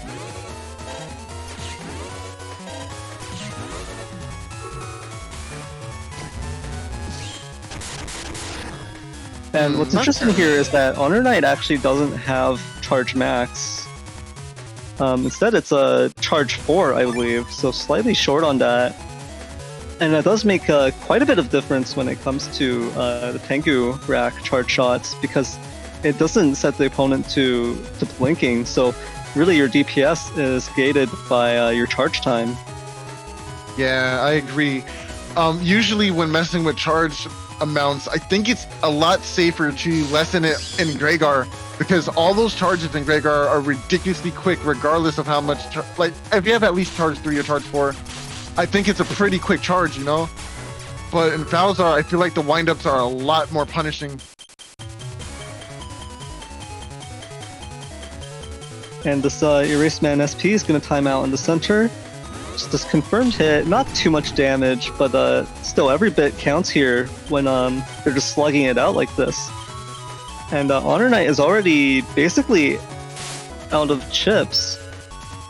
Ooh, HonorNite in Twitch chat points out that he has Hub Batch online right now, so that is charge max, that is attack max and speed max as well.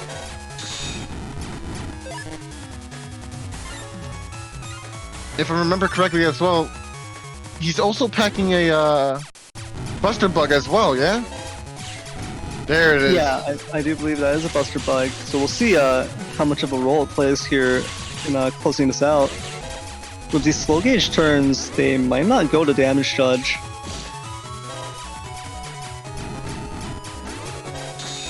Oh yeah, and Pie Burritos pointing out that those charge +1s, they are for the purpose of granting more Buster Bug.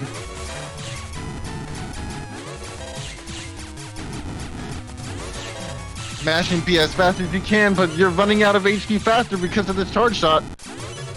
Heat Cross is really heavily slept on. Turn 12, 3 more turns. Can you survive that long eating all these Heat Cross charge shots?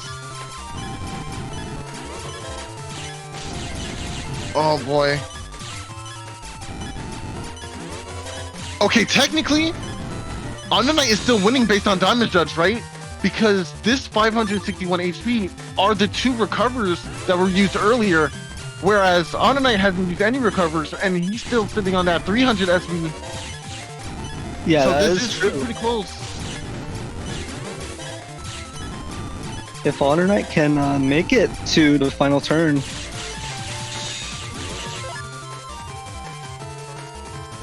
and I believe this is turn 14, so Yes, HonorNite can just survive. Maybe focus on shield. yes, I agree. Yes, that's the smarter thing to do. Oh, Oh, oh, whoa, my goodness, oh, yo, that was so close. he just had to survive. Wow, that was insane. Yo, did you see those footsies? HonorNite. Yo, HonorNite. Yeah, Pie Burritos says in chat, I was almost hyperventilating at the very end. It was so insanely close. I understand exactly how you feel, dude. It's just a lot of pressure to deal with, you know?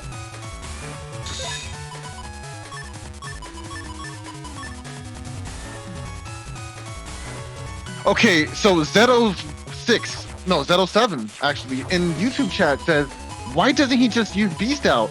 Now here's the thing, right? You really don't want to use Beast over until turn 15, because that would make you completely invulnerable. Remember that last game or that last match went all the way to turn 14, but didn't quite hit that end, right? You want to use Beast over when it's safe. Yeah, Beast Over gives you invulnerability, the green invulnerability effect, for all of 1 turn, but on the next turn, your HP will rapidly drain to 1, so if you use it on turn 14, then you're pretty much guaranteed to die turn 15, right? Correct. Correct.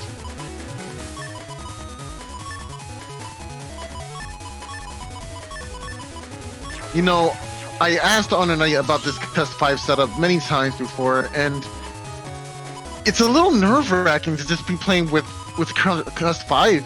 But we also have to remember that almost all these chips are star-coded, so it's really easy to get at least 3 or 4 chips into your hand every turn because how flexible these chips are. Plus, on top of that, you have access to SoulXCross, so if there is a little bit of soup in your hand that you don't necessarily need right now, you can just shuffle them to the end of your folder and just continue drawing cards as you need to. Yeah, that's true. And the soup is non-existent in HonorNite's folder. You know, it's just J and U, and the U is the defensive chips that, you know, can really be popped whenever. Whereas the J is, you know, it's not a big problem if you just have a star code plus 1 other code in your hand. But really just waiting for that hub batch to kick in. And there it is. A lot more options available now. Yes. Going from Cust 5 to 8 is ridiculously overpowered. I wonder how HonorNite would feel about the matchup when he knows that uninstall is in play.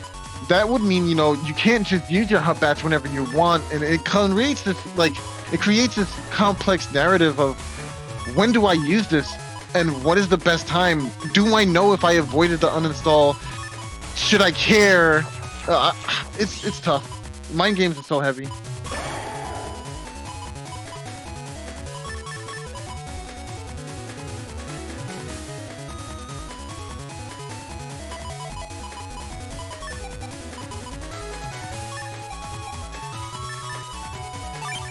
These really high HP setup mirror matchups, you know, 2300 HP versus 2200 HP, they end up being really interesting because you can see, like, at the end of the last match, so much of it came down to just like this small HP difference and figuring out, wait a second, if I hold off until turn 15, if I go to damage judge, I win, and then, you know, like having that moment of realization. And when exactly that kicks in, and, you know, all of this playing out towards the end of the match. Mm-hmm. And I feel like it really makes you look at and think about the start of the match a lot differently too. When you realize, wait, this might go to damage judge, or this is probably going to go to damage judge. Stuff like this makes you really want to optimize your damage output and try to squeeze every last bit out, because it is going to have an impact. And it's, you know, that 100 or 200 missing damage that you gave up, or a chip you threw away, stuff like that. It's gonna result in like a solid 2 turns of P shots apparently at the end. Exactly. Oh, Triggs Volna in Twitch chat asked, does the dust shoot block you from getting more than 8 chips in the custom, or is it 8 the maximum for hub batch? And the answer is actually 8 is the maximum you can get from hub batch. And Dust Shoot only blocks Chip Shuffle, right? So if you have Chip Shuffle in your Navicust or from a mod card like Searchman, you will have access to Shuffle, but once you go into SoulXCross, you lose Shuffle in replacement for the Dust Shoot.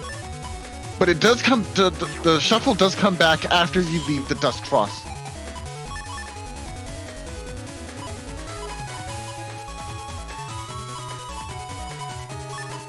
Ah, of course, there is number open. I always forget about number open.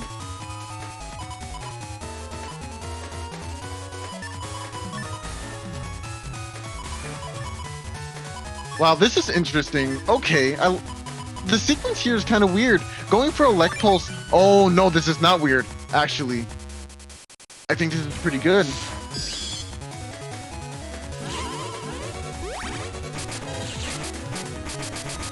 They want this element, man. Take one. Just take one. Just take one. It's, oh, no response there. Wait, is that not element? I believe that's Judge Man. It was, Yeah, it was it is a Judge Man. And oh, you know, holding on to it, playing so patiently, HonorNite is actually gonna be able to get some extra value out of it. Gonna get these 2 panels back. And so HonorNite really playing it slow and like what I said, you know, being able to optimize the value and the damage coming out of your folder. Just refusing to throw your chips away early. If HonorNite wanted to be even greedier here, honestly, you could have just gone for some P shots and trigger your Buster Jam to get rid of that anti-damage that way too, and then go for a Judgment for some little chip damage. Yeah, and you know, that is 140 damage total from those 2 books plus the whip if it connects. So that would have been a significant amount depending on the endgame situation. Ooh, nice. The buffered movement will claim that area for HonorNite. Now it looks like Tomahawk will come into play here.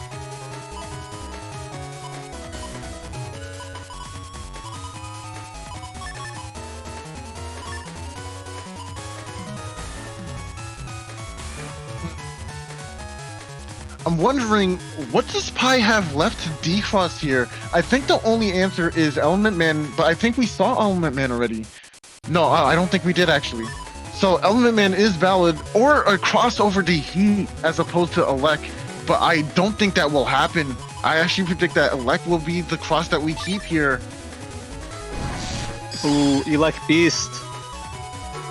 But will Pie Burritos manage to protect themselves against Tomahawk? Oh, the antidote!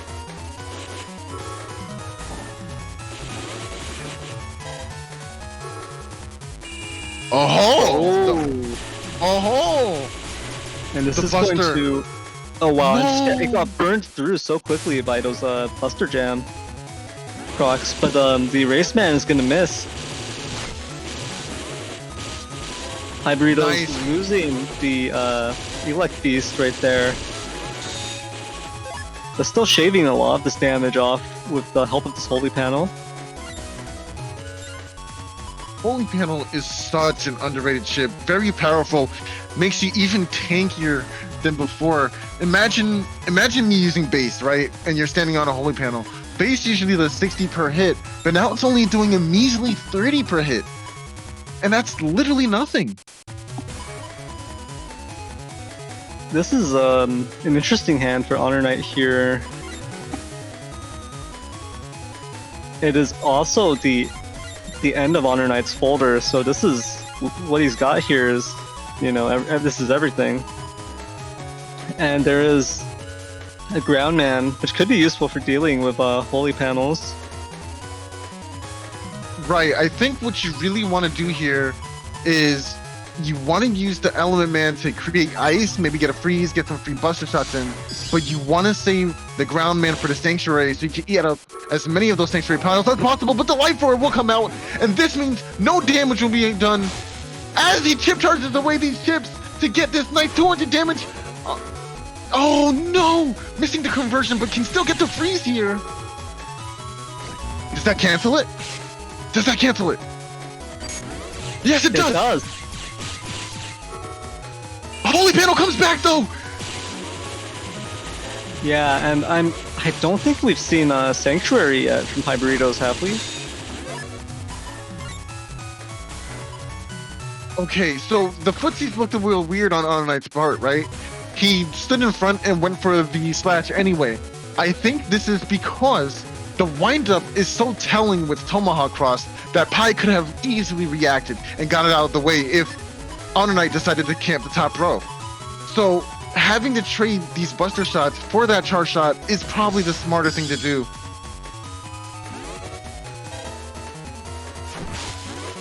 Nice. Oh, nice. Pie gaining a little lead here. Oh, but gets punished though. Loses the Holy Panel here as well. Oh boy. no. Oh boy. Nice. Ooh, HonorNite closing out this this round. Some really clean play at the end there. And now we go to the game 3. The Clash of Titans is still not over as Chonk versus Chonk, Salazar versus Greygar is still continuing on here. And this is a wonderful showcase to the people who believe, oh, Salazar fast gauge is so unbeatable, or oh, Greygar has charge shots and you can't deal with it. No. There is counterplay to both sides. Look how even these two players are fighting with the tools at their disposal.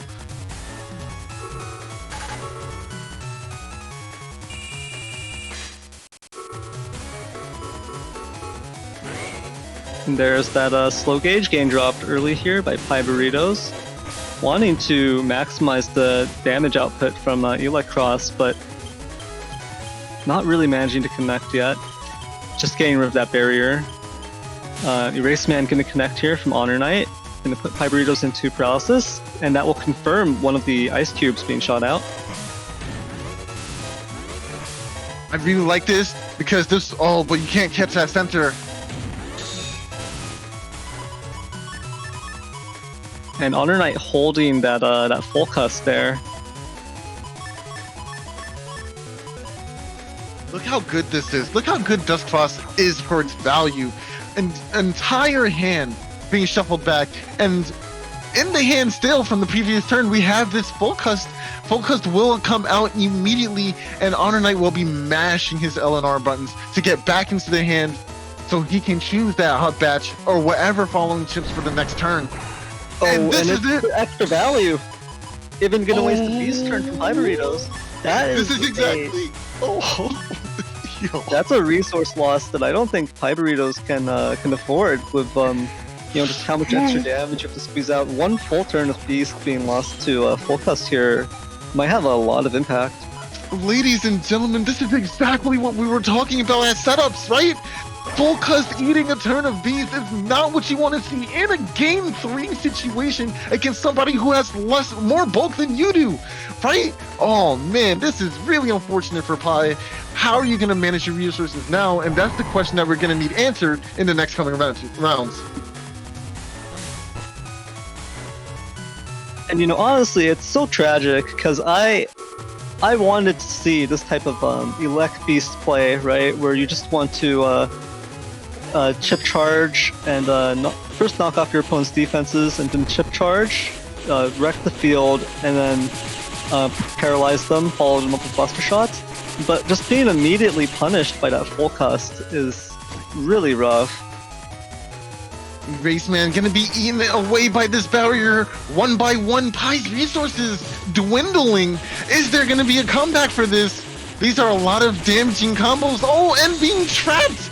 Cannot escape from this because of the ice. That's not a situation you want to be in. You really want that hole in the back to clear out as fast as possible. But how will HonorNite take advantage of this situation?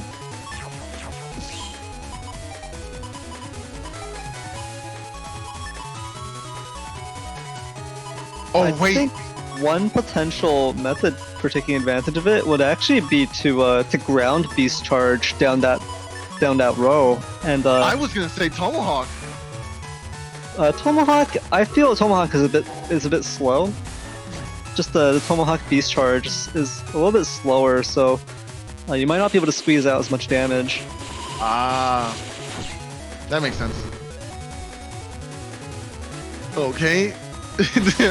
Oh, it was actually an elect beast charge here. And there it is, Holy Panel making it back again.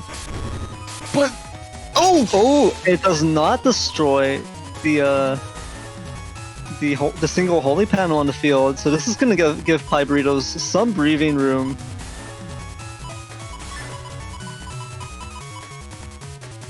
I think I would shuffle back at least one more, maybe the Invis in the hand, and try to save it for later game. Okay, that works too. Okay, yeah, that was nice. I think the Element Man is actually going to be so pivotal in this matchup. I think it has to be. Same with the Ground Man. Both of them are really good tools for getting rid of Holy Panels, and with Dust Beast about to run out here, HonorNite is going to run low on options for removing these holy panels, so gotta start thinking ahead right here. Okay, in the YouTube chat, Zeto7 asked again, really though, how does Judgman work? Judgmental Muncher books seem to come out at random. They're not.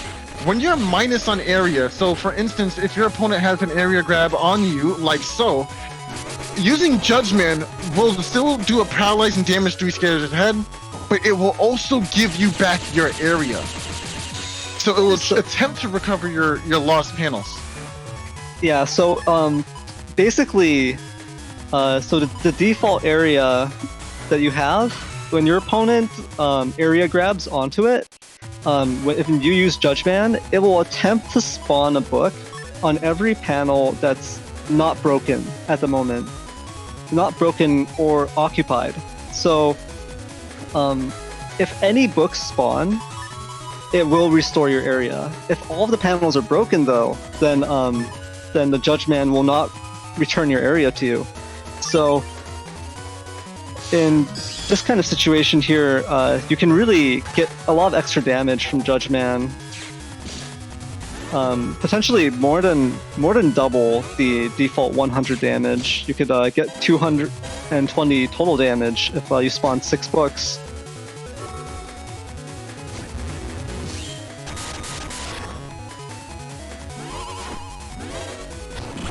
Ooh. Ooh, and there it is. Slash is gonna make its appearance. There it is. Okay, Pie needs to make this count. He can't move. He has to take whatever damage is being thrown at him. Oh, and another area grab, but we see Judgman again. This is the perfect opportunity to see how it works, Veto. So pay attention closely. Yeah, HonorNite wants to use this this Judgman and Windrack. He wants to combo them together to get his area back, and then also go +1 area with an area grab right afterwards. So this looks like the game plan. Oh no, HonorNite rethinking this turn.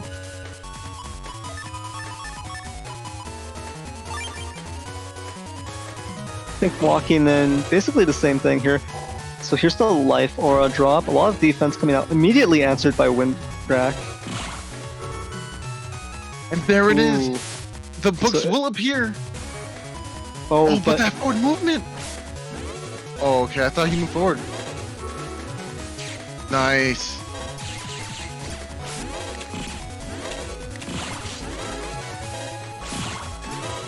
This is the big difference between acceleration through your hands. Pie has not been able to find that bug fix in his folder just yet, so now he has to deal with this HP bug even this late in the game. Whereas all that acceleration for HonorNite now leaves him with only 3 chips left. Is the 3 area grabs going to be enough to seal this deal? There is the option for Tengu Cross, but it's not so safe when you're facing down a Slash. Ground Cross looks a little nice here too, but it's a slow charge that can be easily avoided. Ooh, and there's the Erase Cross switch up anyways to better handle this matchup from range. Nice. But Pie is still on the back foot here. Oh, Erase Man still in hand! Ooh, yeah, and there it was, the Erase Man SP. So it would have been really nasty for HonorNite if he had switched into Ground Cross here. Luckily, choosing to stay in Spout. Oh, but we're taking this Element Man Elec hit. It's going to do double damage and D-Cross, and that might be a big problem here.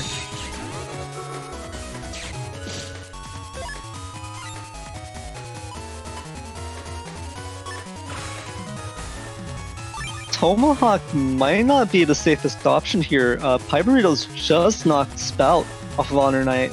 This does leave a Heat Cross still open. Yes, it does. But this is the hand we've been dealt now. Area grab does come out, but the return of the area grab. Okay, this seems like a favorable trade for HonorNite so far. Nice! Ooh. Oh, man. Wow. That was intense. The war of attrition finally won out by HonorNite in the end there.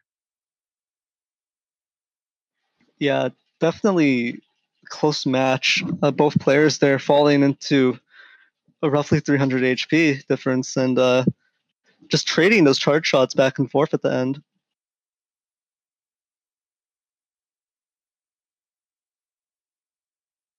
Man, that was a tough game for both players. Very well played. But I think HonorNite just happened to manage the resources a little bit better, especially in the end there, taking away a whole turn of Beast out with that full cust. Something I don't think Pie was quite ready for because it didn't happen in the first 2 rounds, but it happened that last one, and I feel like it really did end up paying the difference there. A 200 damage difference in the HPs towards the end. That could have been a Beast charge. One Beast charge earlier. Yeah, and the resource management game in this matchup, especially, is so important because which crosses you use when you use your beast, your beast out, and then your beast over, of course. All of this is going to have such a big effect in the end game. When you realize, oh wait, my opponent still has these crosses, and I already used up my resources, my crosses to counteract them, and stuff like that. That's something you have to think about beforehand, and then you have to drill it into yourself and learn. Just gradually learn what's a good idea in the specific matchup. And having these two setups that are so buster oriented, so cross and buster oriented, with such high HP, it just exacerbates that issue. It just makes resource management that much more important. So And yeah, again, well played to HonorNite and Pie Burritos. And again, that last element that no one ever accounts for is the mental damage too. You're thinking about the match, you're thinking about the situation you're in. Are you nervous? Are you shaking? Do you have balls of steel? Like what? How are you feeling in this moment? It will affect how you play. Yeah, That that's being for said, sure. Yeah, exactly. And I think with that we can jump into the setups for our final match of the day, which I believe is Flop Tart versus Salad. I'm so happy we're getting Flop Tart on stream. I feel like it's been a while. Wait, did Flop Tart play yesterday? No, I don't think so. Yeah, I think this is Flop Tart's first appearance. And it is an R code. So we have, not only is it R code, this is a very funny setup. It's packing roll 3 and then 2 roll 2s. So there's a lot of recovery in here, and it's a very high HP setup.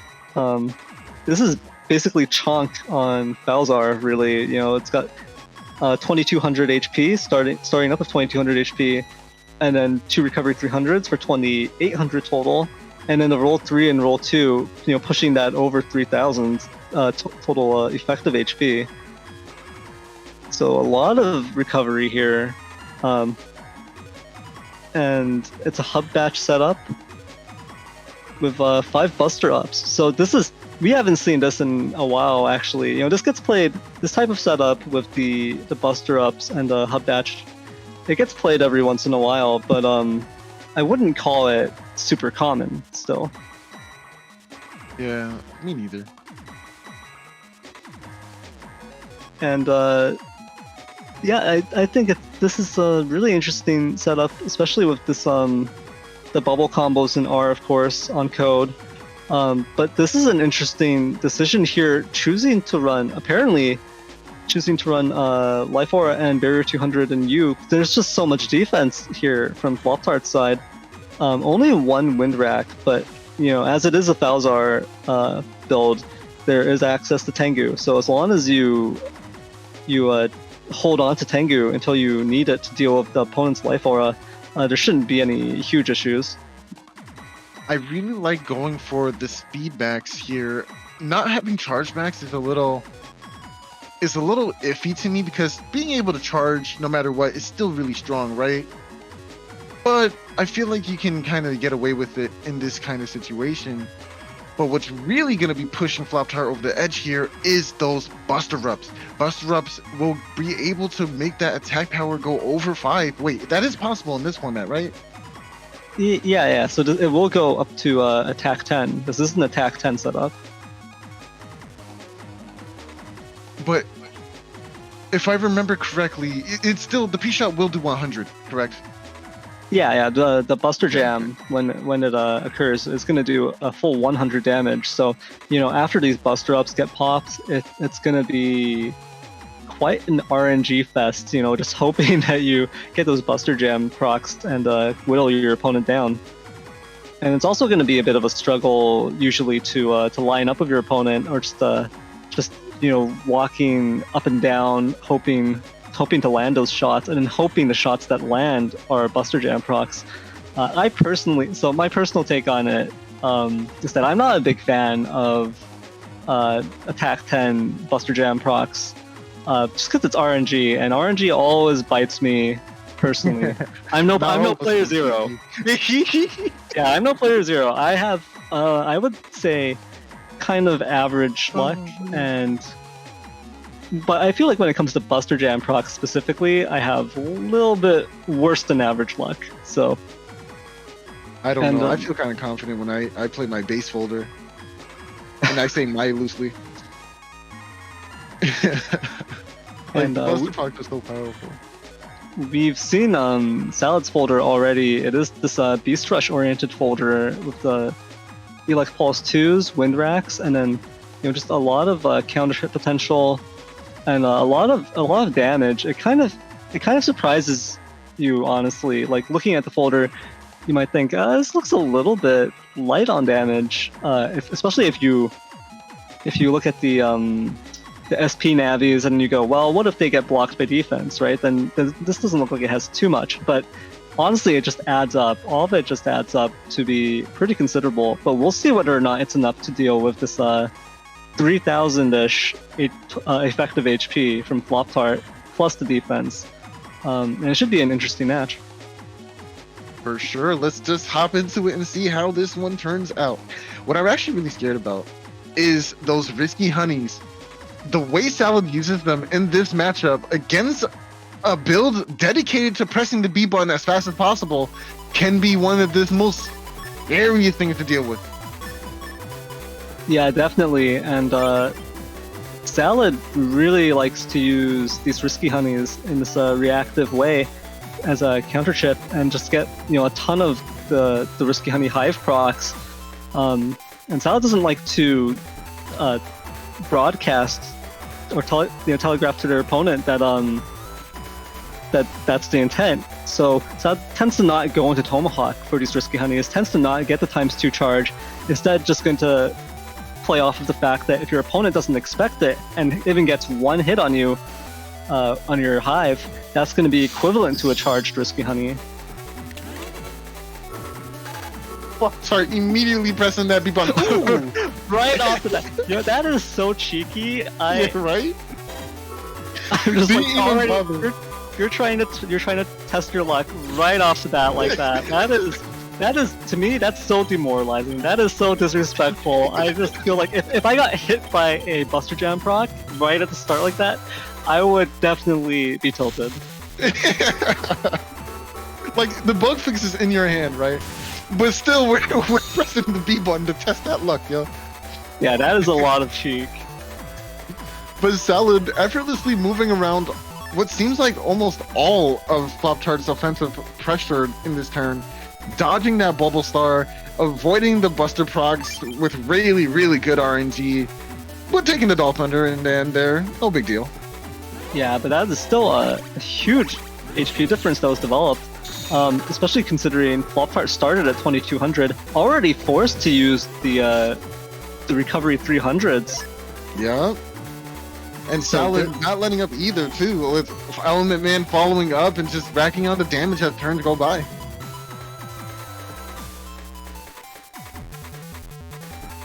So you can see these Buster ups getting popped here, gonna put Flop Tart well over attack 5. Already you're seeing the damage build up from the Buster Jam procs. Oh. Wait, did you see what just got taken away by Vito? Yes. That was That's a little sus. oh no. Not Never like forget this. the PP. Never ever forget the PP. You gotta feed the bird. You cannot just forget about it. It's there, yo. Bird want food and bird want food now. Oh my goodness. Oh my goodness. Ooh. Roll times 2. Yeah, this is a roll 2 times 2. And this is going to be interesting here because that was also a times 2 Elect Pulse too. So I'm not sure if it's still going to come out at this point. I don't see any reason why it wouldn't. And we'll see if Flop Tart can react in time mash hard enough. Oh, it doesn't come out. Yeah, it doesn't come out. Oh, that was big. The anti-damage. Oh, but you still get hit because you went back in it. That's so rude.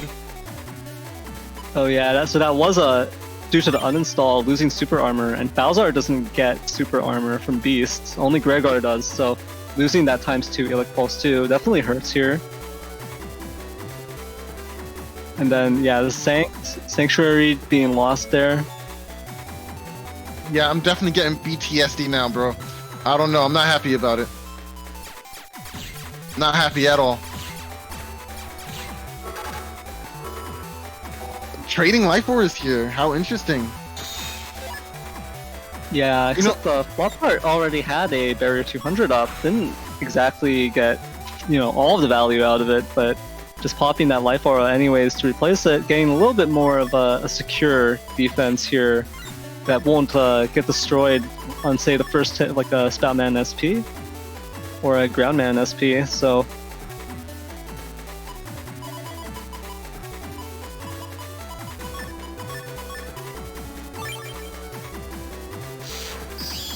ooh, double Tengu here, both to deal with this, and the simultaneous suck right there, getting rid of the Life Auras. Roll coming out to do some little extra damage here. Get a nice extra recovery. Oh.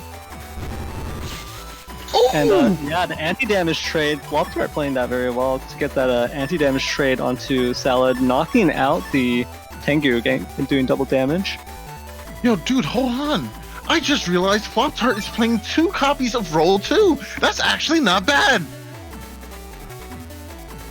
Yeah, That's 2 actually roll pretty 2. cool. Oh, I did not know that you can play 2 of those. Yeah, the megabyte value on them is the size is small enough that you can run 2 of them. And that's just that much more recovery, so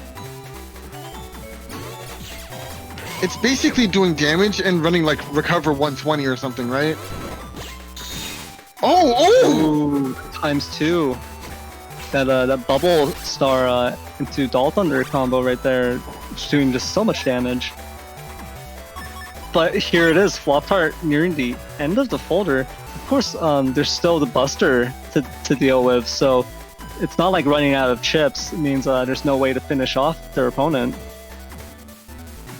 Especially if this Judgment hits. Smart. Noticing that Judgment SP hasn't been played yet, playing around it with, oh my gosh, BTSD roll. No, BTSD roll, please. It's a trigger for me. No more bees, please. I don't want to see them anymore.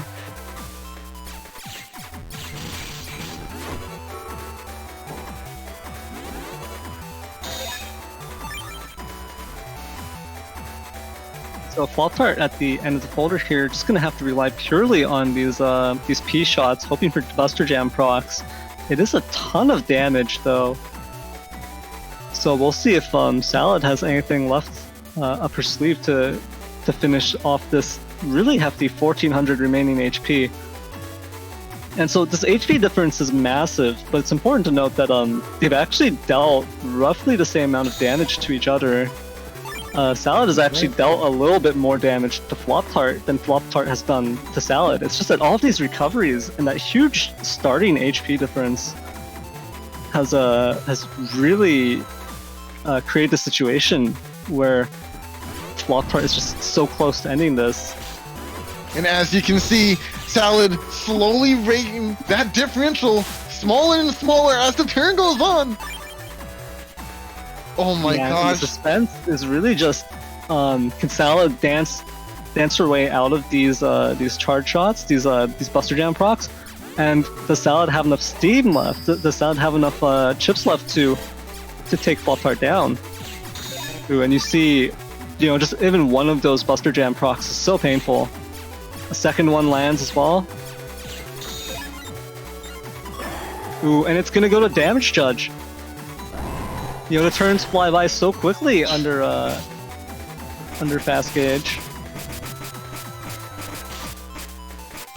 Now we get to see just who came out on top in this round.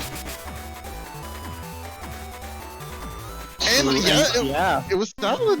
Look at that. By 600 damage, a 600 damage difference right there. Salad takes that first round.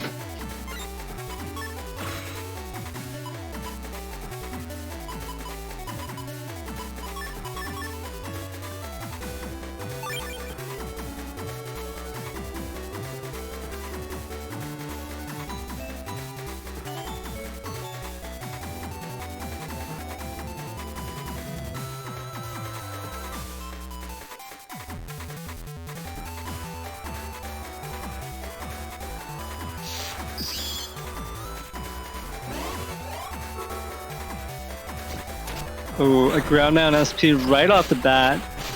Well, damage isn't really going to stick, but it is going to force Flop Tart to use those recoveries earlier. And this roll 2 going to do a little bit of healing back. Meanwhile, this Judge Man whiffs, unfortunately. And the Fast Gauge gets popped. Yeah. Both recovery 300 sitting in Flop Tart's hand here. But not really ideal. This isn't really a good situation to use them, so Flop Tart's gonna lock in that, was that a Barrier 200 or a Life Aura? That's a Life Aura. Yeah, so there's the early Life Aura here, turn 2. But Time Freeze counter with an Erase Man, and this will remove Dust Cross, prevent any more dust digging from Flop Tart. I think Flop Tart had the right idea, but the wrong caliber. Just waiting it out because it was clearly obvious that Erase would be coming out eventually for this Dust Cross, and Flop Tart had the read, but was a little too impatient with just using that chip there. Ooh, and that Life Aura gets taken down by a Wind Rack anyways. Ooh, not able to use that that Recovery 300 by the end of that turn. Gonna have to go into the next turn with only the Recovery 300. And yeah, this shield really providing an extra layer of protection.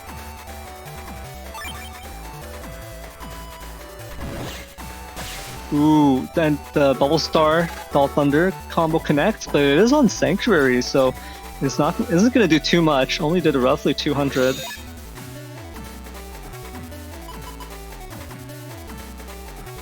And this is a serious problem, actually. Looking at Flop Tart's folder, I don't think there's too many options to deal with the Sanctuary. No, not at all. I mean, with no Element Man, especially, that's a huge problem. Oh, and having no. lost oh no, not again. Not again. No. No, not like this. I mean, it's not over yet, right? We still have plays that we can use to our advantage. We even have a D-Cross option here.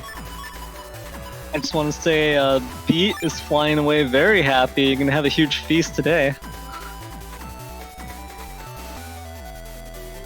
Fat little bird flying away with your Giga.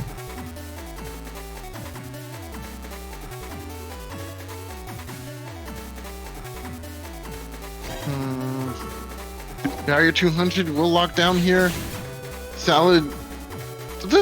What good movement that is. Making the read. Oh, almost avoiding all of the machine guns there.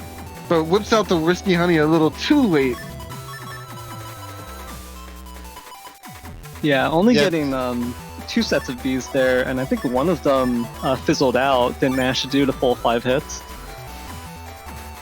There's just nothing to do about this sanctuary. Look at all this damage that we're losing out on. Really unfortunate.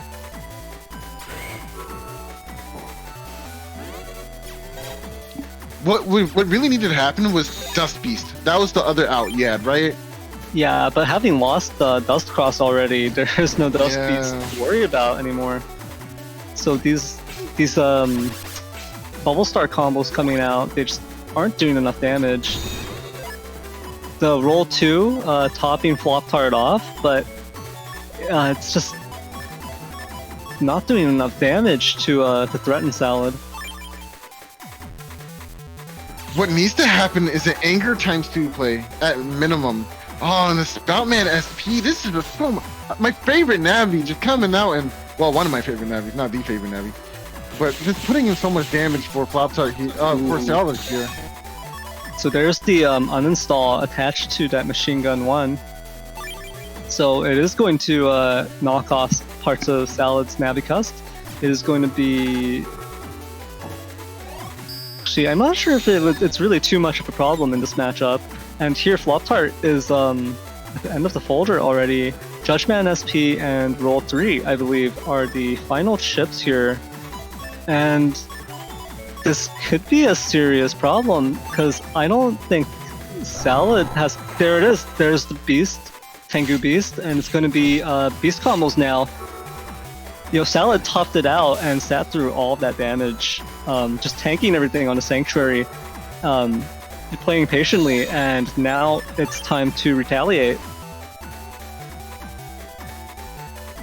Between the movement, between the defenses, between the Sanctuary, Salad just played through everything that Flop Tart had, literally threw everything at her, and now, with all of those resources out of the way, Salad can finally unwind and let loose those combos that she's been saving for this entire time. Oh, and even though Roll 3 gets stolen by the anti-Navi, and now that recovery goes in another direction. Salad is just a pillager. That's what it is. She's stealing the game.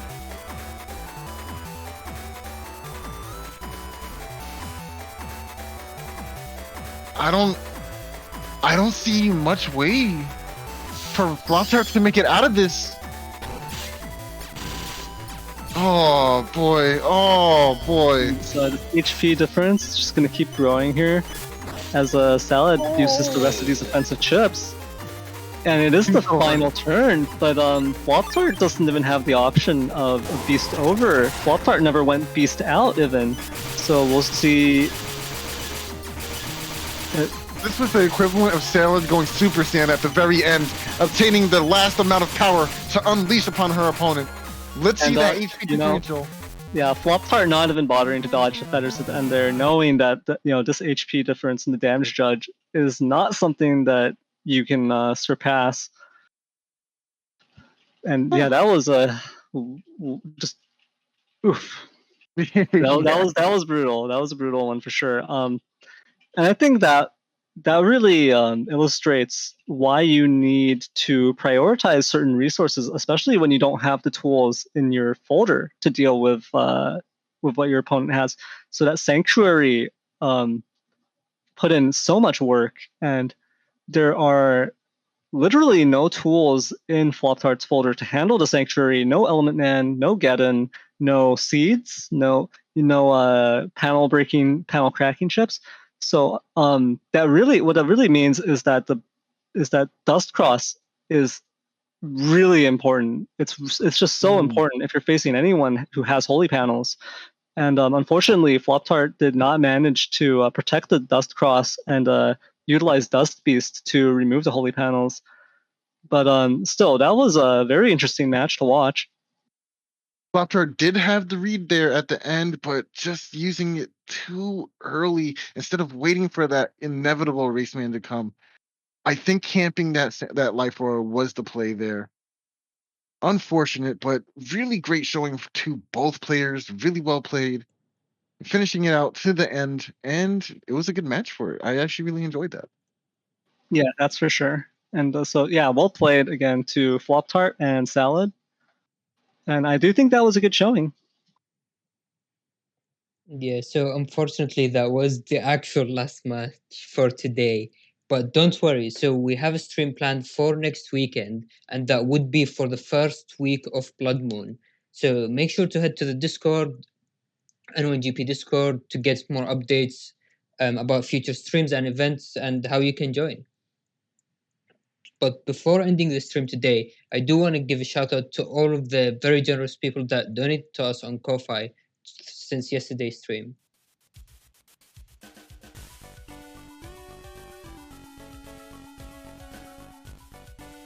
Okay.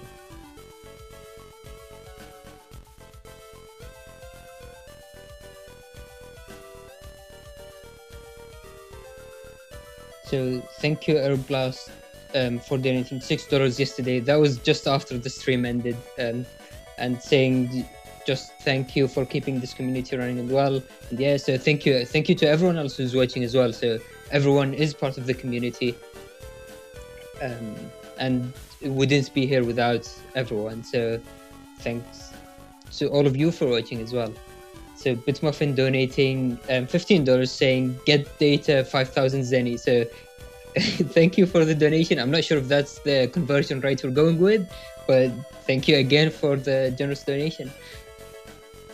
And then Obese Skydiver at the start of today's stream donated a very, very generous $500 donation. So thank you very much for the huge donation at the start of today. And obviously all donations are very much appreciated, but thank you very much for that. And then Matt's Milk donating $3, saying thank you for keeping BN alive. And yeah, I mean, I've said it before, I'll say it basically every time. It's everyone in the community that is helping keep the community alive. Without everyone else, we wouldn't be here. And then the last donation for today's stream, Chef Sanji, saying just watched a video about your scene on Friday. Glad I got to catch you all live. And yeah, so thank you again for watching. I'm guessing that would be Action Esports. We had a lot of new people joining through that, and welcome to everyone that joined through that. And obviously, people are always more than welcome to join any of the N1GP streams. Yeah, so that will conclude our streams for today. So thank you again for all of the viewers. Thank you again for all of the participants. And obviously, a huge shout out to our commentators today, Symes, Eurasia, MegaMasterX, Nereth, and SoulXCross. So thank you guys for being there and basically making the dream come reality. Obviously, a huge shout out to Salad for organizing the tournament and working on the stream layout. And thanks everyone for watching. Hopefully we'll see you again next week. Goodbye.